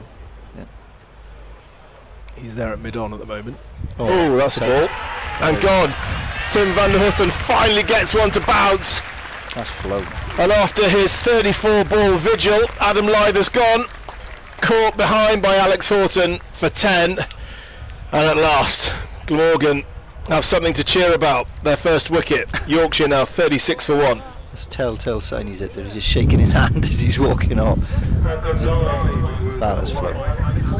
Interesting to see that one. It's just sort of suggestions that probably has bounced a little bit, higher than he was expecting. Oh yeah. I think he knew, didn't he? Yeah, just the question of, well, I hoped he'd taken his hand off the bat in time, but I don't think he had. Oh yeah, nasty delivery. Yeah. Well bowled. So a little foothold in this game, maybe. Something to work with. Absolutely, yeah. Yep. Got a lot of pressure on the new batter now. Get another slip in. Will Ellison.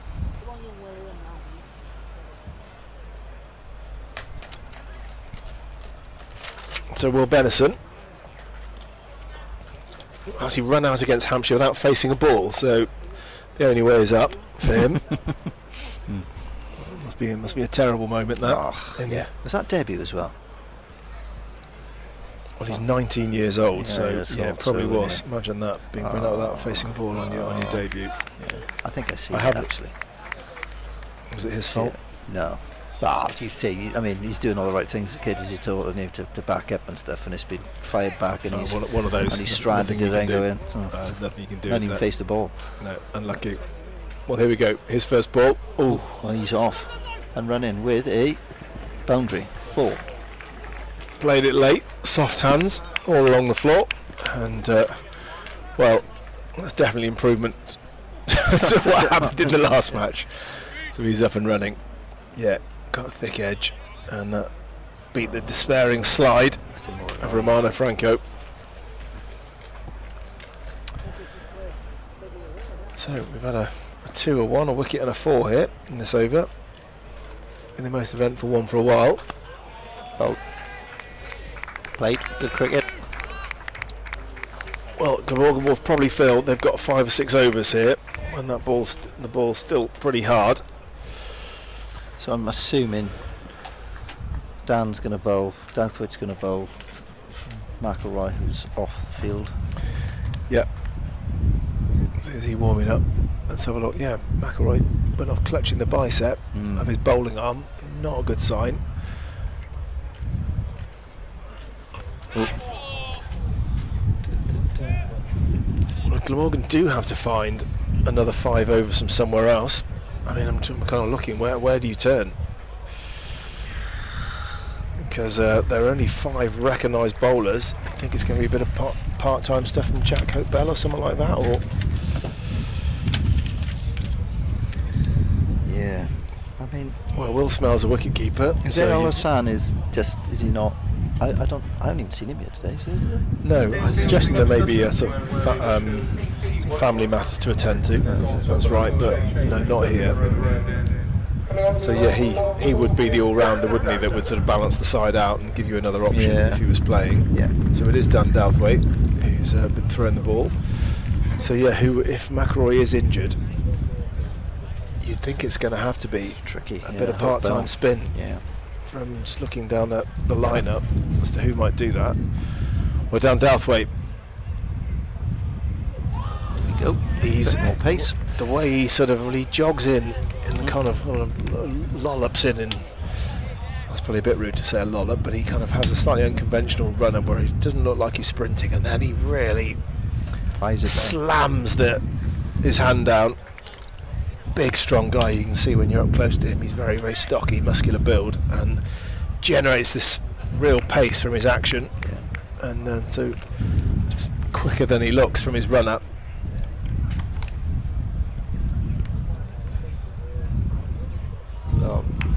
It's good about carry. 2 yards quicker, isn't it? Yeah. Makes a difference. It's interesting, like when you're watching the one-day internationals and you see Atkinson and Joffre bowl, and it's like, wow, it's just a different league, pace-wise. Keeper stood back on the 30-yard discs. No thanks, I'm alright. I prefer to be sat here, to be honest. I don't fancy that too much. So does Eddie Byron bowl? No, I don't think so. Well, this is one of the issues with having a couple of, quite a few wicket keepers in your side. Yeah. If Henry Hill's a wicket keeper, presumably Smale's he hasn't done loads of bowling over the years. No. Smell's a keeper, so wouldn't have done loads of bowling. So Byron, Nichols, Hope, Bell look like they're going to have to find maybe, if McElroy is injured, I'm sure the physios are working hard on him now, but if he is injured, they're going to have to try and find five overs from some of them. I don't think Callum's ever bowled in his life, has he? Not as far as I'm aware. I mean, Hope Bell has bowled, isn't he? He bowls Saturdays. He will bowl for Newport. So I'm guessing he'll be the man then. Yeah. Another test for the young man if it comes down to that. Probably not what he was expecting to do, but hey, I guess you've always got to be ready. So what are we looking at? Confident lad. 30.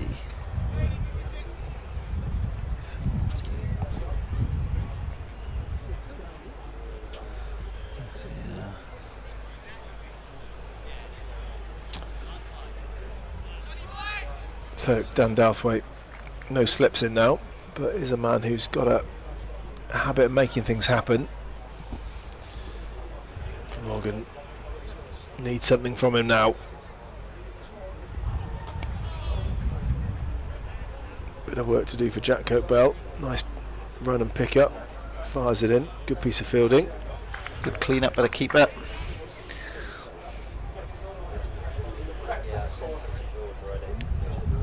Yeah, I was out watching a couple of the Glamorgan quicks, talking about other bowling options if McElroy is injured. So, Tom Edwards was out there. Reardon bowling there as well. Reardon, the Aussies on trial. Ben Morris too, yeah. So Tom Edwards did look pretty sharp. Remember the under-18s, isn't he, in the academy? Yeah. And they're tall. That's what you really notice about him straight away. Got lots of those natural attributes that you expect in fast bowlers. He's a bit taller than you. That's probably what I mean by that, Andrew. Just only like half an inch or half a foot. Yeah.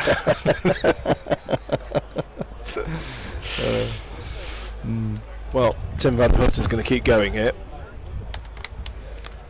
Maybe they've got to do that. He's already bowled 6, and might be tempting just to bowl him straight through, get everything they can out of this ball while it's reasonably hard. On his feet, he seems okay. Well, that's good news. Still looks like slightly moving that shoulder around, isn't he? So, what is it? Maybe a little strain in his bicep or a shoulder. Just got to. You have to get out there and slightly play through the pain. Difficult judgment, though, isn't it? What to do? Yeah. Risk further injury or just try and get through it for the team. something's not quite right with his bowling arm. He's just off to our right here and doing a few stretching exercises now. Just to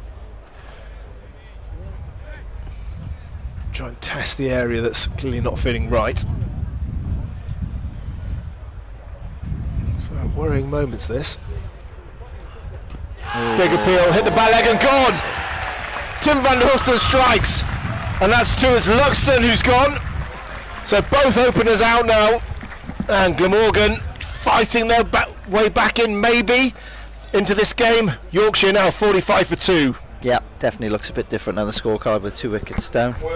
Well done, Tim van der Hoogten. Superb bowling. He's been looking threatening in the last few overs, picked up a wicket, and now he's got another one. So, yeah, you never know. You just never know. Actually, never, ever. No, you don't. Well, Van der 2 Hoogten. openers gone, so we've got a young lad in on 8. Who have we got joining him? So I think we're expecting next Sam Whiteman, left-hand bat,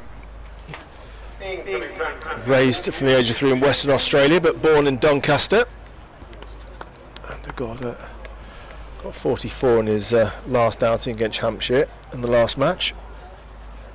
Yes, I've got a decent player, 34 years old, is actually quite experienced. Has played 75 List A matches, and average is just shy of 33. Okay. So, not stand out. Not stand out.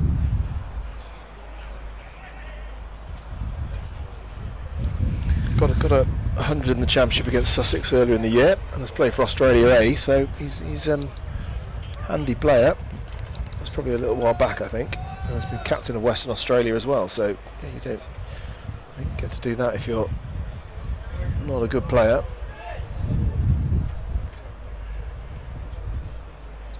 Oh, well, in fact, I think I've just been giving you all the wrong information. It looks like it's Wharton come out to bat. Take all of that back. Hold that. But when he does come in, you know. Wrap those facts and information, wrap it in tissue paper and put it in a drawer for later. We'll get that back out again. I was just finally thinking, yes, some of my research has come good here, and now I've let it all go at the wrong time. Anyway, so it's James Wharton. Yeah, the giveaway was the fact he was holding the bat right-handed. Yeah. Well, James Wharton averages 41 in List A cricket, so okay. Yeah, which is number 40 pluses, right, isn't it? Yeah. Yeah. Right, so McIlroy is going back on. It can't be that bad. Well, he's has just taken a painkiller. Magic tablet. Hopefully, just settle down whatever inflammation there is around that injured arm and shoulder. Bold.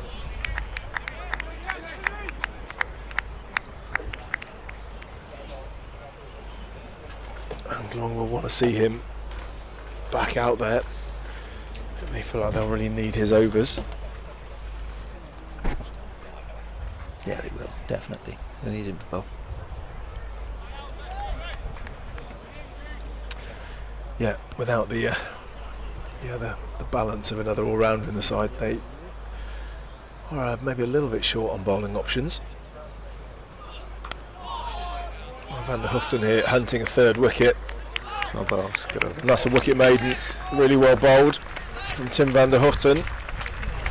So just giving Glamorgan a chance as a ripple of applause goes round the ground, appreciating his efforts. 45 for 2 now after 13 overs.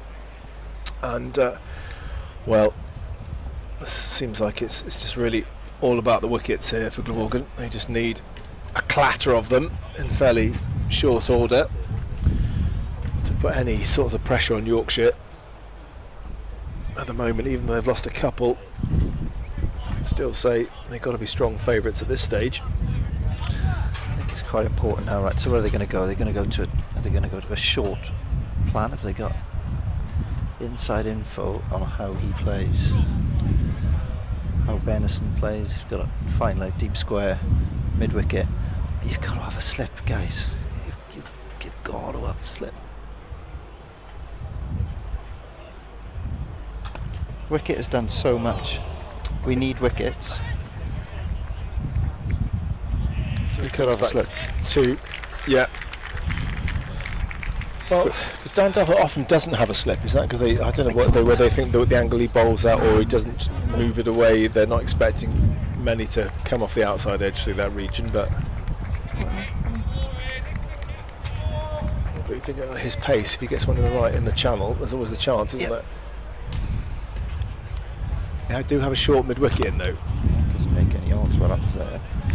You got to land it. So Andy Gorvin is very close in.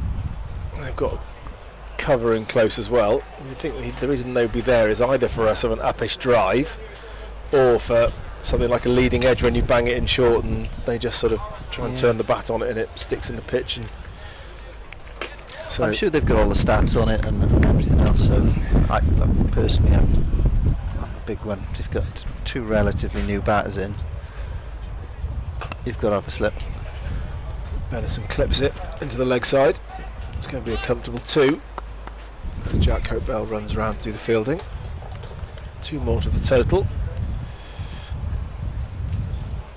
Benison moves on to 12. I almost sort of feel like as well, when you don't have a slip, you're almost saying to the bat inside, well, we're going to maybe look to contain and we're really going hard at you. And you know when it's like when you walk into bat and you've got 2 slips a gully or 3 slips in the gully, and the bowler's really running and hitting the hard length and stuff. I just feel like then you've got to feel like this now. It's like, well, I'm almost looking to just contain and hope you make a mistake.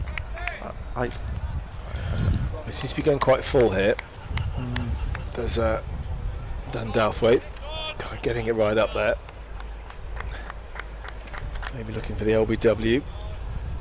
Trying to beat them for pace as they try and clip a straight ball.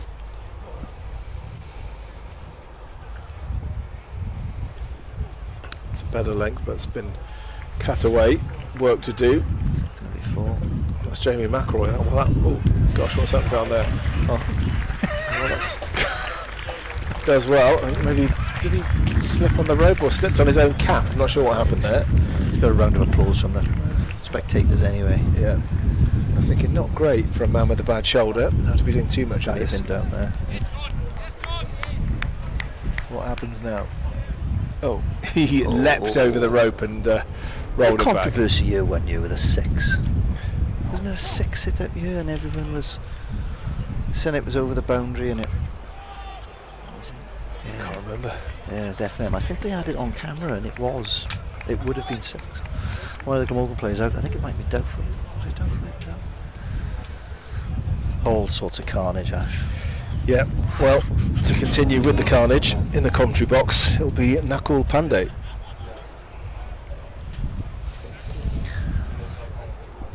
Okay, well, Tim van der Gooten's going to continue from the Lantwit end, running down the slight slope of Neath. He's going to be bowling to Benison, who's got his way to 15 off 13 balls, going along nicely.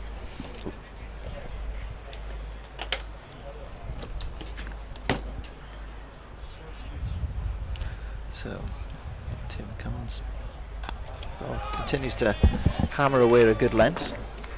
Bowled 7. He bowled 7 straight through. I think Sussex is about to bowl 8 straight through.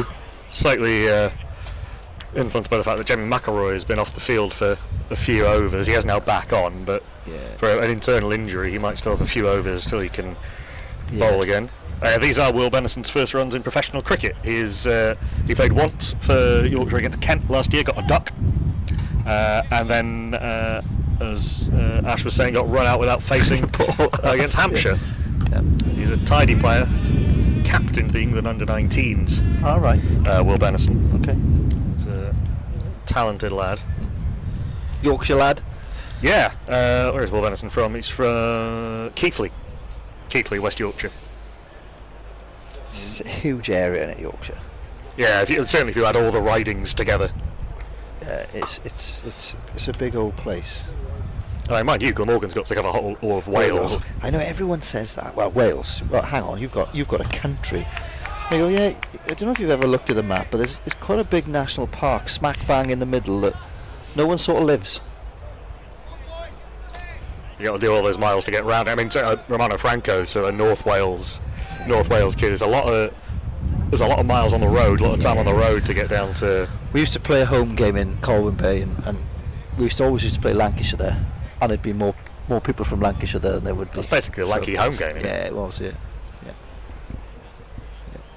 I always enjoyed playing there, though. It's a shame we don't go there anymore. It's always a good crack up in Colwyn Bay. Forced nicely off the back foot by Benison. That's a good shot. Just a little bit too short from Van der Guchten, and Benison puts it away nicely. No chance once that got through the infield of stopping it. There was always something happening when we went to Colwyn Bay. There was like people sent home. Are you allowed to talk about that? Problem in warm-ups. It was. Strange things happen when you go to the coast. Well, yeah, sea air, I think. Sea air. Like a Victorian or Regency rest cure. Yeah. This might be one over too many for Van der Guchten. They'll push for 2 and they'll get 2 very easily. He has bowled very, very well though. Yeah. Tim Van der Guchten, 2 for 33, 1 ball shy of 8 overs, a couple of close, caught behind shouts. You always know what you're going to get from him. In fairness, you know, which you'd expect from somebody who's played as much cricket he has and the experience he's got. 5 T20 World Cups for the Netherlands, Tim Van der Guchten. A lot of tracksuits out now. lot of souvenir caps. Look, Colin Ingram, good lord, how much sponsored kit he must have racked up over the years.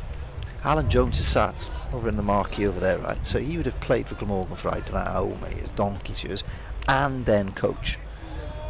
That's a lot of kit, isn't it? That's Good a stash. lot.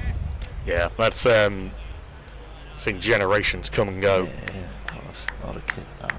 Some counties do have these people who just sort of get installed at a club and do pretty much everything. Yeah. So on the back to those people that the county game survives and thrives. That's come back a long way from Dan Douthwaite. It's a bold leave from James Wharton. I think he's saying it's an off cutter, is he? I don't think it was. I think it's just head back, isn't it? I think that's just come back a long way off the seam down the hill, hasn't it? I mean, we were talking about this earlier, actually. In general, you have been able to leave on length on this pitch. Such an odd action that Douthwaite doesn't really. The front arm doesn't really get involved until the very, very last second. Yeah. Very chest on. Bold. Loud shout a no from Will Benison. Doesn't want to get run out from the non-striker's end again.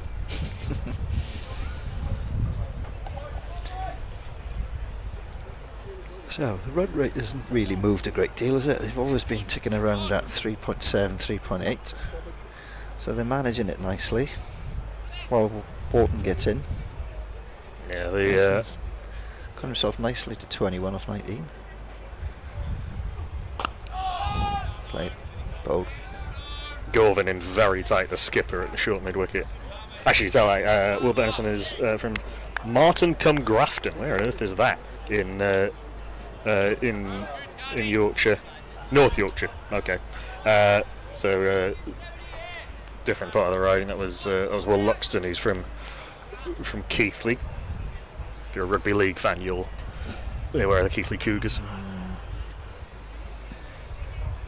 Wrong code in this part of town, in this part of the world. Yeah. So staying very, very close to, the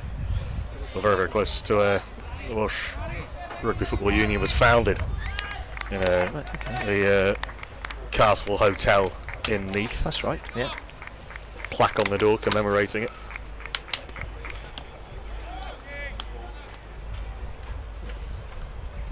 A few exceptions. The 13-man game very much the preferred up in Yorkshire. It's supposed to be a tougher game, isn't it? I mean, certainly there are some stories of players playing through injuries in rugby league that are pretty ridiculous. It's a more accessible game to watch, I'd say, just because it's essentially people running at each other really fast. Yeah. It's not as technical as rugby union. I don't think I'd have lasted long, I'll be honest. I think I've said a few times on air that I went through a school in Brecon to do A-levels, and well, I said I was there to do A-levels. I was there for 2 years, and I hold the record. I played 2 years first team rugby and didn't make a tackle, so I was quite proud of that.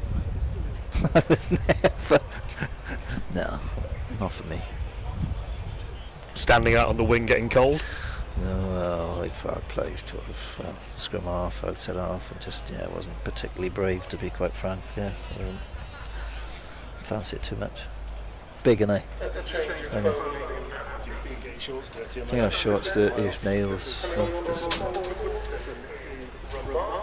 Here we go. Right, change. It's on to spin. He's been doing long leg to long leg all day, Romano Franco, but now he's got on for his main job. Actually batted quite well earlier. Got into double figures for the first time in professional cricket, but he's going to bowl his left arm spin. 3 years ago, he was a wicket-keeper batter. That's right. As one of his Wales pathway coaches saw him bowling in the nets and said, "No, lad, you're a spinner." Slip in place. Andy Gorvin's put himself in at slip. The Glamorgan skipper in the One Day Cup this season. Starts with a nice one. You're looking at the Yorkshire, the coaching staff. There's quite a few old heads there. Magsy's there. Anthony McGrath. Wood's there. Mick Lewis, former Australian seamer, is their bowling coach. That's right. That is a very committed bit of fielding on an outfield like this. That very nearly wore one in the face, Callum Nichols at short extra. Mick Lewis, holder of an unwanted record in one day cricket. Yeah. I actually played at Glamorgan when Mick Lewis was here. Yeah? Yeah. How often did that 4-3-4 game get brought up? Do you know what? I think it was after he'd left us. Right. I think it was after he'd left us, but still one of the most extraordinary things you've ever seen on a cricket field. That match. Herschel Gibbs, one of the great innings of all time. I played in one at Surrey. They got 4-2-8. Ali Brown? Ali Brown got 200. I played in that. And we got 4. I think we scored more runs off the bat than Surrey. It was the extras that was. Might have been a slight problem. Excellent partnership between Ali Brown and extras. It was. Nichols very nearly falls on the ball as he does it, fielding at cover. He does have a lovely action, Romano Franco. Yeah, he does. Yeah. Nice and tall over the top of the ball, nice loop. I've heard a few people describe it as Phil Tufnell-like, and you can see why. The bounce, yeah. Very much up and over the top of the ball. He's talked about how when he started bowling spin, he watched a lot of Nathan Lyon. All right. Oh yeah. And okay. you can see that with the tall overspin. Yeah. Wonderful, wonderful bowler, Nathan I like Lyon. youngsters that do that. They just sort of have a look, and it's almost self-taught. So it's not, they're not just relying on other people, coaches or whatnot, to try and help. It's something spinners do a lot. You watch a lot of. We saw Kuldeep Burley. I mean, when he was a seamer up until he was about 12, right, and switched to spin again because a coach saw him bowling spin. Yeah, and good infielding again. Skipper Andy Gorvin showing the way. Hasn't brought himself onto bowl as yet. But yeah, Kuldeep was in a net session, and his coach saw him bowling wrist spin in the nets and said, become a wrist spinner. Yeah. And he idolised as a left arm seamer Wasim Akram, and then he just started watching everything he could of Shane Warne. Yeah. Well. Yeah. Two steady bowlers there, in fairness.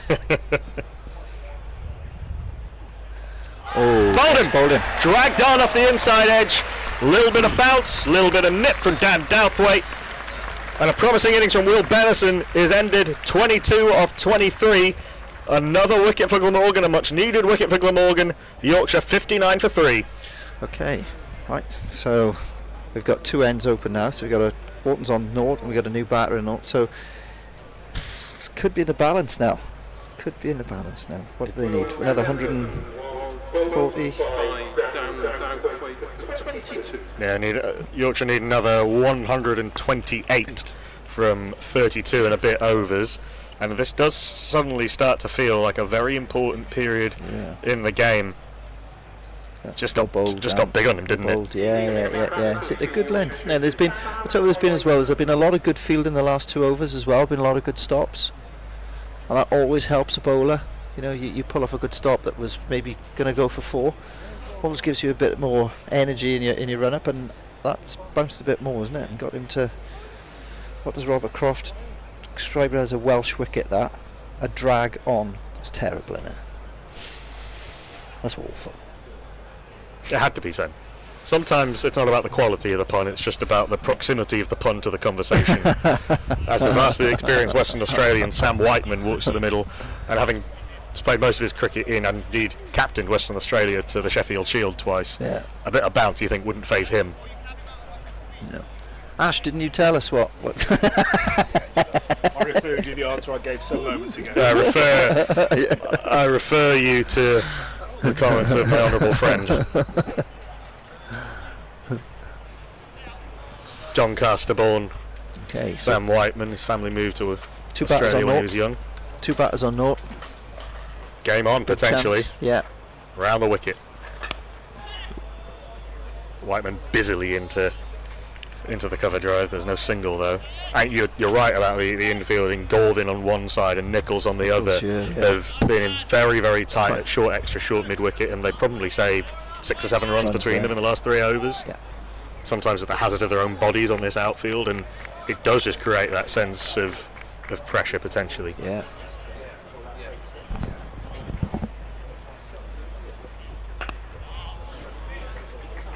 That's nice from Whiteman, just pushing a decent delivery into the gap to get off the mark. But James Wharton... I hate that though. I hate that. Yeah. Because you've bowled a good ball, he's played a defensive shot, and he's got 1. And he's on naught. They did have the I deep, hate it. They did have the deep cover sweeper. It's like, why?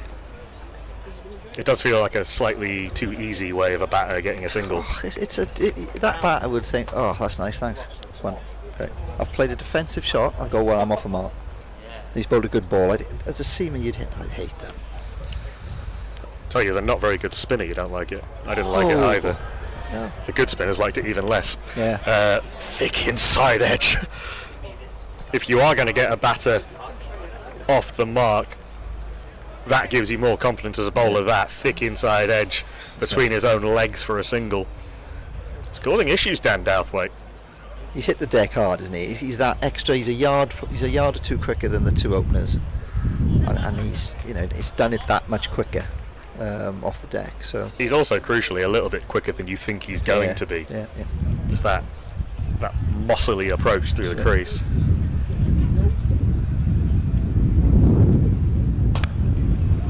Nicely driven by Whiteman. Hope Bell does well, sliding across to his left and keeps them down to a single. 3 runs off the over and the wicket of the increasingly well set Will Benison. After 18, Yorkshire 62 for 3, need 127 more to win. Yeah, so as I just keep saying, we've got an end now. We've got 2 batters on very little. Although Wharton's been in for 15 balls. I always say, if you add 2 wickets to the wicket column, there'll be a scrambling changing room, and there'll be a few worried Yorkshire players. But again, now the next thing is Romano's just got to work his magic that end, and hopefully Dan can keep ploughing away and pick up a couple more wickets. It's interesting. Glamorgan really only have 5 bowlers. It's not as though this might be the situation where you want to bring back one of your frontline bowlers now just for another couple. But Tim van der Hoofden's already bowled 8 overs. And the fitness of Jamie McElroy is somewhat unclear. Andy Gorvin had not yet bowled himself. Here's Romano Franco to continue.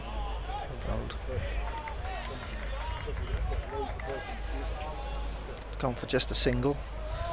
To a second over. Bowled tidily thus far.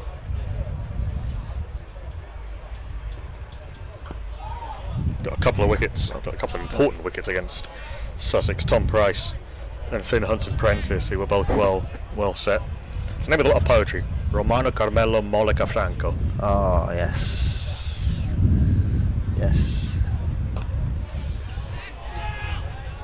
Henry Hurl this time tight in at short mid-wicket. And as a left-arm spinner, as a finger spinner, if he can just, they have that way of just rolling through a couple of overs and suddenly 4 overs have gone by. Yeah. Well fielded, well done. Well done of his own bowling, down quickly, Romano Franco. See the pressure's building. When you're 1 off 15, 2 off 7, I know the run rate's just only at 4, so there isn't a need to panic, but when you're out there batting, you're thinking, right, need to score. Well done. Good. Nicely played by Whiteman. That's down to long on. We talk a lot about getting in and out of your over, so this is literally getting out of your over. He's got his first 4 dots away. Well, big one on then, right? We're going to go for 1. Stage of the game, is it worth taking a punt and keeping him up, which he's doing? Yeah, well done, Romano, excellent. He's keeping his mid on, mid off up. Yeah, I love that. Both come up for Wharton. Yeah, brilliant. Field is back a square of the wicket. Superb. Yes, Romano. Good. Beautifully bowled by Romano Franco. Yes. He brought the mid on and mid off up. Wharton came down the track and was nowhere near it. It was done for length. Romano Franco saw him coming, dragged it down. Brilliant bowling. Moved away. And that is a beautiful bit of bowling by Romano Franco. James Wharton gone for a painstaking 1 off 16. Yorkshire 62 for 4. That's class. I've got a lot. That's fantastic from Romano. He's literally there. He's given the 1 to the and then the guy who's been struggling, who's got 1 off 15. I tell you what, mate. No, come on. Mid on, mid off. Come up. Let's see you go over the top. And he's run down. Done him beautifully. Well done. That's fantastic. He's turned a bit. He's missed that by a good few inches, and he's stumped by several yards. One of the easiest stumpings that you could possibly hope to have for Alex Horton. Yeah. Anybody had the guts to come on, coast him into it. Brilliant, excellent, really good bowling. That's going to be such a satisfying wicket for him and for the skipper. Oh, brilliant. Yeah. So Yorkshire in a spot of bother. They were 59. In fact, they were 45 for 1. They're now 63 for 4. 6.5 overs later. And we could have a good old-fashioned low-scoring squeaker on our hands. I think we could well, yeah. We could well. So who's just come in now? Number 4, left-hander. So we've got Sam Whiteman. The new man in is on strike. The new man is George Hill. All-rounder, bowled very well earlier, opening the bowling for Yorkshire. 8 overs, 2 for 34. He's got a job to do with the bat here to support Sam Whiteman. Game on, yeah. Definitely game on. Absolutely game on.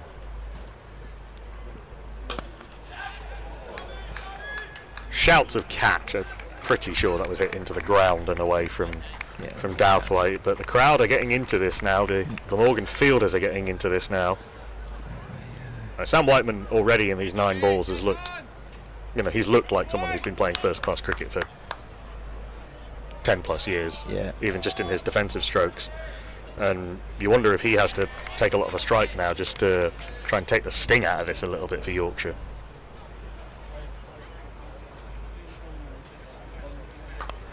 Yeah, there's Don't bowl there. Actually, maybe that was the plan, to try and give him a single, but that is good running. They've come back for 2.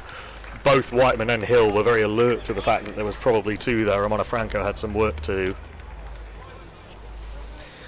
Yeah, there's a couple of ways this goes now. It's just they either just try and get stuck in and try and see through this tricky period, or blast their way through it. Whereas if you score a quick 60 now, the game's done. 60%, which will be interesting to see how they go about doing it. Looks like might be the latter. It might be the latter. Sam Whiteman has a big drive at that, misses it by some distance. But oohs and ahs, and for a while, for the first 10, 11 overs, everything was very quiet, everything was very flat, everything looked pretty drama-free.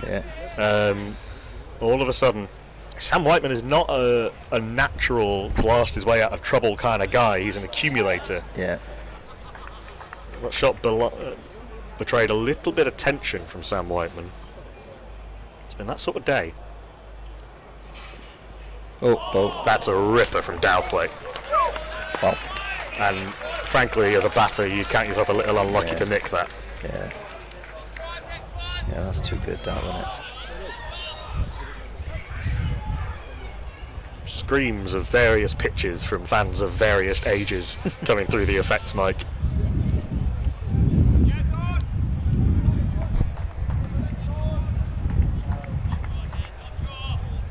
This could get loud fast if Glamorgan get another few wickets and get on top of Yorkshire here.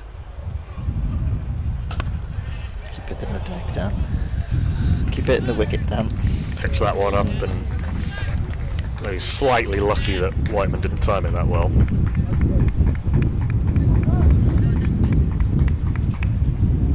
Elongated clapping from first slip. Jamie McElroy is warming himself up. Could be coming back on for a quick spell, couldn't he? Yeah. How did he get through 4? I didn't quite clock how long he was off for, but the umpires will be all over it. That one has troubled Whiteman. It's hit him on the splice. Another very good over, very good spell this from Dan Douthwaite and Romano Franco. Douthwaite 1 for 16 off his 5. Romano Franco 1 for 2 off his 2. A beautiful bit of bowling to get rid of James Wharton. Yorkshire 65 for 4, chasing 187 after 20 overs. They were 45 for 1 partway through the 13th. Romano Franco is going to keep going, and as Ashley Crowther rejoins me, we have a game on. We do, and done really well. Yeah, to kind of get back into it. Feels like they got a chance here now. Franco going to continue. He looks a real prospect, doesn't he, Romano Franco? He's got a beautiful action. He does. No, done really well. I think showed a lot of courage on Wednesday when he was put under a lot of pressure early on and was going for quite a few, and in his second spell came back really well. Held his nerve and was a key man really in winning that game for Glamorgan. Lovely loop on that again. And we were talking about it in his last over. Brought them mid off and mid on up to James Wharton, who took the bait and was put on the ice slab. Yeah, came dancing down. Yeah.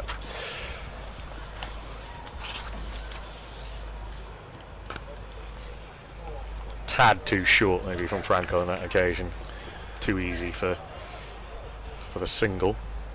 Well, the big question I've got, Glamorgan are back in this game, but just want to see Jamie McElroy bowl. Is he okay? Can he bowl? He's been warming himself up by bowling the ball back to the bowler from his fielding position. I suppose if it's coming out, in 5-10 miles an hour slower, I don't know. We'll have to see how he goes. Hopefully he's okay. I'm sure he wouldn't be putting himself under any long-term risk or danger, I'm sure. But that's for me, I think, and any Glamorgan supporters might just be worrying about a little bit, as if he's not okay. How the Glamorgan use his overs. Hopefully he can get through. He's back out, which is a good sign. Hopefully the painkiller's doing the job. That one goes on with the arm, and first dot ball of the over. Callum Nichols has been doing good work in there, short on the offside. It just sounds a bit noisier in the field now, doesn't it? They're up, the fielder again. Bit noisy around the ground as well. A little wider on the crease that time, I like that. 4 runs off the over. Yorkshire 69 for 4. Looking through the rest of the team.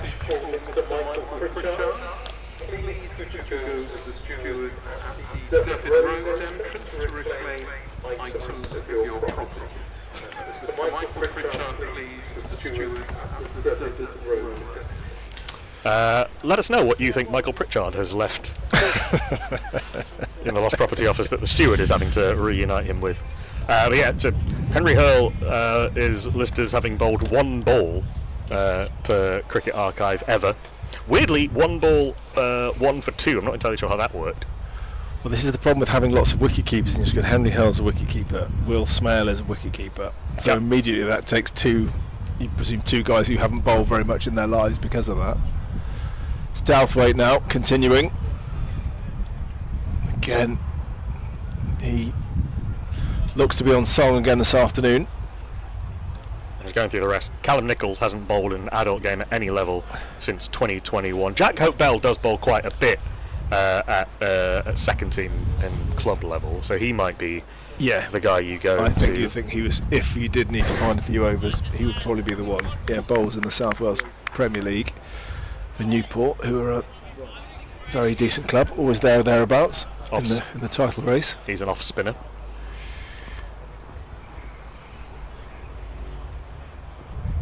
Hill clips it nicely through mid-wicket, chases on for Jack Hope-Bell, gets round nicely, keeps them to 1. Good work. The fielding, our commentary position is very close to where Jack Hope-Bell fielded that, and you can hear him thudding across this outfield because it's so hard. Yeah, it is. It's hard on the feet, I'm sure, but they've can't wait to get their boots on and have a soak. Short spikes today, isn't it? Yeah, well, that's what the fielders are, what the bowlers are like, but yeah, definitely very, very fine. I had a quick walk around the outfield in between the innings, and yeah, really dry out there.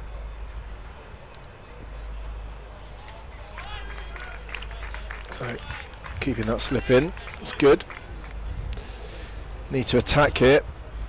Will Smale in there at that first slip, should have pretty good hands. I mean, he kept on the run to the One Day Cup. Yes. Trophy, didn't he, in 2024? That's right, he has kept in the blast. Didn't do it this year, but has done it in previous years.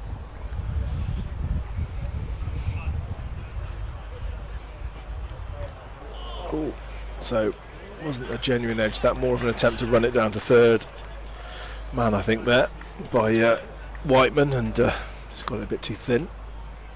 I think Will Smale has bowled 4 balls in his entire recorded cricketing life, and even Cricket Archive doesn't have a style listed for him. So if we get to that, we're in trouble. Right arm all over the place. Eddie Byram has never bowled in professional white ball cricket. Well, there we go.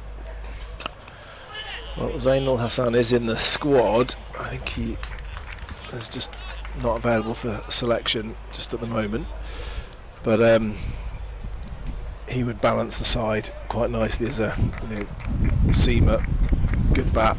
He has opened the batting in the championship for Glamorgan, and probably bat 6. Maybe Dan Douthwaite could drop down 1 to 7 if he came in.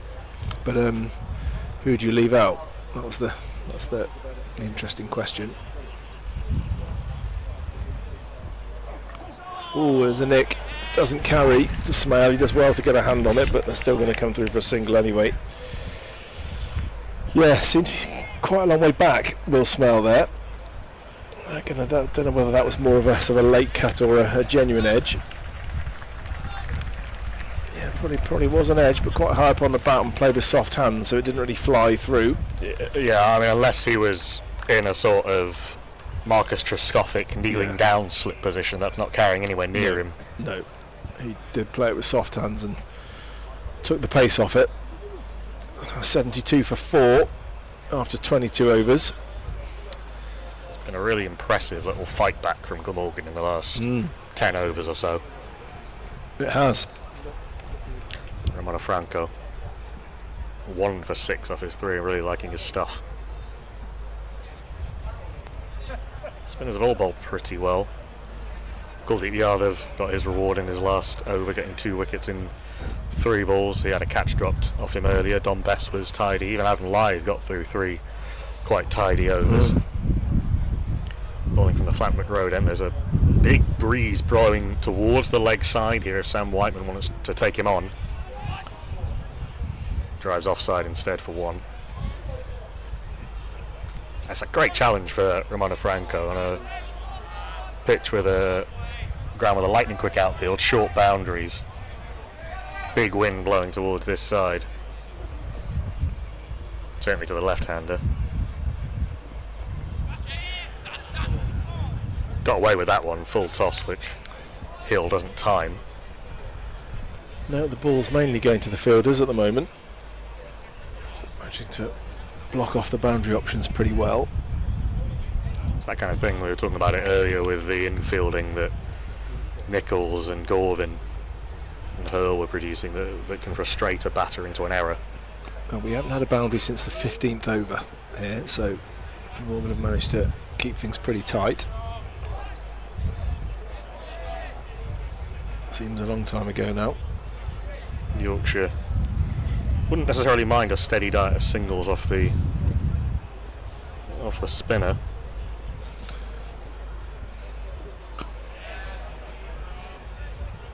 More of that from Glamorgan is what they're thinking, more dot balls. Yeah, that boundary was Will Bennison off Tim van der Huchten.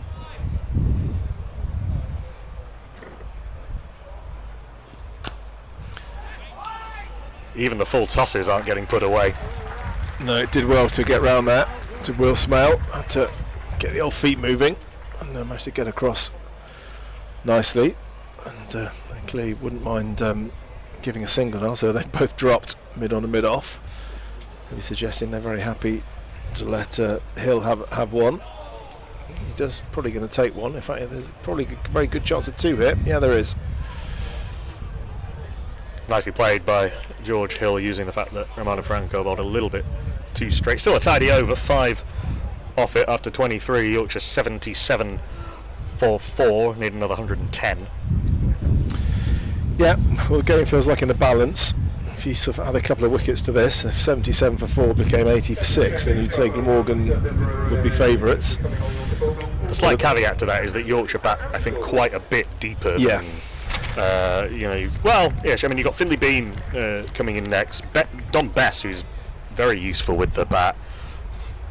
I'd be slightly surprised if Kuldeep Yadav came in at 11. He's not the worst with the bat for a lower order batter. He can certainly hang around a bit. So it's time for Andy Gorvin, the captain, to introduce himself for the first time. So different sort of bowler to the seamers we've seen. He's sort of a genuine medium pacer, but prides himself on accuracy and some variations. So one of the problems, I think, he was a little bit expensive against Sussex on Wednesday, and a few other Yorkshire batters out there thinking, okay, is there a bowler here we can maybe get after? Well, his first Franco and Gorvin that looks more vulnerable. His first spell was pretty good, but then sort of through the middle, as Carson was getting going, he struggled a bit. Big appeal. Ooh. Yeah. You can see where the ball ran out there, going down leg side, but yeah, he sort of scampers in and so gets the ball down there probably, 75-ish, or maybe a little bit quicker than that. And you can say, I mean, the keeper's come up to the stumps. Yeah. Immediately.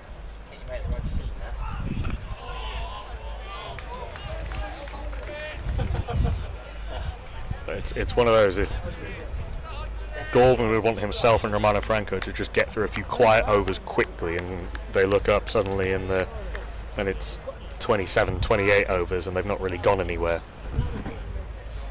That's it. No, I mean, he's a very talented cricketer. Plays for a bit of club cricket for St Fagans. I absolutely love him there.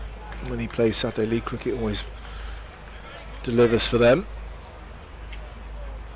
And great honour of being named a captain in any competition, but being named in this competition, reward for years of service and see how they rate him as a tactician and as a player. Like his attitude, like what he brings to the team. It's an interesting captaincy and leadership challenge with a team that's very much split between some pretty experienced players and some, in some cases, really young players. Yeah, absolutely. I think that's a big part of the competition, isn't it? Trying to bring the younger players through. Hill just not striking the ball cleanly at the moment, just a sort of thick inside edge really, but gets through a pretty tidy over there. Andy Gorvin. And well, it feels like run rate really. We can mention it, but it doesn't feel like the main thing, to be honest. It's just that wickets column is what it's all about. If Yorkshire can just keep batting and batting for 50 overs, they'll win. Particularly if Sam Whiteman because he looks like he has looked like the most comfortable. Briefly Will Benison, but he has looked considerably more comfortable than any of the other Yorkshire batters out there, using all of that experience. Nicely done off his own bowling by Romano Franco. I mean, I don't think you're allowed to be a finger spinner if you're not good at your own bowling. No. To be fair, certainly not at 19. But, no. You know, Mutaya Muralidharan was not a very good fielder except off his own bowling. Shows what he really cared about. Even the full tosses are only going for one. Yeah. Well, I mean, this is probably, they don't necessarily need to go for loads of boundaries. It would help their cause and just take the pressure off a little bit. But you know, ones and twos are absolutely fine for Yorkshire if they can just do that consistently. Every over, keep the scoreboard ticking. And a nice, some good sharp infielding like that from Henry Herr will help. Yeah, I think pride themselves on being a good fielding side, the Glamorgan. Obviously, a lot of the regulars in white ball cricket are not here because they're at the 100. But they do the recent influx of sort of younger, sort of student-age players into the squad. The likes of Ben Kellaway and Asa Tribe, who are all men in their early 20s. Who Ben Kellaway in particular, actually phenomenal athlete, just very very fast. Ludicrous Just the catch. you saw, Ludicrous catch for the Welsh Fire the other night. Yeah. Yeah, he's That's like beautifully bowled by Romano Franco. Really good sportsman all round, Ben Kellaway. I think probably one of those guys who probably could have been a footballer if he decided he was going to go that way. Just a really great athlete, and so Henry Herr's another one, in that sort of age bracket who can cover the ground quickly, and it's good to have those guys in this form of cricket. Start to drop a couple short. That is the first boundary for 9 overs. A little bit too short from Romano Franco, and George Hill put it away nicely. I wonder if that might be the end of that little spell from Romano Franco, but he bowled very well, at least up until that point. And at drinks, halfway through this reply for Yorkshire, they are, as my tab refreshes, they are 87 for 4, needing exactly 100 off the remaining 25 overs. Well, Glamorgan will feel they're in this game now. Probably didn't feel like that for the early part of the innings, but they fought back hard, got themselves 4 wickets, and you just feel if a couple more go down, they really would have an excellent chance here of taking this game very deep. As far as Yorkshire goes, they have had periods of just looking very calm. It's almost felt quite soporific here, and no stresses and strains. Until there were some. Yes, that's it. Well, I suppose that's it. It's funny how it can swing and switch all of a sudden. And Dan Douthwaite again always feels like he makes things happen. And Tim van der Hoofden finally got a couple to land on that and explode off that spot he's been trying to hit. And then good to see Romano Franco as well, winning a little personal battle as well and getting that stumping. So some good signs. And Jamie McElroy, until he in his first spell bowled really nicely. Hasn't bowled his second spell yet because he's been battling an injury which he sustained at some point in this game. We don't know how serious it is. We saw him take some painkillers and do some stretching exercises to try and get himself right. He is on the field, and I'm not sure exactly when he went off. In fact, we can see him now just in front of our commentary position doing some warm-ups as the players take drinks. Well, McElroy looks okay as far as we can see, but he's not he's not spending time with the physio now. He's just out there in the huddle talking about how they're going to approach the second half of this innings. So they're just going to have a little conflab here with the Glamorgan players. You can see them on the bottom right of your screen there. You wonder if McElroy is going to come on now just for a couple to see how he goes. Yeah. Straight after the drinks break. Yeah, I think it'd be good to know that now rather than later to test it out, wouldn't it? I think, and then there would be a chance to be able to rejig and try and get some maybe overs of spin through in the middle fairly soon before we kind of get into the charge at the end. Because of the way that game went against Sussex, where Glamorgan had to bowl out Van der Gucht and and McElroy and Douthwaite quite early, or earlier than they might have liked, to try and get the wicket, particularly of Carson. Andy Gorvin ended up bowling the last over. Yeah, he had a fair few to defend. He did. I think that was. It was. I think he will be pretty pleased by the way he juggled that, because Franco and him were still bowling like 43rd, 44th over, which I suspect was maybe a little bit later than he might have planned. If he'd written his plan down before the game, it would have been different. Partly Tim van Hulten was going so well that he just went straight through, and actually that turned out to be quite important, because he was so he bowled so economically that actually it meant that it didn't matter too much that Andy Gorvin went for a few, because he thought that Van der Hulten done such a great job at the other end. Well, Andy Gorvin into the attack from the and that has missed everything by millimetres. Almost bowled, almost caught behind, almost stumped, but went straight over the top of off stump. That did. That has missed by a whisker. It's a nice take from Horton, given the bounce. Not that Andy Gorvin is particularly fast, but that extra bit of bounce, he took it nicely, whipped off the bails, but Whiteman was, if anything, further back in his crease than when he started. Yep. So I'm sure Andy Gorvin will bowl cutters and will be probably pretty expert at trying to get life out of a pitch like this. We'll have a number of variations and ways of releasing the ball to try and produce something from this pitch. McElroy is definitely warming up. I wouldn't be that surprised if he's on the next over from the Flantwick Road end. Yeah. Yeah, it would seem to be a good idea just to get him back into it early, just to see how it does stand up. So that one's going to run away, just run off the face there by George Hill, and another welcome boundary. That was played it very, very late. Almost took it out of Alex Horton's gloves there. Just ran it off the face and enough pace to work with to beat third man, who ran round despairingly. Same shot again, doesn't time it quite as well. It's in reasonable form, George Hill. He got 61 in that when Yorkshire did not get particularly close to a good target for against Hampshire. He was one of the few who stood out in that game. Does have a list A 100 and 4 first class hundreds.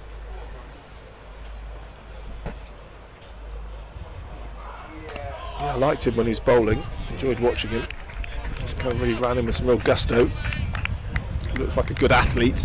Tell by the way he runs in. He's quick across the ground. Solid all-round cricketer. Yeah. 25 years old from Keighley. Do I just hear a slight hint of your accent re-emerging? Talking about Yorkshire. I never really had much of one, to be fair, but occasional twangs. Keighley. I thought maybe heard as a slight hint, as you said, Keighley. Doncaster, say a few of the names, I'm sure it'll re-emerge. Occasional little half vowels. And with that, I leave you in the hands of Ashley Crowther and Andrew Davis. So, 94 for 4 after 26 overs. And run rate and runs required have been about the same all the way through. As we're saying, low target, 187 to win. But it's the wickets column, which is the one that will decide this. If they bat time Yorkshire, they'll win the game, you'd think. But can they keep their wickets intact? And so now we get to see Jamie McElroy, who came off earlier, clutching his arm and his shoulder. He's going to test it out now for real, having done a few warm-up deliveries. He's now going to come in and test it out for good. Well, that one came out okay. Yeah, seems to be all right.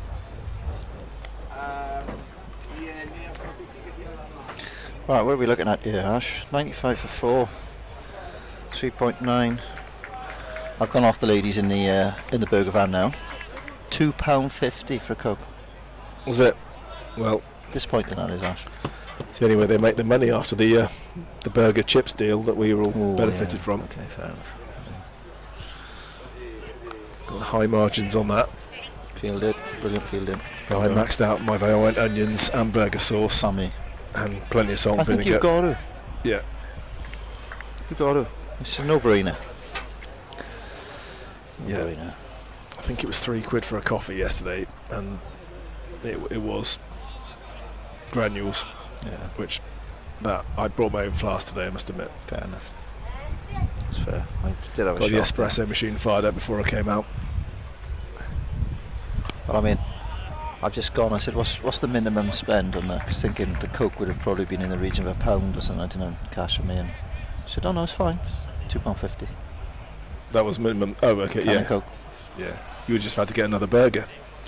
It was minimum spend. Oh, but yeah. Cheapers. Well, I was looking at the board, going right. So what do I need to get? And she went, "No, it's okay." £2.50 for a can of Coke.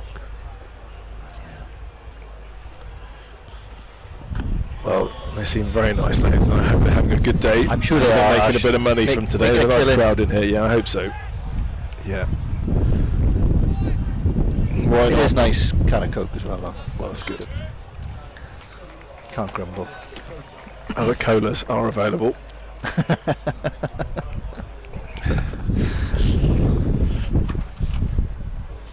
So Jamie McElroy showing no ill effects so far. Big appeal and given. Whoa! Well, injured arm, magic arm. McElroy strikes. Well, what a fillip for the team that is. They were worrying they might have lost him to injury. And he's come back, bounced back and taken a wicket. Brilliant. Needed that. It was just starting to build a partnership.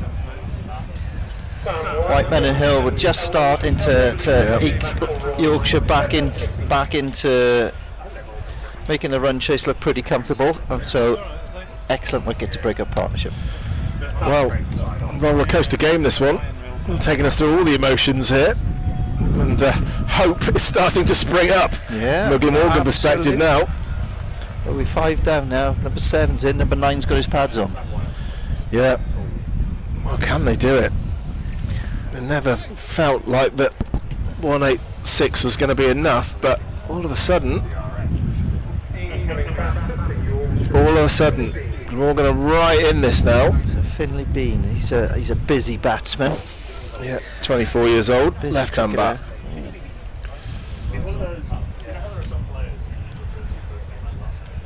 I don't know if we can get a look at that again, front on. Wicket. It looked good, didn't it? When it hit him, it looked out. Yeah, they were pretty convinced, weren't they?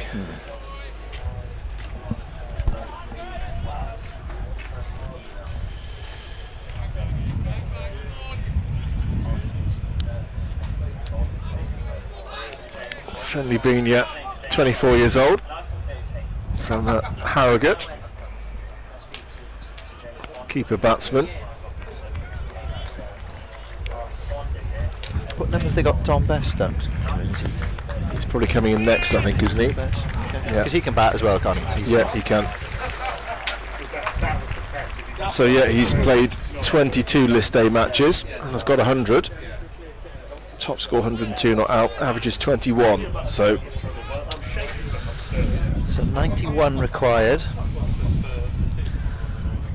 I'm going to go out and limit. I reckon Glamorgan in the box seat here. Yeah, it's just about wickets, isn't it? I feel like, it almost just feels a bit pointless to be talking about run rate. I don't feel like that's got anything to do with it, really. It just feels like the. I would say Glamorgan in the box seat now. Yeah. I mean, they just need to not lose the wickets and keep batting, isn't it? But I don't know whether that. I mean, is it? Do you think would it ever be worth them just having a bit of trying to put some pressure back on the bowlers? And I mean, Glamorgan getting on top now and able to build pressure. Would that pressure be released in any sense? I don't think they need to because it's only 4 and over. Yeah. I don't really. No. Think they need to do it. But. Nicely taken by Alex Horton, but was a wide down the leg side.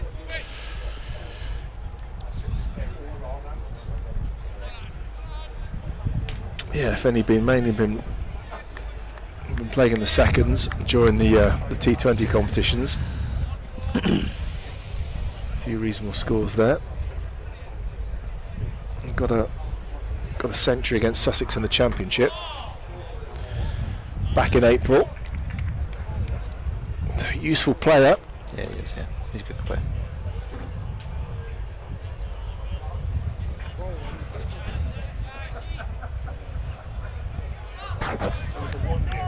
Yeah, well, Glamorgan will feel they have a chance. I mean, that hope is up. They feel like they are right in this game now. No. I think there's just a little tickle on that one, onto the pads and has raced away. Yeah. So there's a bit of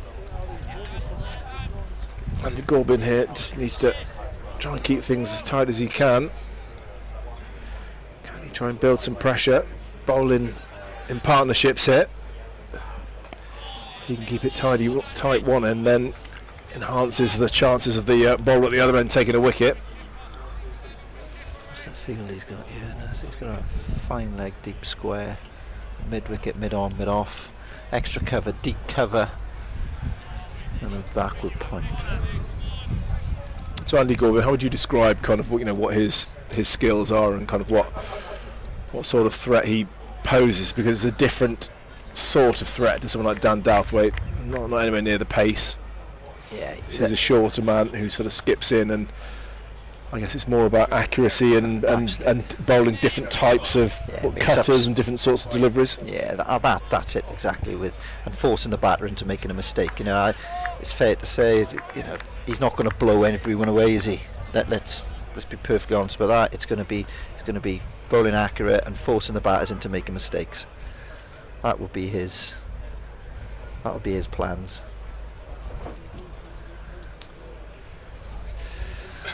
Nice and tight form.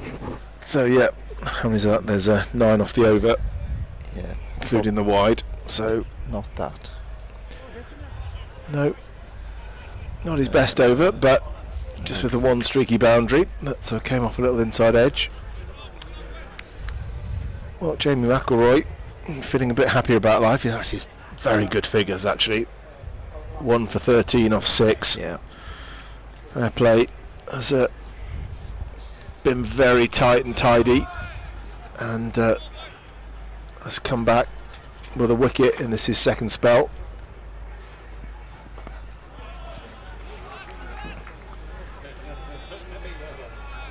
Well, must be a real relief to Morgan side to see him keeping going out there. Yes, just to see him bowling and fit. He generally ran off and was concerned, wasn't he? And has spent a lot of time just sort of working on that shoulder and stretching it and trying to warm it up, and just he felt a twinge that concerned him enough to come off and get a bit of treatment. Henry Hill, good start, can't quite gather it cleanly, so they scurry through. What do you think of Henry Hill's black trainers?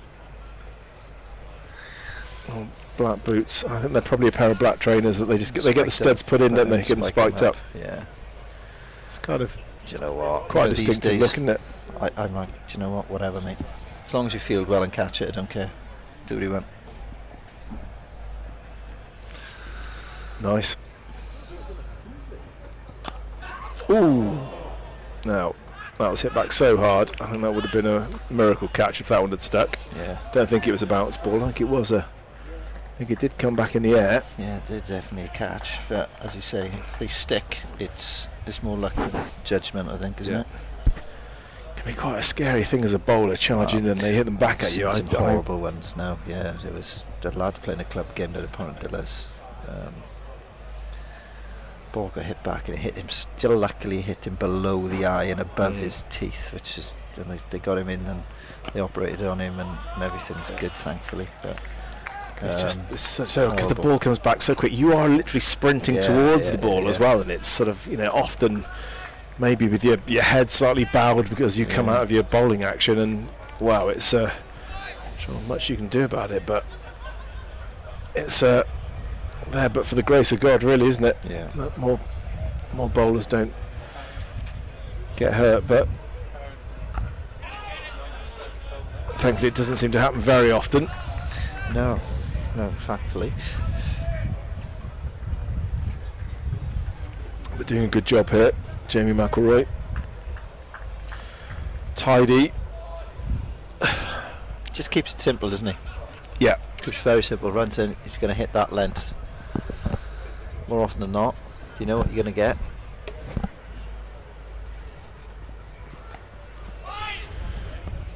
He doesn't seem to have dropped any pace, does he? No. After the injury, just seems to be fine. So good. That's panic over. So it looks as if Andy Govan won't have to modify his plans too much or find any overs for anyone else. Just at the moment, I think he's going to keep going by the looks of things. Gives his cap to the umpire. So Bean and Hill. We need to. I mean, it's important at this stage. I know, like, the run rate isn't an issue, but there will. You've got to build pressure from somewhere. Yeah. You know, Jamie McElroy's bowled a tight over there. He's bowled. His last 2 overs have been tight. Well, all of his overs have been tight. It's important now we back it up this end as well with Govs. There's no point in this over now going for 7 or 8. No. Well.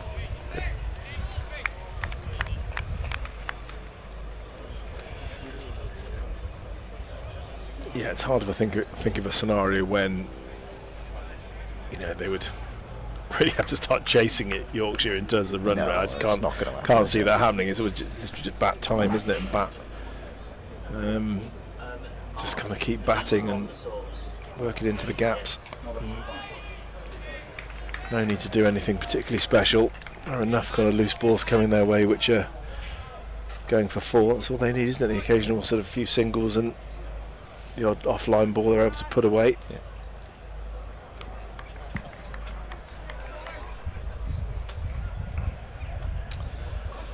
Glamorgan take another couple of wickets. Wow. Big appeal, gone! Well, you called it straight away, Andrew. Yeah. Andy Govan strikes, gets Hill, LBW, and we're just saying if another couple of wickets could fall, well, Glamorgan will really feel they're the favourites for this now. And I think at 107 for 6, I think their tails are up. Absolutely. I'd definitely say, I thought we were in the box seat when we were 5 down. Definitely in the box seat now, 6 down. There's not much doubt about that. That's hope. You know, but when you think about the over before as well, only went for 2. Yeah. And even though the run rate isn't up anywhere near what you need to start panicking. You know, there's still that pressure there that. I mean, should he have missed that? Not really.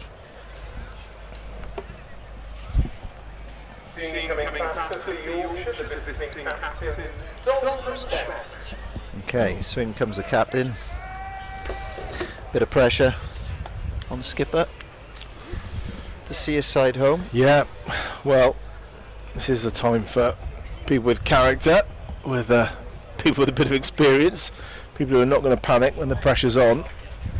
And interesting to see how he plays this now. Yeah, because we're sort of crawling along here. What do they need? 80 to win of 20. I don't know how I'd play this if I was him now. Maybe try and blast a 40 or 50.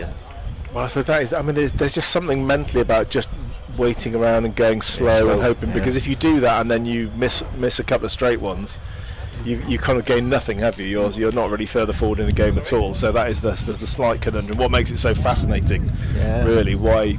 Maybe they've been too negative in this run chase.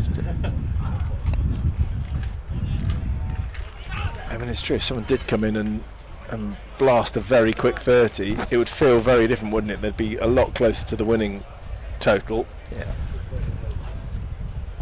But then that could very easily go wrong, couldn't it? If he comes out and has a swing, skies it up in the air and gets caught, then it looks dreadful. It does look really bad. So yeah, cuts. That's a good shot. Chase on. Oh, got down really well down there. That's a good piece of work down there. Eddie Byram fielded. Yeah, he got the slide in very, very early there, didn't he? As they're taught to do now. Did you used to practice sliding when you were a cricketer? That was what my boot was for, Ash. Yeah, you'd have. There's about time to get your foot there just behind the ball at the right moment. There instead of the slide. That's what your boots for. Straight out of the old school coaching manual. Yep. Size 10. Gorvin trying to challenge the stumps here, isn't he? You can see that's his tactic, just to get the ball thereabouts on off stump, hope for a bit of nip back in. I think Romano is doing some laps. He's doing some laps here in the field, isn't he? He's going long off to long off. Yeah, he is. The old the vests they get on him now, don't they? The track, how far they... Yeah, I'm sure that's not why. He's got his steps in today. He has. It's more than he said for me. You need to get your steps in after that burger. It's only about 20 steps to the burger van and back, isn't it? That's the problem. We'll have to go out for an evening constitutional later on.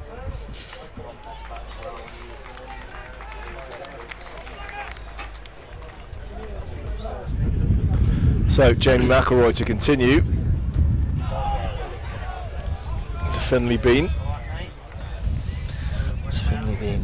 He's been in just over and over six balls, 2 not out.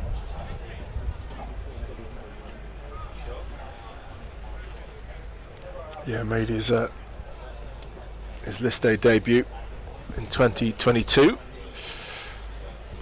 at Canterbury.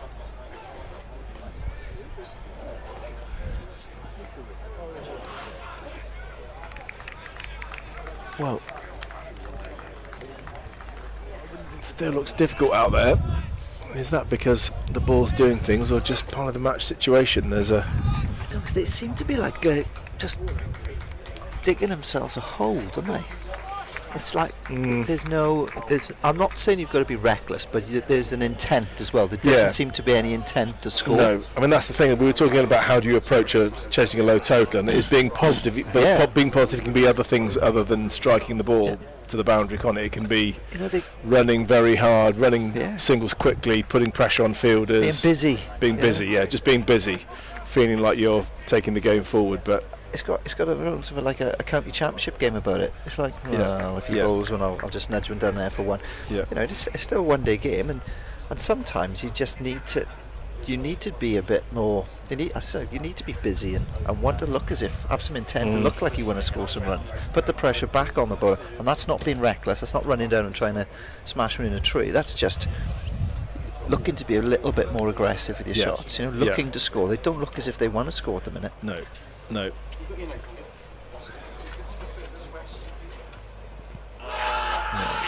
that. McElroy again was pretty convinced, but he was a long way down. We get the impression that was probably pitching outside leg maybe, and I'll have a look. Yeah, you're right. I mean, you couldn't. The really good batters, someone like a Joe Root, would not let this happen, would he? He would just be rotating the strike. A good ball, he would move to a place where he could just knock it into a gap and get down the other end, up and down, keep it busy. I suppose that's the. Yeah, you imagine if Harry Brook was playing, he would probably be trying to mow it to all parts, wouldn't he? But yeah. It does feel it's just a little bit passive at the moment, doesn't it? Just allow Glamorgan to get back on top and feel it's their game. The emotional temperature has changed. It does feel like there's been a momentum swing. They sort of allowed that to happen a bit. It just doesn't look like a plan. No. They just think, well, if we bat 50 overs, we'll win. Well, at the minute, I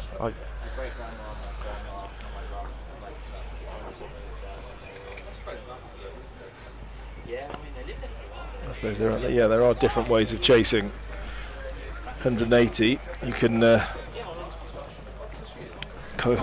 bat for 30 overs at 6 balls and over, and you've got 180. And get on with it a bit more, or you can try and just go slowly and hope that you don't lose wickets along the way. So the plan was definitely the start, wasn't it? To not lose wickets in the power play. It felt right. Yeah. It did feel right. It felt like it was sort of calm and they were where they needed to be. But I suppose that is the danger, isn't it? As the wickets start tumbling. We've kept on that monotone's the wrong, but I'm trying to describe it. It's just like, right, guys, come on. We just need some momentum. You need to start. You do need to look to score. Yeah. 76 runs needed from 19 overs.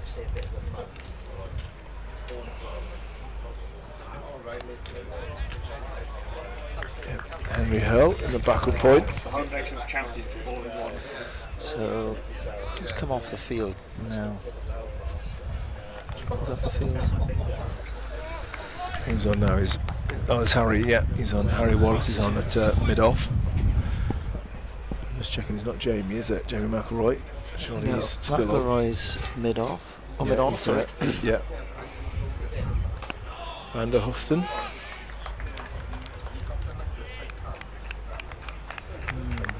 Yeah, Could it's be. with Tim, is it? Yeah.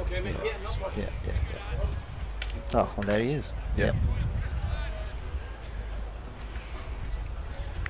Our commentary position is just right next door to the Glamorgan balcony, so we can sort of see the comings and goings quite well from here. Gorvin's keeping it tight here. This is good. It feels like he is building a little bit of pressure.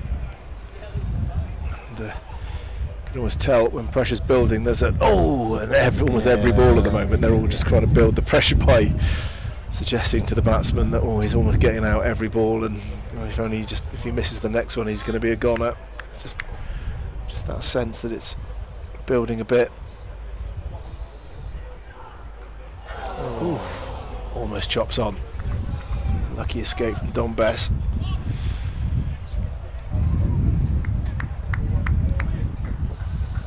Well, looking very effective, Andy Gorvin. Got his hands on his head. He knows how close that was.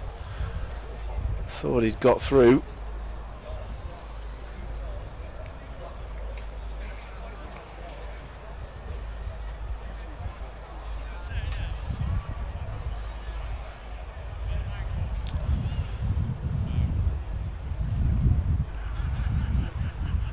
So coming round the wicket to the left-hander. Shot for one. Yeah, Cinder. All about getting your fielders in the right positions here, and bowling to your field.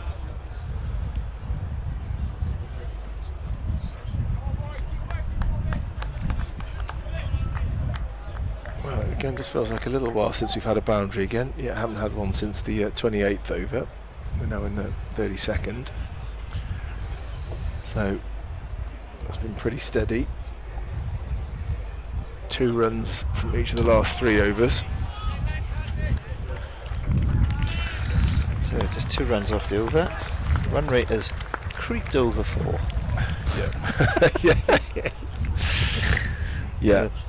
So again, doesn't. No, I don't suppose will be a huge concern to Yorkshire, but it's just Romano Franco to bowl.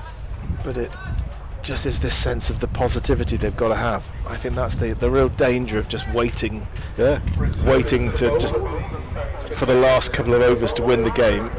I mean, if you had a timeout now and you had the coaches and everyone, you could just go and they'd go, right, what's the plan? Yeah. And they go, well, we're going to bat the next. No, right, you're going to get out.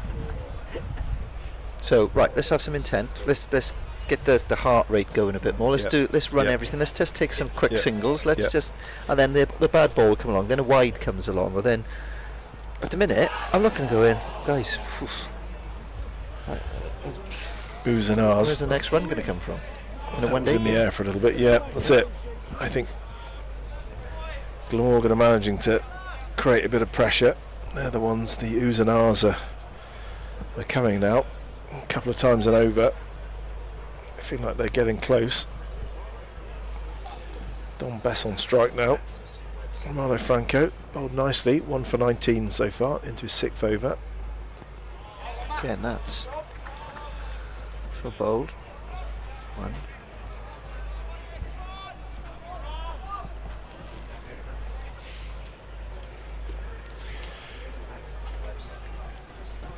Yeah, so that is definitely the challenge for Yorkshire here. It's just, can they keep positive and play kind of low risk shots in a positive way? It's a useful shot for a single. Just work around the corner. It's spinning quite a bit now as well. And who else have we got? I think it's, when you look at this, Glamorgan will definitely right batting first. Yeah. If it's spun this much with their 2 spinners. Yes, definitely. Yeah. Gripping. Well, Romano Franco will be enjoying this. Nice conditions to work with. It's only his 6th over as well. Yeah. And the 4 after this. Keeping it tight.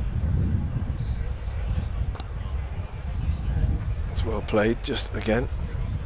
Well, that's all the runs they need, so. And as they have looked a little bit more positive this time, just maybe moving around the crease to create the angles to get those singles into the gaps.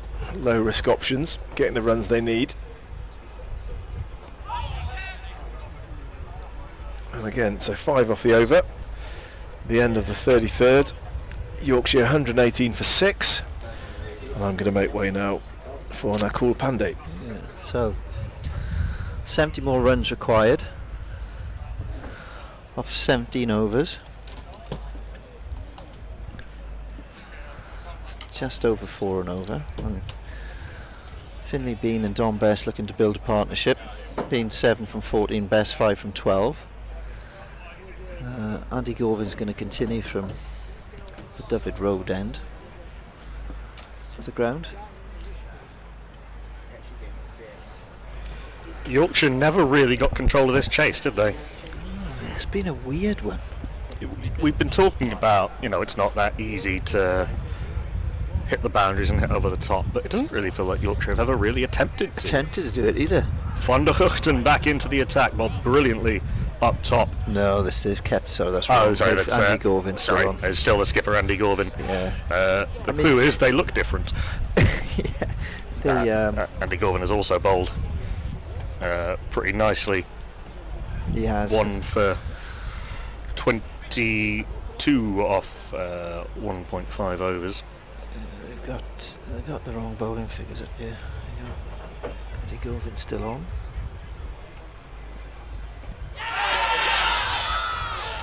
Old school umpires would have given that out just for the shot, the attempted ramp. League umpires on Saturday. Over the head from Tom Bess. Never mind the fact that it definitely wasn't hitting the stumps. Classic. Every Saturday you'll see that. Anyone sweeps, misses it, it's out. Why? Because you're sweeping. Yeah. Well, he actually was hitting the stumps, but he was well outside the line. Yeah.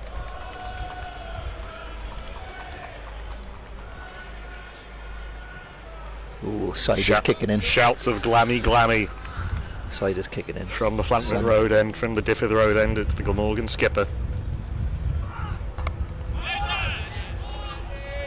They all take a couple of steps down the track and then shout no from Finley Bean. But look, at least there looks some intent to look to score. We've just, since I've been on for the last 5 over 6, it's not even looking to score. My guys, you are going to have to score. There's nothing easier as a bowler, and I'm thinking the batter's just going to block me. Well,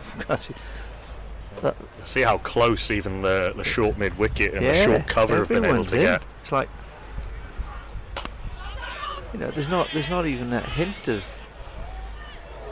That was some urgency in the running there. Yeah.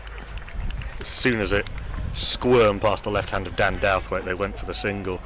Romano Franco bowled pretty well, but they did let him bowl a bit. Yeah, it's absolutely. I think it looks as if it is starting to grip. So I think it is. Looking at this, it is the right decision to have batted first, given the 2 spinners that Yorkshire have got. I think he's going to have to hold. I've said he's going to have to hold Romano back a bit. Romano's got 4 to bowl. Romano Franco's got 4 left. Gorvin's got 4 left after this. So has Douthwaite, and Van der Guchten and McElroy have got 2 left each. I'm just trying to think of who he's going to bowl. Douthwaite. It's tricky because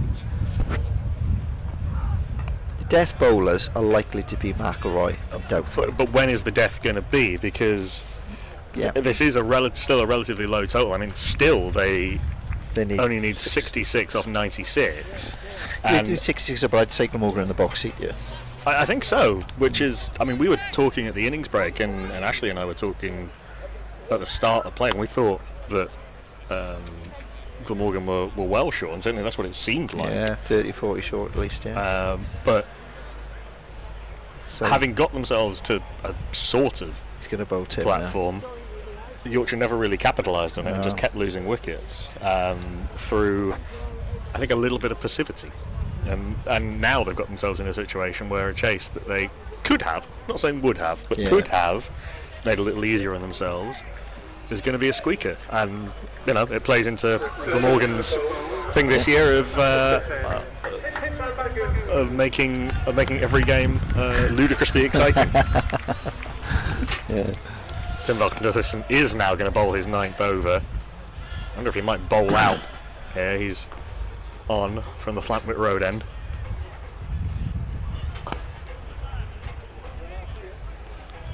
The plan will be here to get Tim through to his 10. And then Douthwaite and McElroy maybe bowl would be spin. Would be what you maybe hold them back a little bit. So maybe I think they'll be your death bowlers. But it's a good point that you make about when is the death. Is it, you know, if you're going to wait till the death and 6 down, well, it'll probably be in Yorkshire's favour then. So we're going to need to still keep picking up wickets, because if you talk about the death and you go, right, okay, well, they need 5 and over. It's not really a death, then, is it? It's a little bit like, sort of to take a football analogy, you don't want to hold your best penalty taker back for the 5th one and you're already out. Yeah. You know, you need to play it by ear a little bit. So it's like the penultimate over, isn't it? That's the over that you get your best bowler on. But that might be the 45th, depending on how it goes. So it's a tricky one with only 5 proper bowlers. See, personally, I'd have kept Romano on, because he's bowling well, he's gripping, and I think if he'd got through another 4 overs for like 10, all of a sudden... It's asking a lot, but the way he was bowling... But then you look up and you've gone, right, there's 42 overs gone. 43 overs gone. You go, oh, right, hang on. Now the run rate still isn't a worry, but... It's such a tricky balance, because, you know, you don't want to... You know, a batter can easily get used to a bowler. But then if you take a bowler off and you bring them back later when the batter's set, it's a real tough balance with only 5 bowlers.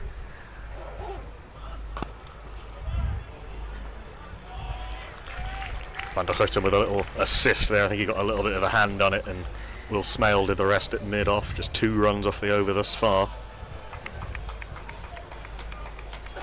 Will Benison batted well for his 22 off 24, and Sam Whiteman looked solid enough early, but never really got going. Didn't hit a boundary in his 36 balls. Will Luxton scored 24 off 31, but it would be hard to say that any Yorkshire batter's been fluent. What a delivery that is from Van der Guchten. That's kept low. The first one we've seen keep low. Yeah, that's kept low, isn't it? Is this wicket getting worse? Seeing everything from this end, the Flantwit Road end, jump up and spit at batters. Love to see this again on the replay. Maybe it will end the over.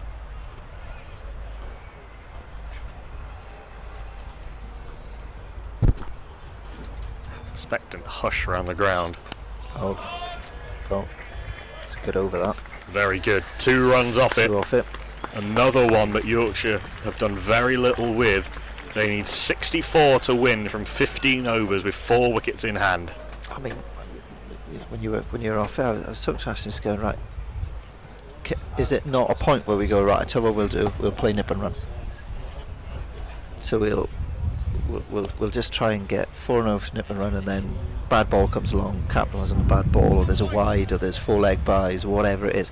At the minute, it just looks like we're just blocking it. I say we. It looks like Yorkshire just blocking it. Dan Douthwaite's back into the attack from the Diffith Road end. He's got 4 overs left. I think the best way of putting it is that there's been almost no point in the innings where Glamorgan have been thinking more about defending runs than taking wickets. Absolutely, yeah. Douthwaite started it all, really. I feel like Yorkshire are waiting for someone to come on and bowl, right? And bowl them like a heap of trash so they can just smash round. Well, guys, the chances are that's not going to come. So you're going to have to do something different. I mean, Glamorgan bowled well, but it's not as though they've been bowling sort of a Devon Malcolm at the Oval type spell,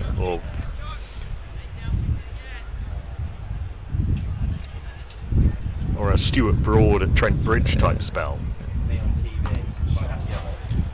First bit of aggression for a while, and it's well put away by Dom Bess, who is a combative cricketer wasn't that short from Douthwaite, but he seized on it and put it in the gap. I reckon that's got to be the first boundary in about 6 overs, around 5-6 overs.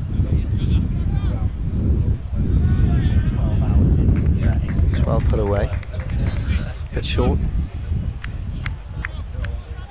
And last boundary was, in the 30. In fact, no. What am I talking about? It was in the 28th over.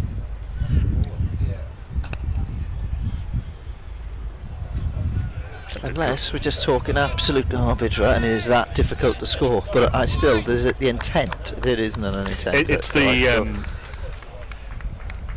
the apparent lack of an attacking game plan from Yorkshire at any point. No energy, is there? It's like, it is a little bit like, and they may well still win, but it has looked a little bit like they've been sort of waiting for the runs to happen to them.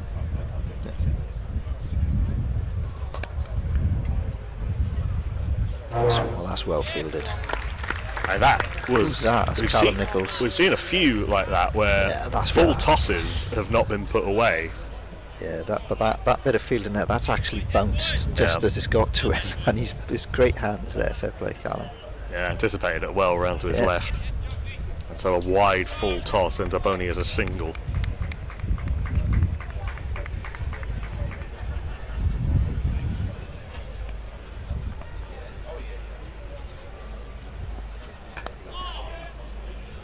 That's what you were talking about, tip and run. So perfectly decent delivery. He opens the face of the bat, gets it where a fielder is not, and picks up a single.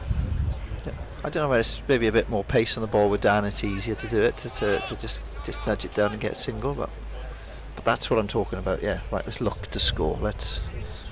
It is harder than it looks. Like, it's something that really sets the really good one-day players in particular apart, is that ability to score runs off good deliveries. How many times do you say it when you see Root go into bat and you look up and already he's on 40? You go, how has he got 40? Where's he got 40 from? Yeah. I remember I was at the 2011 World Cup final, and Mahela Jayawardene was the best innings I'd ever seen live, and that was the same innings where Dhoni hit that 90. And exactly the same. Mahela scored 100 off 75 balls, and you'd be hard pressed to remember any of the individual shots, but he just kept missing the fielders constantly. He never ever looked like he was going to miss time a ball. Ball player. Remember Michael Bevan, the Aussie, and you'd always feel like, you knew bowler Michael Bevan, you always felt like, I'm bowling all right, and then you look at your figures and he's taking you for 6, taking you for 7 and over, not by boundaries, just going. Remember that England-Australia game at the 2003 World Cup where he and Andy Bickle from absolutely nowhere got Australia over the line. Van der Guchten is going to bowl out. He's round the wicket. That's another example of good positivity between Dean and Bess. It's a good run. I think both sides didn't do quite enough of that, because by and large you would expect on this outfield that the infielders would be right on the edge of the circle because they're a bit uncertain about attacking the ball, and so there'd be more singles. But I think both teams have not pushed the infielders hard enough. Yeah. Fielded. Nicely fielded. Indeed, by Henry Hurl. It's great hands, that. Good hands again. Yeah, he's made that look much easier than it actually was, especially at backward point. Yeah. He moves really well. Fairness to Henry, but for a keeper as well. That side-to-side movement's really important for a wicket keeper.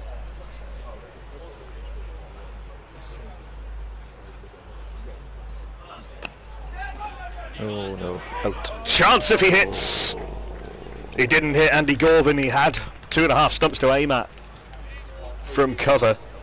Would have been very, very interesting with a direct hit. I think Bess might have been, Bean might have been gone. Again, good pressure though. Like 4 dots. Maybe in a tight one. I think he'd have been alright. Yeah, I think he'd have been alright. Just got sent back in time by his skipper.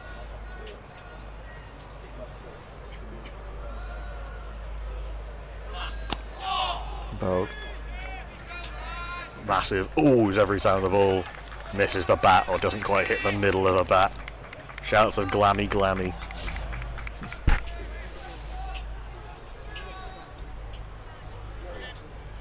And a strange sort of tense murmur underlying it all. It's building.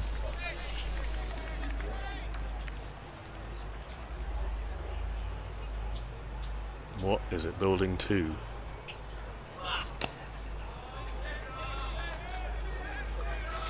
Another dot ball, another little twist of the knife. Does your dad bat? Does he bat? Kuldeep is not the worst with the bat. He can hang around. He can certainly hang around. He's improved quite a bit. He's normally like spinners normally like to come in and whack it, don't they? Yeah, he's not one of those really. Yeah. Interesting to see how they play this. I suspect Kuldeep might be in next. Can't quite see the Yorkshire balcony from where I'm sitting. That's a good run. That's a nicely judged single, just opening the face. But 2 runs off Tim van der Guchten's last over. Outstanding spell from the veteran Dutchman. 10 overs, 2 for 37, I think that was.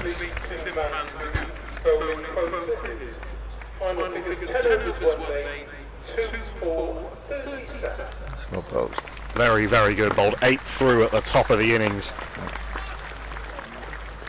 And really set up this sort of slow squeezing strangle that Glamorgan have put on on Yorkshire. It's like we were saying in the first innings, he didn't move off the strip, as he really. He's just run in and hit a good length and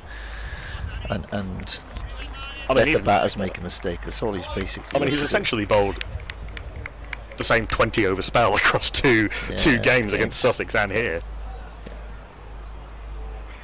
So he's bowled out. Douthwaite starting his 8th.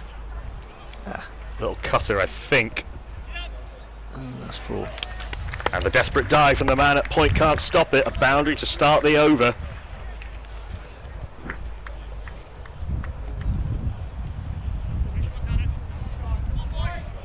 Timed that nicely, placed that nicely through point. Fielder at point might argue, if he was being harsh himself, that he could have nice and straight down. Could have stopped that. Boundary for the Yorkshire captain, Don Bess. Again, slow fielded that. Slightly got away with that one because you tend to agree that bowling outside there to a fairly short square boundary is not ideal. Good work by Henry Hurl. Width has gone today. It's one of those pitches that it's, sometimes you need to figure out where to bowl. This pitch has told you very, very early on where to bowl. Absolutely. Don't bowl short, don't bowl wide.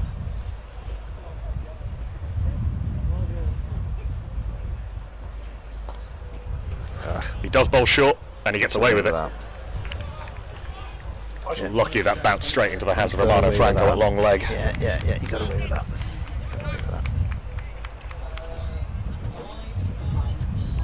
Another decent hand from Don Bess, 17 off 29 in the context of this game. Has been quite valuable. 51 to win now for Yorkshire. Of 12.5 overs, 4 wickets in hand. They lost in the end fairly heavily to Hampshire in game 1.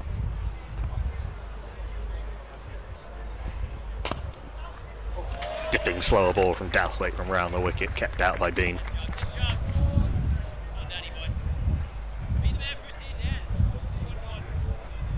Hulking figure, Dan Douthwaite. Big, broad shoulders. Big lad, yeah.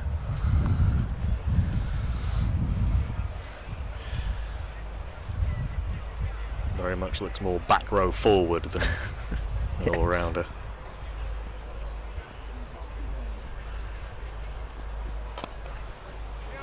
It's going to be 4, is it? Strays in line again. That's 4 more. That is punished. Nice clip off the toes by Bean in front of him, square at mid-wicket. Couple of boundaries in this over, just what Glamorgan did not need and just what Yorkshire were desperate for. Once he got that past mid-wicket. It's just his length, isn't it? The first one has gone for 4 is width and length, and that one's just length. It's too full. Just needs to pull it back a bit.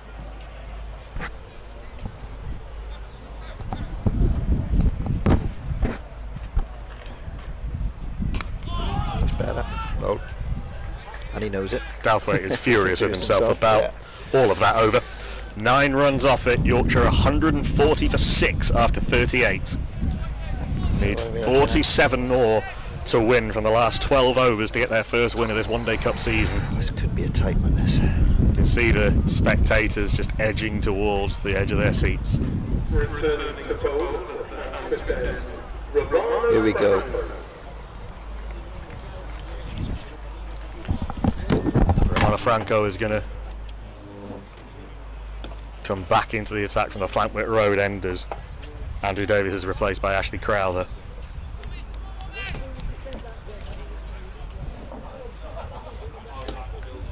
Doesn't really have another option here, does Andy Gorvin, because just of the sheer mathematics of it, Franco's got 4 overs left. Starts with a good one. Welcome back, Ashley. Well, it feels like as soon as you get less than 50 to win, kind of a couple of big overs, if a couple of overs go for 15 or whatever, then you're right at the business end, only a few runs away. So I haven't really seen any overs look like going for 15, to be fair, but that over. But if someone takes a chance and has a go, yeah, you think you're right. It's my sense is just there, and how it feels, and there is a, the longer this partnership goes on, the more that Yorkshire will be feeling happy about life.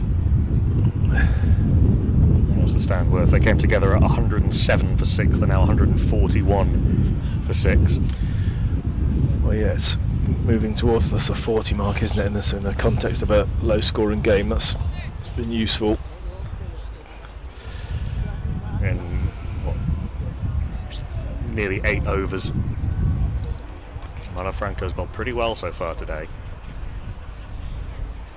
And they've both got themselves in, and that's the thing now. They're both faced around 30 balls, and so, which is, you'd probably think that they will have a sense of the pace of the pitch and what the bowling's like coming towards them. They'll have faced most of the bowlers now.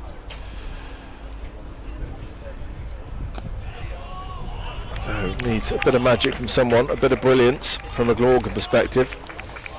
It's not really been. It's been an innings more of doing the basics right and squeezing rather than brilliant, hasn't it? I mean, Romano Franco, actually, the wicket he got was a lovely bit of bowling, but it came about through pressure.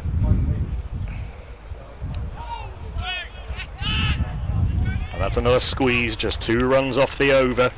39 gone, Yorkshire 142 for 6. I mean, you talk about batting 30 balls. If you look at Adam Lyth faced 35 balls, Will Luxon 34, Will Benison 24, James Wharton 16, Whiteman 36, Hill 30. Yeah. Getting in has been no guarantee of going on for Yorkshire in this innings. That's it. The pressure one's an interesting one, because I don't know, in one sense there is no pressure to have to score quickly here or to do anything particularly dramatic, but it is about just not getting out. It literally just feels like that's what it's about now from a Yorkshire perspective. You cannot conceive, of them if they bat towards the 48th, 49th over, without something would have gone horribly wrong from their point of view. Yeah, if they don't win from there, but. So Andy Gorvin has got 1 wicket. Got rid of the dangerous George Hill, and they've all been pretty tidy. No one's been whacked about. Gorvin's had a good measure of control himself, but Dan Douthwaite, the only Glamorgan bowler to go over 4 and over. But wickets they need now. It's in the air. Oh, and that leading edge just didn't carry. Oh, it kind of landed about 5 metres in front of Tim van der Hochten. There's also a man in at mid-wicket who was interested for a while. Well, perfectly a few of those to go to hand. Yeah, perfectly placed between them. Not enough time in the air for either of them to get around.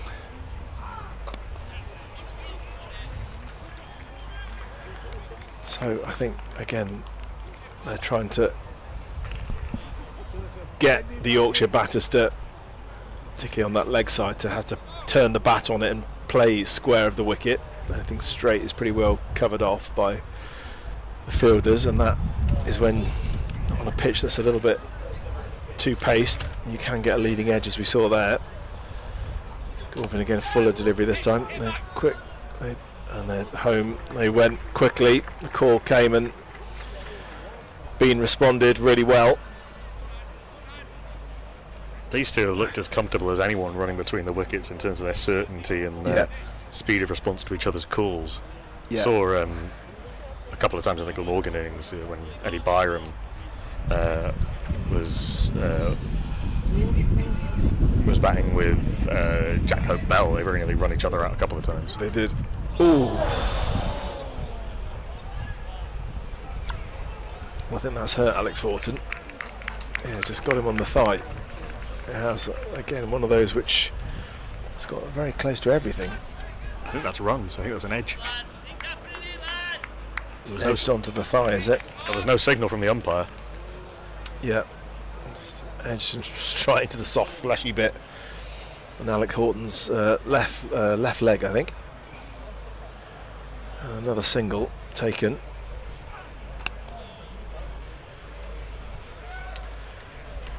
So, just a bit of a hush around the ground here now. There was a moment when the crowd were up not very long ago. I think they're all starting to get nervous again here from a home perspective. It's gone a little bit quieter. We heard the Glammy Glammy song started up briefly down at the far end, and that has faded away, I think, as the edginess has returned. Into the final 10 overs, Romano Franco has 3 left, Andy Gorvin has 3 left, Jamie McElroy and Dan Douthwaite have 2 left each. And that's a lot as far as Glamorgan's bowlers are concerned. Yeah. So again, you think Franco probably bowl through? I think the ideal would be that Franco and Gorvin bowl through, but then do you take a chance and bring McElroy on? Well, it's a good question. I mean, my feeling is that if it does go down to the last over, there probably won't be many to get. That's kind of what I'm thinking as well. Attempted lap sweep from Bean, which he doesn't connect with. And so, I mean, Dan Douthwaite does bowl at the end. I think McElroy's done a bit of bowling at the end as well. It's a bit of a gut feel, isn't it? When do you think the most important time will be, and is that the time you go to Douthwaite?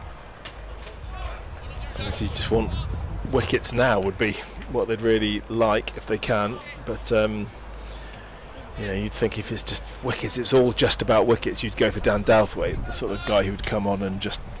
But his last over wasn't great. No. So, I mean, again, but that would mean that at the back of the innings, you'd have Gorvin and Franco, and I know Andy Gorvin bowled the last over in the last game, but they did 24 off it, so really the damage had been done before he got to that point. That was Douthwaite that time who Ooh. borderline sealed the game. Leading edge doesn't carry to Jack Hope Bell coming in from point. Romano Franco's bowling beautifully. Yeah, he's got into his rhythm nicely, hasn't he? He has been allowed to bowl a bit by Yorkshire, but he's taken advantage of their passivity. Yeah, no one's really had a go at him, have they? Maybe they just felt they haven't had to. In one sense, they're right, but... Well, now do they? Yeah, I mean, I suppose Glamorgan would, if it does go down to the last over, how much would you be happy with them having to get? 10? 8? I mean, that depends who's in, I think. Yeah. That sliding scale goes down the sort of the lower down in the order you get. I think with these two would maybe back themselves to get 10, 11, 12. Yeah, I think so, I agree, but if you're bowling at the last pair, it would be a 7, 8. A lower number, yeah. Well, that's it. Well, how they'd love to break this partnership now. Bean and Bess doing a good job. Partnership worth 40 now. Does Bean take this on? The wind is in his favour, blowing towards the leg side. Just a tickle instead, just a single. 3 runs off Romano Franco's over. 41 gone. Yorkshire 148 for 6. They need 39 off the last 9. Well, in the balance, and probably if you ask me who I'd rather be, I think I'd rather be Yorkshire now. That's changed and swung back, I think, over the last few overs. Just fair play to Dom Bess. He's just come in and calmed things down again. Just brought a sense of tranquility, soothed all the nerves of the Yorkshire dressing room. It's been one of the few Yorkshire batters who's looked like he's somewhat in control of the pace of his innings. Yeah. I mean, like you said, I think quite a few of them have looked pretty well set, and then have got out. So Law can only hope that the same will happen here. Henry Hill's going to have a shot. Oh, and that was not missed by much, and actually good piece of backing up as well by Tim van der Hooten. It was Henry Hill who let fly at the stumps. Really threw it hard, and the ball tuck off when it landed, and Tim van der Hooten backing up. Took it right in front of his face. I think Bean was probably in. Yeah. It was a small ooh. It was a nice piece of fielding, but I think nothing. The overthrows is the thing that was most worrying there.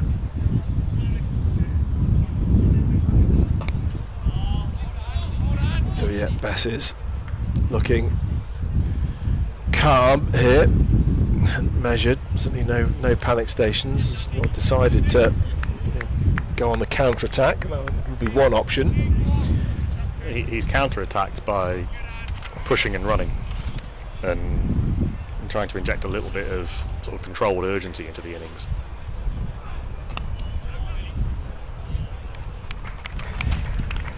It's a nice improvised bit of fielding by Smale at cover, because that ball bobbled on him awkwardly. Yeah, they fielded pretty well generally, I'd say, today.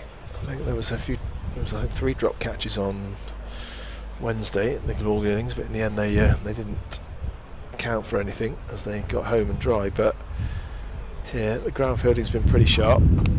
Oh, and that one again has just bounced, I think, just in front of Henry Hill. He did get some contact on it.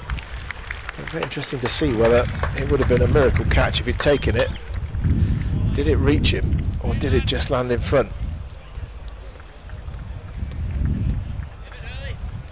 Well, he's shaking his hand. It's clearly caught him on the end of the finger on his left hand. It'd be interesting to know whether that carried. My feeling is probably not quite.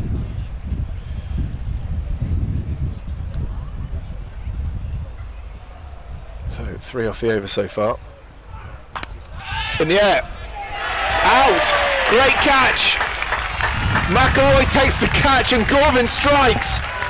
And just as Yorkshire looked as if they were in the home straight, more drama, another twist. Dom Bess goes, caught off the bowling of Andy Gorvin by Jamie McElroy, and all of a sudden the nerves will start jangling again. Yorkshire 151 for 7.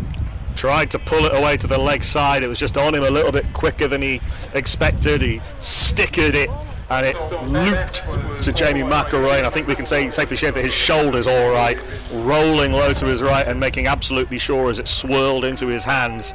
Boy, did Glamorgan need that, and their captain has provided it. Well, it's definitely okay. He did a little punch of the air there, so yeah, the shoulder's working fine. And he also signalled with a little up and down motion that, ooh, that swerved at me, that swerved at me. Well, it was quite a tricky catch because he took it pretty low down, and the ball was hit pretty hard as well. So, well, Kuldeep Yadav. There we go, you were right, not a number 11. Clearly, Yorkshire trust him much more than that. He's played some useful rear guard innings for India. He's not a tail-end hitter, but he will hang around with you. He's very dogged. Doesn't have a huge range of shots. Might just be So the guy for this. One of the guys for this by means of situation. comparison, is he sort of Adil Rashid kind of level batter, or not as good as that? No, nowhere near. No, nowhere near that good. I think you're thinking more. Well, he's got 10 first-class hundreds. Yeah, Rashid, so he's proper. I mean, good batter. Yeah, he's Kuldeep is a tail ender who can hold his own. Yeah. Well, confident, crisp shot, timed back. Quite correct, Kuldeep Yadav, but doesn't have a huge amount of power. Well, there we go, 151 for 7, 8 overs left. Andy Gorvin strikes again. Figures of 2 for 29. Well, he's got 2 overs left to bowl. So is Romano Franco, who's a 1 for 28.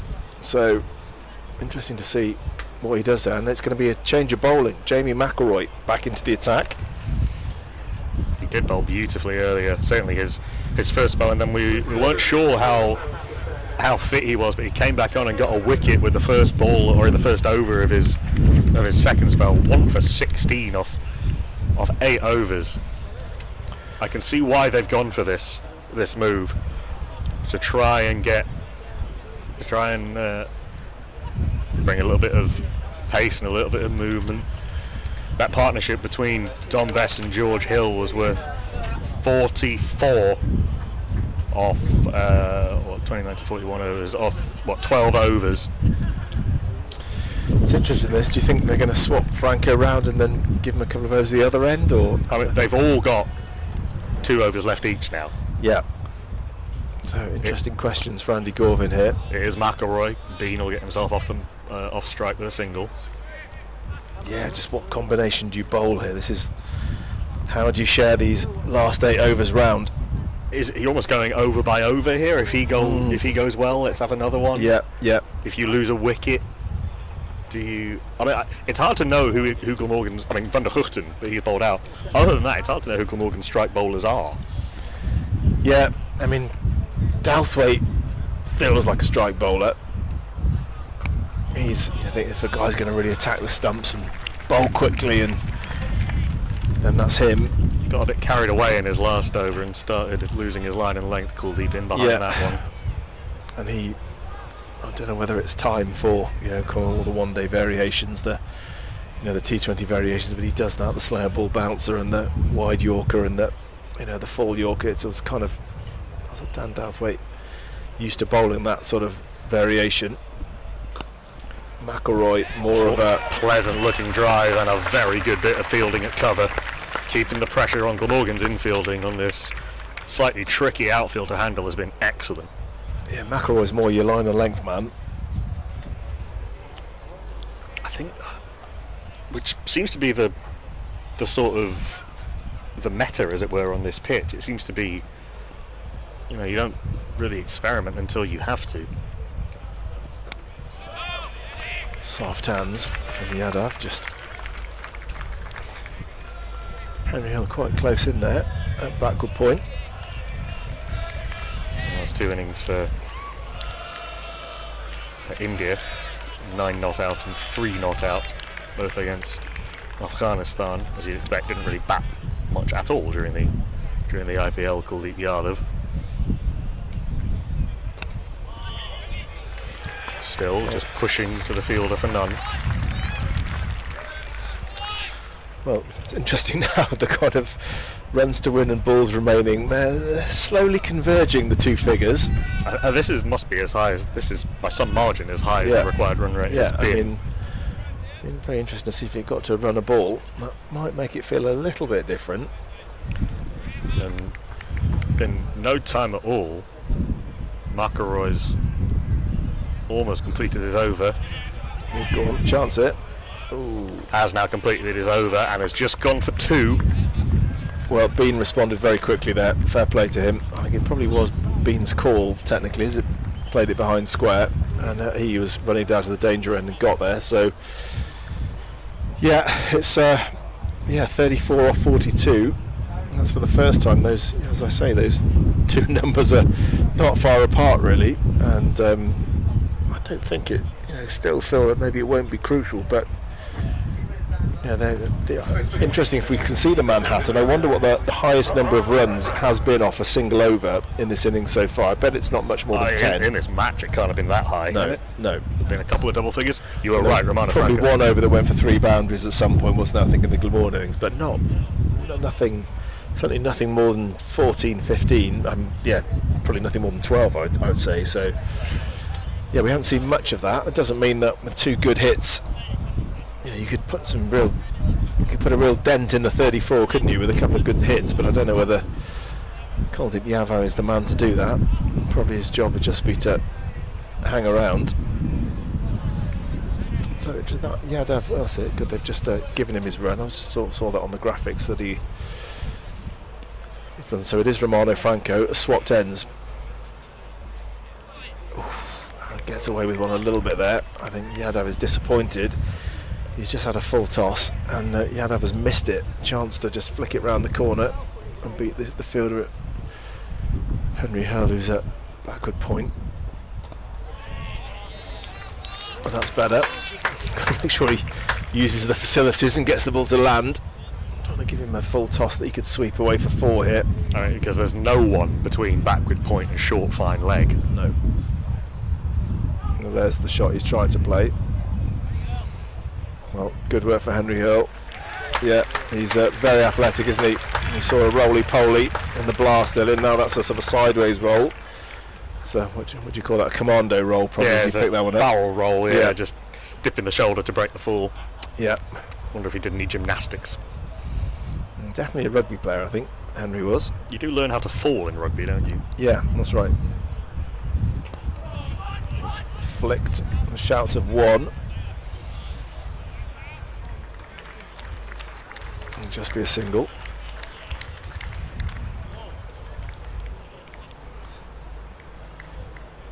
Kuldeep's highest.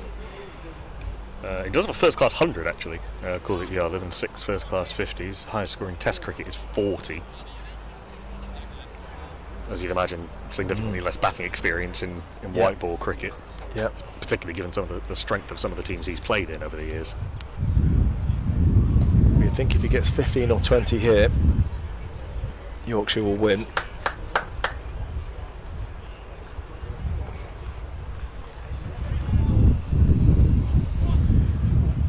Finley Beans doing a good job. He's hung around. 24 not out. 38.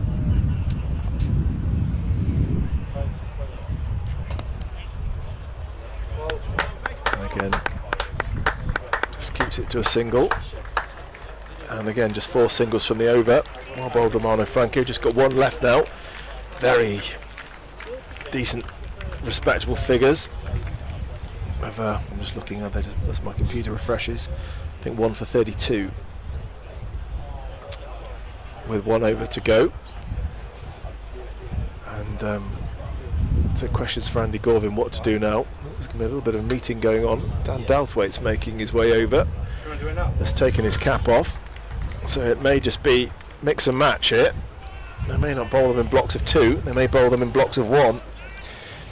Here, just mix it up. Keep the batters guessing.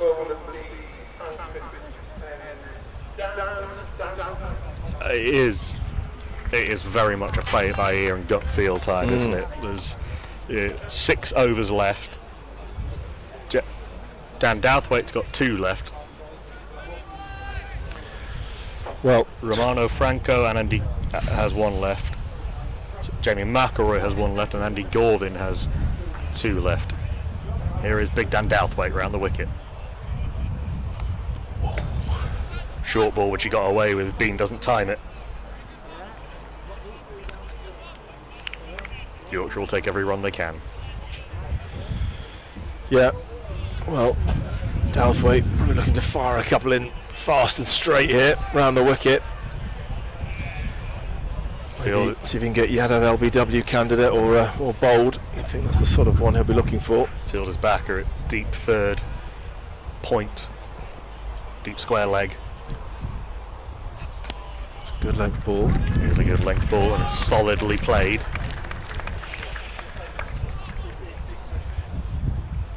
Oh, there's a deep long leg as well.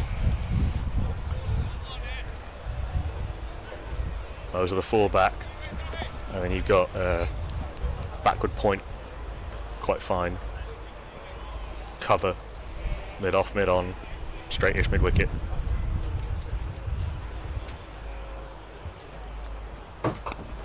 Nicely clipped, actually. He's timed that really well. Bit too leg sidey. He's got away with that a little bit because it wasn't too far away from Jack Hope Bell out there at deep square leg. I almost get the sense he's trying a little bit too hard here, Dan Douthwaite, to make something happen. Yeah. But he's only gone for 2 off his first 3 balls of his penultimate over. 28 off 33. Well, he is a guy who tries hard. That's what he does. He's a wholehearted cricketer. Barrels in. forced away to backward point. There is no run. Every dot ball getting ripples of applause around the knoll in Neath. Yeah, don't go anywhere. Potentially a tight finishing prospect here. No one is moving in this ground at the moment. Everyone glued to the action. Which way is it going to swing? Glamorgan need 3 good deliveries. Yorkshire need 28 runs. In the air, that's bounced short of Romano Franco at long leg. Bounced well short of Romano Franco at long leg. He's stroking his chin, wondering if he got in any faster. I don't think so. No, I think he probably made the right decision in the end, and the danger if he'd really sprinted towards that and died full, and it could have bounced and gone over his head for 4, which would probably been the worst outcome. He was never really going to make it. I think he didn't connect well enough, did Bean, so probably the decision just to keep it to the single was ultimately the right one, I think. Last ball of the over. No, it isn't, because he's going to bowl. He's bowled a wide down the leg side. And Darthwaite turns and says, "What?" Back to the umpire. I don't think he can quite believe that. Suggestions of boos, half boos, from the crowd. Is that wide on terms of height or down the leg side? Maybe a little of both. Well, that is a little bit harsh. If he'd have stood still, I think that would have hit him on the head. So 4 off the over, including that wide. Last ball of the over, take 2 to Kuldeep Yadav. Has he got him? Oh. No, he hasn't. No, he hasn't. Kuldeep standing there. Bilal Shafayat says no. Is that another one that's just clipped the pocket? Horton was convinced. I don't think Dan Dalthwaite was. He was quickly taking his cap and his glasses back from the umpire. Alex Horton absolutely convinced he'd nicked that one. I don't think he has. Judging by that replay from behind the stumps, I think that's a decent decision by Bilal Shafayat. Yeah. Hard to see exactly, but I think there's daylight. That's a really good ball from Douthwaite to finish his 9th over. 161 for 7 into the last 5 overs. Yorkshire need 26 off them with 3 wickets in hand to take you home. Will be Ashley Crowther. Well, thanks, they're cool. And yeah, we're into the home straight here. Last 5 overs. Game to be won and lost.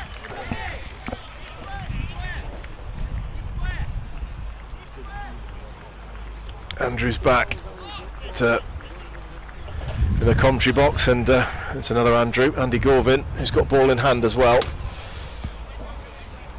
So right, strap yourselves in. Yeah, here we go. It's going to be an exciting finish here. This is why you play the game. Good business end. Good shot, pulled into the leg side. They're going to have to dive. That's 4. And that's gone under the fielder, down there. I think it's Will Smell, despairing dive, and has gone for 4. Well, not a good start to this over. Not ideal, that. No. Just pulled that off kind of length, really. It wasn't a short delivery in particular. Who was that fielding at? Is it Will Smell down there, or? I think it's... No, I think it's Eddie Byron. Or Eddie, is it? Yeah, he's a long way away, about as far away as they can be from us in the commentary box. So, in the air, ooh, again, leading edge. Was looking to play that on the leg side, spooned up on the offside. So there's going to be lots of oohs and ahs, I think. There are in the next 28 deliveries. Yeah, they need 22.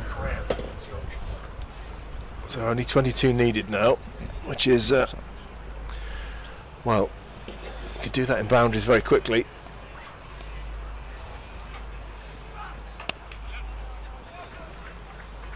They're going to look for 2 here, but good piece of fielding. Got around really quickly to cut it off, and they just take a single. So every over is important now, isn't it? Every over just feels crucial. No one can afford to have a really loose one here. I think Romano's over is going to be massively crucial. Yeah. Spinner's over is going to be big. Yeah, if you're the Yorkshire batters out here and you're thinking, okay, if we want to just get one big over, just take all the pressure off, who are we going to go for? Go big. I just feel that feel like every time they look at playing a shot off him, I think he looks like he's going to get a wicket. Yeah. I would rather, if I was batting now, I'd rather be facing the seam. And nice cover drive. Well, that's a quality shot. That's a good shot. And that's away for 4. That's a good shot. Kuldeep plays that beautifully. Yeah. Classical cover drive. Just beat the diving Jamie McElroy. And that's 2 boundaries in the over. That, in the context of this game, has got them even closer to the winning line now. If I was a batter, I'd prefer to be facing seam now. I know he's only got 1 over left, and I know it just seems harder to score off the spinners. There's 2 balls left this over. That's what played that. Yeah. Well, already they've taken 10 off this. 1 ball to go. 16 runs required. It's got another turn in it. It's got another twist. Yeah.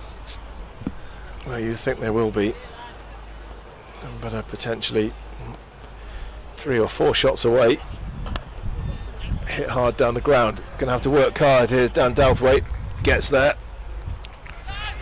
Throws back to the keeper's end. So they just take 1. So quite an expensive over there. That has got them quite a lot closer.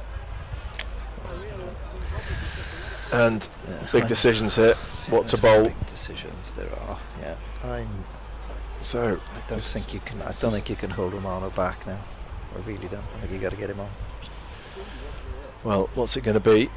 There's a little conflab between Tim van der Hooft and Andy Gorvin in the middle there. Who's coming over? Dan Douthwaite's walking over as well. It's Douthwaite. So I think they feel like they need wickets now. Wickets now. That's, you would think that's what they're thinking about, but that does mean that Romano Franco is going to have to bowl one of the last 3 overs. I'd have bowled him that Gorvin over. That's just gone. I know hindsight can be it's never wrong, but that over he bowled where they looked to score, he didn't look comfortable facing him. Bean clips it round the corner. It's just going to be 1 straight to Romano Franco. Got away with that. Got away with that. Yeah. I thought that. He did. Well, you think what's he looking for here? Full and straight. Just good length. It's that good length, isn't it? Yeah. Still that hasn't changed. The problem is if you're trying to go Yorkers and you get it wrong, it's half volley and it's one of the easier balls to score off. I think a hard length is still a really difficult ball to score off. It's driven. They think about 2, decide not to. No need to take the risk. I ran out at this stage. So Kuldeep's looked pretty calm, pretty useful. It's hit a lovely boundary, that cover drive. Probably a shot of a number 9, I guess. Well. So Dan Douthwaite, 4 balls left to affect this match. That's cut away, and that's a boundary. Well, that feels like potentially a killer blow. Finley Bean got a little bit of width, and he's put that away behind square on the offside. Well, Glamorgan needs something incredibly dramatic now to haul this one back from the brink. This is definitely Yorkshire's game to lose now. Less than 10 needed.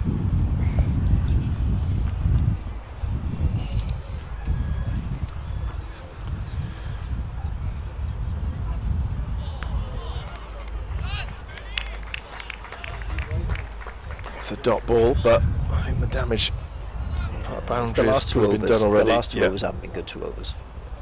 They haven't been. It's I felt like Romano, another tight over from Romano, would have put a bit more pressure on Yorkshire again, and then you're into the realms then of alright, well, we've got to bowl our seamers now. I just bring in Romano now. Yeah. So Bean flicks into the leg side. Definitely taken 1. I think he was keen for 2. I don't think Yadav was as keen as he was. He wasn't interested, was he? But again, no need to take any risks really. 8 to win off 19. Suddenly that equation looks strongly in their favour. They took a couple of boundaries really to swing it back round again. There's 2 overs. Right? So Dan Douthwaite got 1 regulation ball left of his 10 overs. Going to be bowling to Kuldeep Yadav, who's on 10. Just 8 runs to win now, Yorkshire. And dabs it down. Oh, good call from Bean, straight through, running to the danger end. And so 8 off the over, a little bit more expensive than Glamorgan wanted. They are just a couple of shots away now, Yorkshire, from winning this match with plenty of time to do it. 18 balls. Still no Romano. I don't get this. Sorry.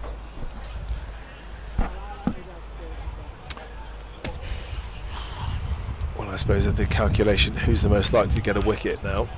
You said you'd rather be facing seam than spin. And they would as well, those 2 batters would. I suppose you can just use the pace and work it round and don't have to do too much apart from hit it. But on that last over he bowled, it was a good over. They tried reverse sweeping him twice. He got 1 away. The other one he's missed.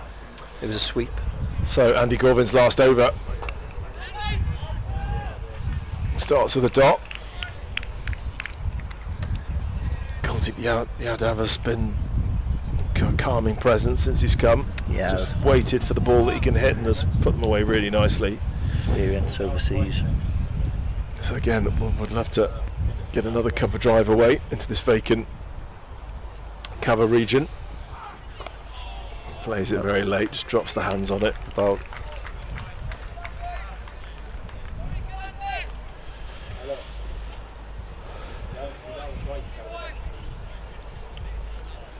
Well, you think from Yorkshire's perspective, there's 16 balls left.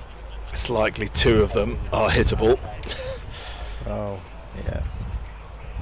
And they'll hope to beat the ball. Oh, an appeal for a stumping. Oh, that's brilliant. Not given. Very good. Did he just, is there any suggestion that he just lifted his back foot up? Alex Horton was trying to persuade the umpire that he had, but probably. Oh, we need one from side on. I think he kept his foot down by the looks of it, yeah. Don't think he picked his foot up from behind the line. He doesn't like cords peeling, does he? So 3 dots so far. Leans on it. They're going to take a quick single. Uh-oh. Well, that's hit the stumps. Wow. And that's actually not a bad result from a Glamorgan perspective. The bounce as ballers could have literally gone anywhere for 4 overthrows and the game would all be, scores would be level. Almost. Well, they get a single. Yeah, thank goodness that shy from Henry Hurl as he let go of it. There was a no shout from someone in the field. Yeah. And yeah, luckily he was a dead eye. The ball hit the stumps and just rolled gently into the hands of Jamie McElroy. So 6 runs to win here.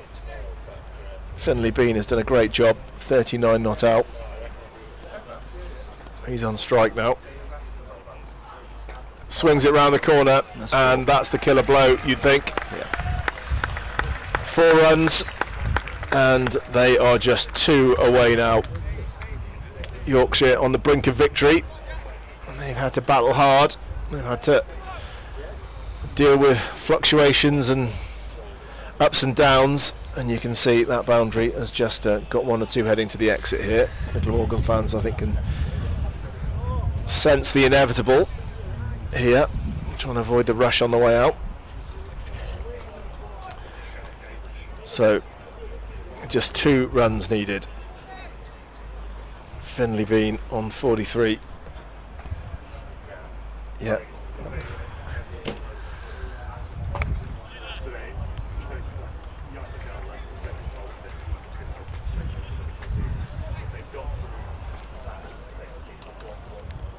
Well, okay, yeah. That over has not worked out as they'd hoped. No. And the last 3 haven't. Right, so we from the 45th to the 48th, the last 3 overs have really haven't. I think we could have made things more difficult if you look at the figures. you know, you got McElroy that's gone at 2s, and you got Romano that's under 4s, and they've still there's no point keeping overs back. Yeah, you're going to have to bowl them out. Mm. And I didn't ever see. I mean, maybe I'm reading it wrong, but I didn't ever see this game being a run rate thing, as we've spoken about all the way through. It was always you take wickets. I thought Romano bowled fantastically well, and he's going to be one of your bowlers that's probably not going to bowl out.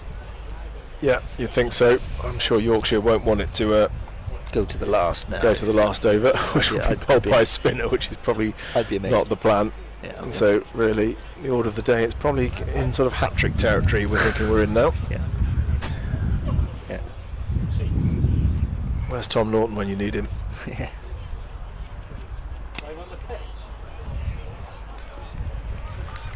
Well, you never know.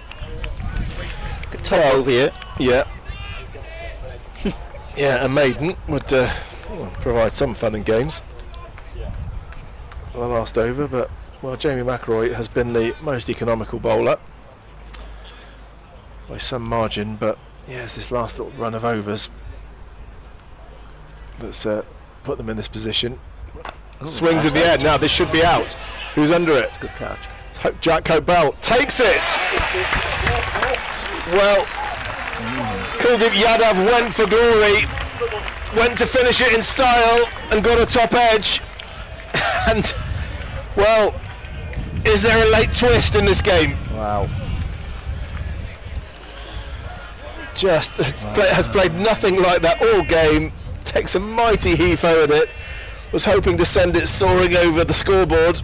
In the end, it went straight up in the air. And fair play to Jack Cobell. The ball swirled around in the air, and he held his nerve and held on. Calmness about him, isn't he? Yeah, he does have. He really does. When he bats, he looks as if there's nothing flusters him. He's got this calmness, and that's not an easy catch. That but he's made it look really easy. Well, if McElroy traps Cliff in front next ball, we have got a fun and games. I tell you what, this could be 185 for 8. It could be interesting. Yorkshire need 2 runs. Glamorgan need 2 wickets. They couldn't, could they? Oh, stranger things have happened, haven't they? Well, Andy Godwin's trying to get his fielders in the right position here. I want his bowler to put it on the spot.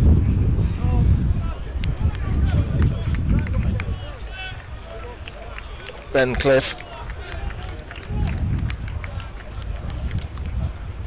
Oh, here we go, round the wicket. Ooh, get past that. That's a good defensive. That is a very positive defensive shot. Oh, I can see it's going to last over. Spinner ball last over. Yeah. Well, we weren't expecting that. But let's see. You only need 2 runs, so it must be tempting just to swing at one for Cliff here and just to hope he connects, but no. Oh, no, that's not what he wanted. Oh dear. Well, there's a hint of anticlimax about that. Scores are now level, and after this wide, let's see. Yeah. Oh, I don't know. I think that's quite. I know anything done, but he has gone. Has he stepped across? Yeah, well. Yeah, it's the other way, isn't it? Hasn't quite gone their way, those little decisions today. So, scores are tied, 1 ball to win. And there it is. Clip through mid-wicket. Cliff hits the winning runs. And Yorkshire have won this Metro Bank one-day cup match by 2 wickets. Didn't quite come down to the final over in the end. And, well, it was always Morgan didn't feel they'd made enough. And that's how it proved in the end, without really having to do anything dramatic apart from keep their wickets intact. Yorkshire get home with 8 balls to spare. Oh, look, I mean, at the halfway stage we'd have probably said we were 30 light, 40 light, in all honesty. I think the bowlers have made a good fist of that, in fairness. You know, they've keep plugging away, they bowl economically at the top. I think Romano bowled, Romano and Jamie McElroy both bowled fantastically well. Look, it's a really tricky one. Good game of cricket. It's been an excellent week in Neath. In fairness, the game Wednesday was a good game, and this one's finished in a penultimate over win for Yorkshire. But I think, in fairness, the Glamorgan bowlers, they made a good fist of that then. Yeah, they did, and I suppose it'd be interesting in the post-match debrief. Just maybe just how to juggle the bowlers at the end there. I suppose that's the one question you'd have to think. I mean, gosh, it's easy to say afterwards when it doesn't go well, but just in what order do you bowl the bowlers who've got, in the end, decided to hold back the spinner, probably just going in search of wickets, and I think the spinner was the big one for me. I'd have wanted Romano to bowl one more over that end, finish his spell at end, and I think Gorb's brought himself back on, and then Dan Douthwaite went the other end. But look, as I say, it's easy sat here saying it. It's all experience. It's first time captain the side. I just had a feel. You have a feel of certain parts of the periods of the game. Yeah, I think Romano really was on top there, and there was something going to happen. But there we go. Well, yeah. In the end, it was Finlay Bean who was the key man at the end. Faced 52 balls for a crucial 43 not out. The best score of the Yorkshire innings, and he found a little bit of support from Bess and Kuldeep and Cliff, who hit the winning runs. But I think it was his innings there, just when things were in the balance again, when they went 6 down Yorkshire, and the game looked like it was swinging back into Glamorgan's favour. He did actually bat calmly, bat well, and kept the scoreboard ticking over just enough. Yeah. And then was able also to put a few boundaries away towards the end, just to make sure they didn't get down to squeaky bum time in the last over. Well, I thought it was going that wicket in the 48th over, were we? But when you look through the bowling figures there, as we said at the start, everyone's made a good fist. Van der Gooten excellent, 2 for 37. McElroy excellent, 2 for 23.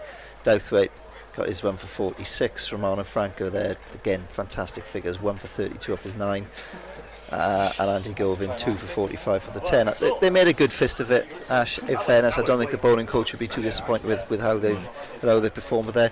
I think if anything, their bowlers probably had the picket seemed to have done a bit more. Yeah.